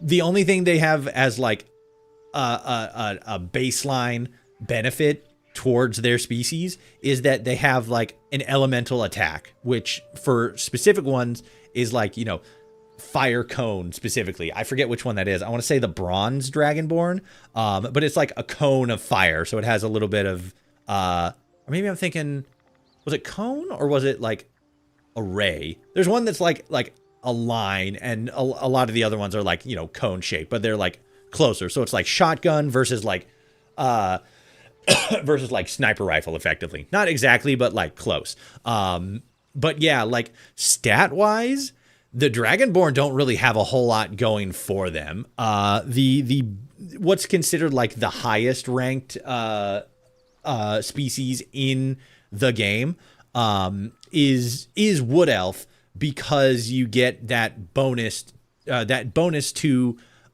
actually no, I'm gonna walk that back. I think if I'm remembering correctly, the best, like considered the best race to start at is, I think it's the Dweger dwarves. I think it's either that or is it the gnomes? No, it's not the gnomes. It's one of those two. Maybe it's the halfling. I think it might be the halfling, because the halfling has like an innate luck bonus to where like if a dice roll doesn't roll their way, it rolls a second one and then it uses the higher one. I think that's the one. I can't remember off the top of my head, but yeah, when it comes to like the races, it's usually down to like what their bonuses are, and unfortunately Dragonborns just don't have that as like something that works in their benefit. In Baldur's Gate 3 anyway, their benefit is more of like the rule of cool, right? Like playing as a dragon is just like badass. But like for what I'm trying to do with this build specifically in this challenge, the honor mode Iron Man run, I need a character that's going to pass as many skill checks as humanly possible, and class wise that's a bard, and then the best pairing for that is a half wood elf, specifically because I get an additional mobility an additional mobility boost, and then like there's specific proficiencies and like specific weapons and stuff that I can use, so that I'm a little bit, you know, less squishy because I'm focusing so much on having a silver tongue. But yeah, Dragonborn is usually my default, but for this playthrough specifically, I needed to go with something that was a little bit more like stat, you know, smart. You don't want to talk about yourself? I should hope not. Have you ever heard the people who want to talk about themselves? I'm doing you a favor. Yeah, it's fair. Maybe I'd like to get you know you better. Sweet of you. But don't worry. Excuse me. I'm sure you'll get to know me just fine by traveling together. No need for interrogations just yet. Just yet. All right, that's fine. Thank you. I'm sure we'll get along perfectly well. Thanks. Cool. So I don't think she has anything more to say. What's going on with my chest here? There we go. Very well. Let's run over to the Vimper. I am enjoying the latest addition to our little group. Lae'zel is delightful. He got a little banged up. Look at me twice and I'll dismember you kind of way, of course. So he's got that, like, I don't know. Tell me about yourself. To tell, I'm a magistrate back in the city. It's all rather tedious. All right. Fair enough. Yep. Chatter already? I think it would be kind of interesting as like as like, again, I was talking about like romance options and stuff. I think it'd be interesting to try to actually, no, we probably actually couldn't do it because we have to do like very specific things to get to romance Astarion. And I think if I'm remembering correctly, like certain things that we do in order to like succeed and have like the best time in the honor mode run, we would have to sort of go like antithetical against some of the stuff that helps us with getting on Astarion's good side, I think. Or at least it makes it like more challenging.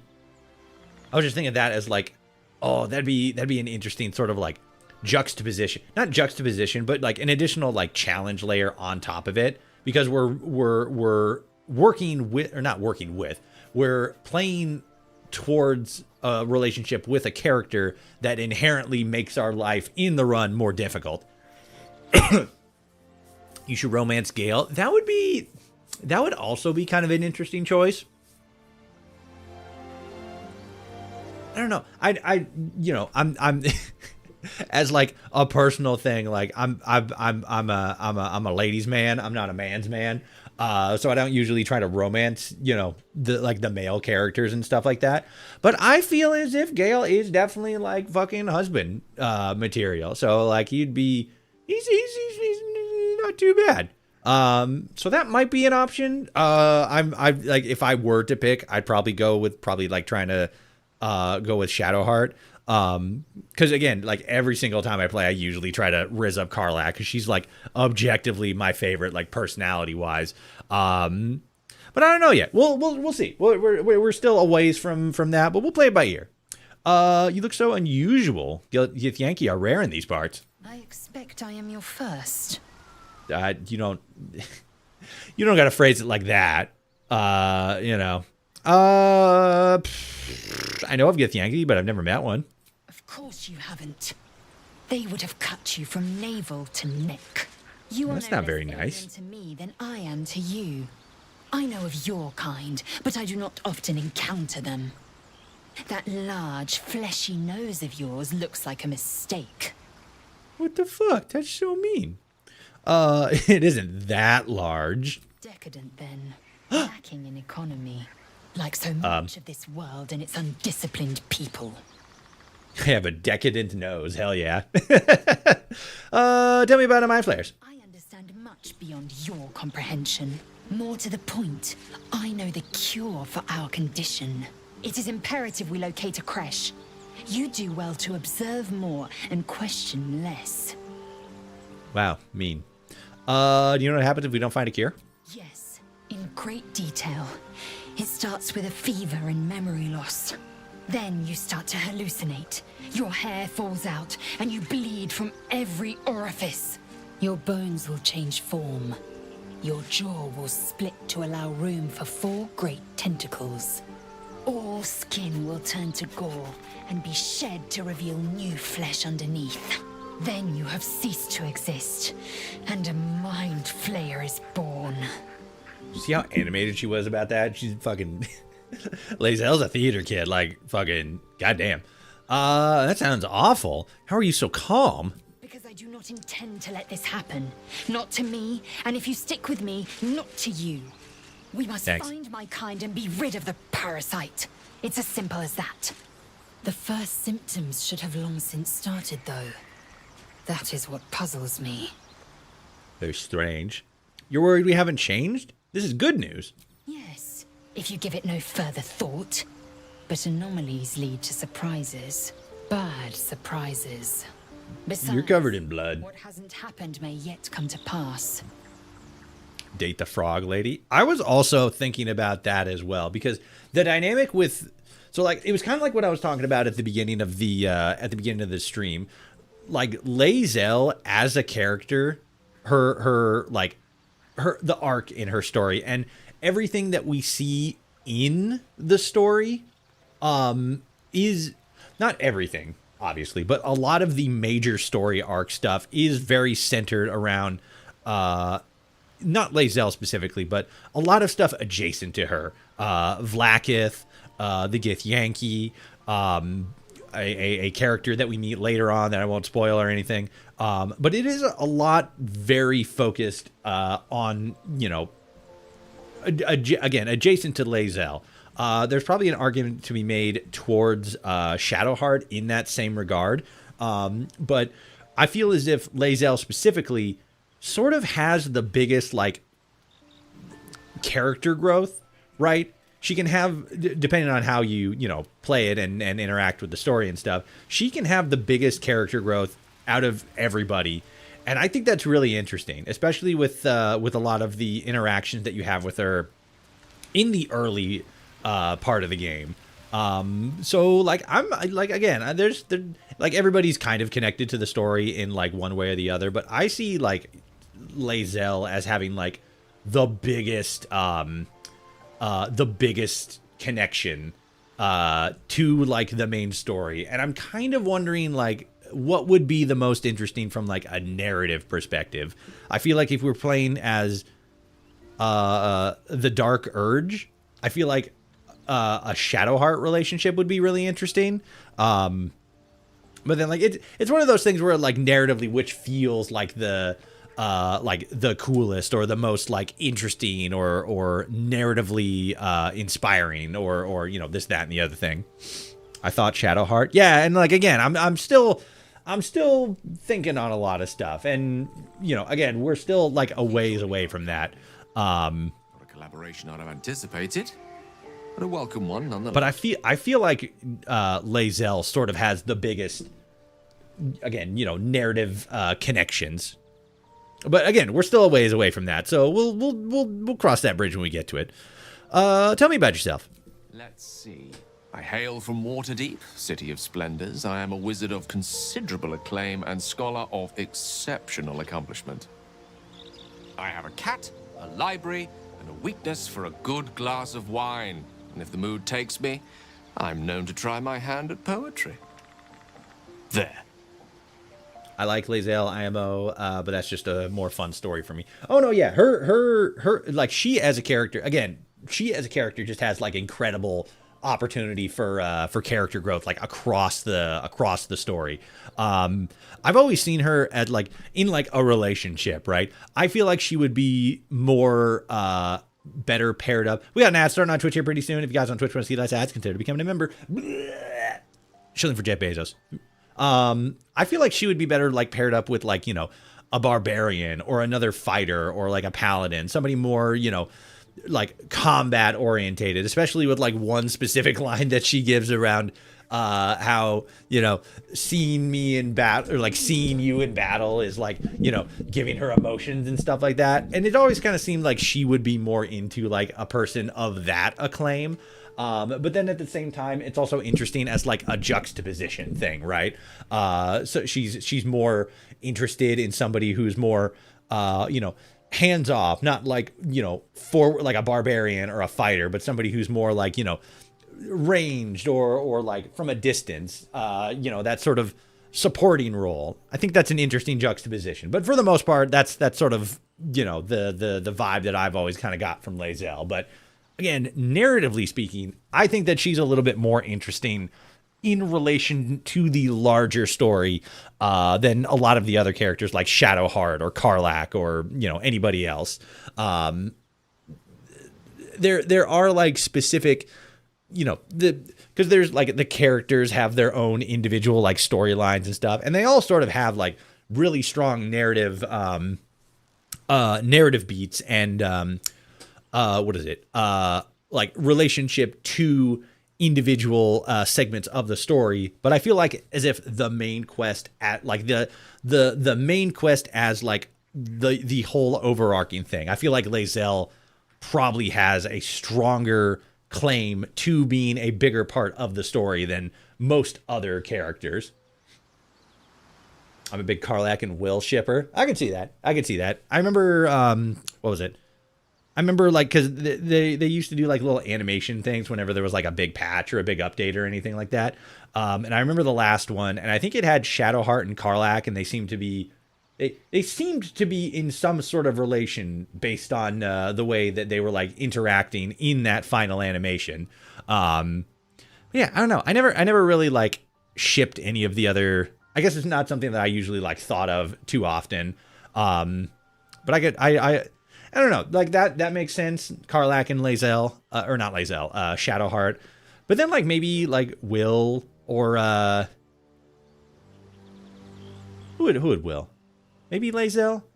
I don't know. They seem like they'd be like one of those like those couples that like we work well together, but we kind of like butt heads a lot kind of thing, you know? Because they have like different, you know, they have different priorities around like honor and justice and stuff like that. So they'd be like bickering a lot, but I feel like they'd be like, all right, we got to team up for like the greater good or whatever.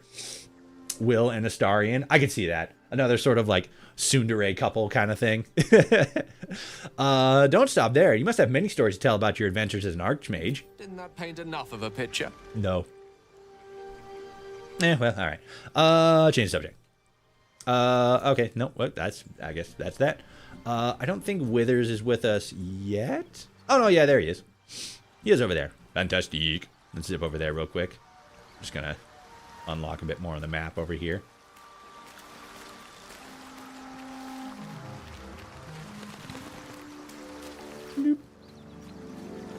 There we go. What up, Bone Man? We meet again, as predicted. Thanks. I shall be here in thy camp for whenever thou hast need of my services.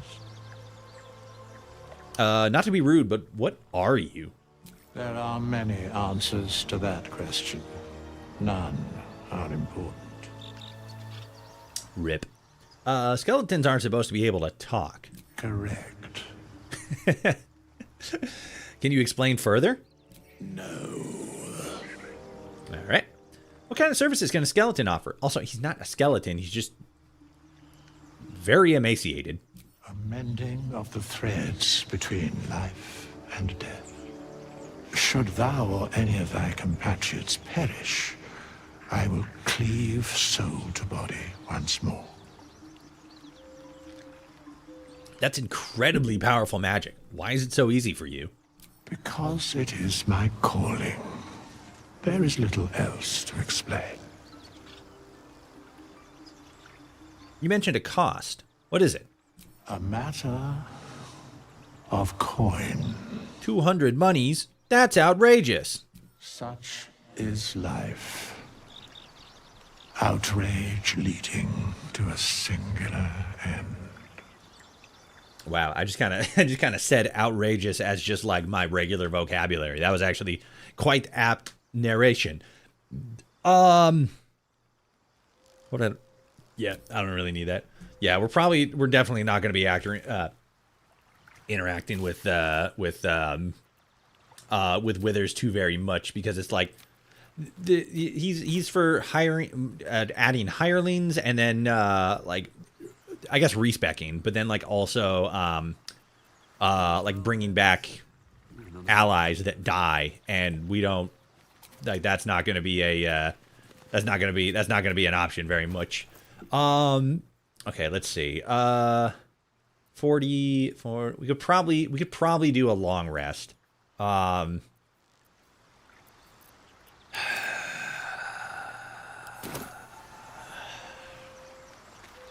probably gonna, yeah. How much gold do I have? I have 300 gold, and we have a whole lot. Lae'zel has a bunch of stuff that we could probably sell, so we're probably gonna be okay if we do a long rest and then sell some shit. Let's grab these, put you in there. We gotta get rid of this.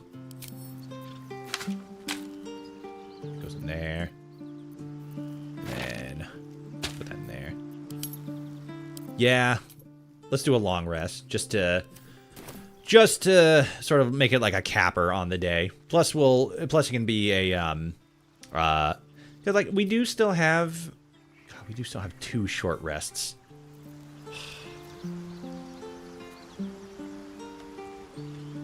Yeah, fuck it. Oops, wrong one. Sleep. Bloop.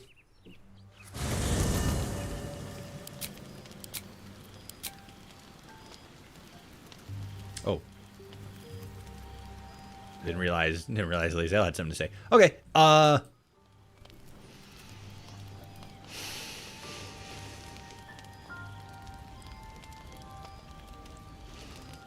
Go to hell. And good evening to you, too. You're a good sport. Go to hell. An everyday expression. So trivial it's almost meaningless. But we've seen hell. It's real. And it isn't trivial. Watch the flames in silence. Devils, dragons, mind flayers. They used to be abstracts. Pictures on a piece of paper. What a difference a day makes. Now we have tadpoles slithering through our heads like carnivorous feti. Carnivorous what?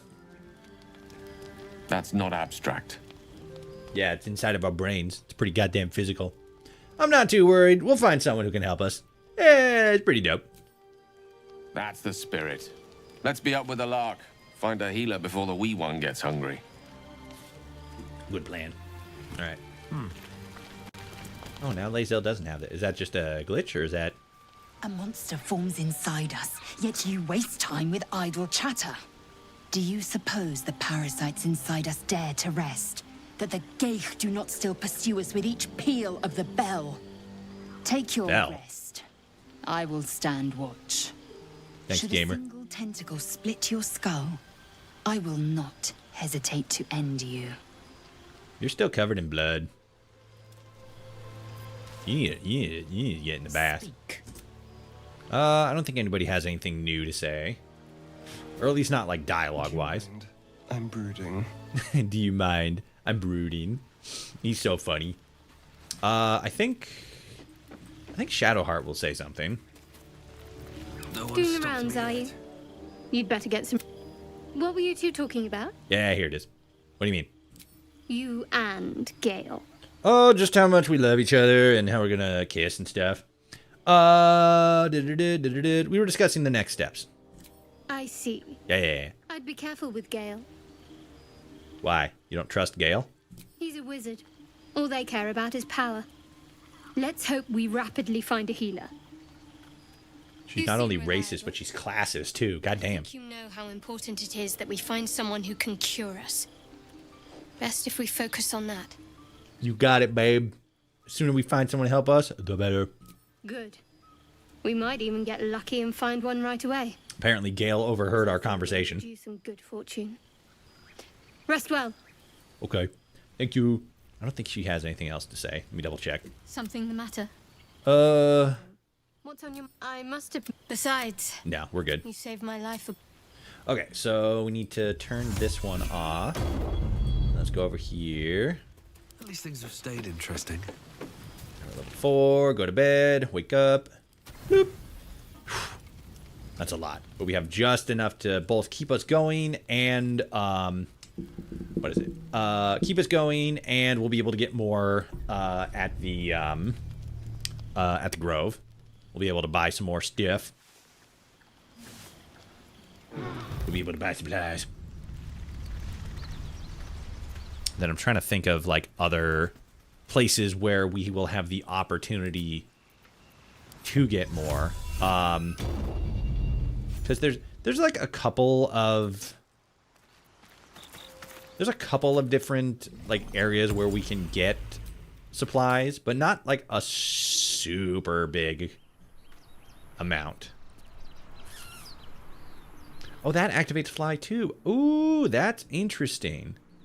Because this is a ritual, but it doesn't cost a spell slot.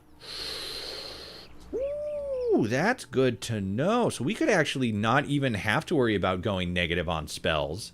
We could just cast Speak to Animals to act in battle to activate that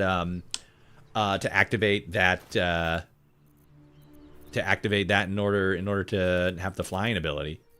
That's interesting. Where's that crossbow? Okay, so that's light crossbow. Okay, so that's 2 and 4. We probably have a better chance with this one. No rituals in battle. We can't cast rituals in battle? Oh. Shit. Well, that's a bummer. Oh well. Ah well. What are you gonna do? Ugh. Okay. I think for the right now, this is gonna be where we wrap up the stream. This was fun. I think we had a good time with this one. So I talked about it before. I'm not 100% sure if this is going to be like a series that we're gonna do like long, like get all the way to the end on.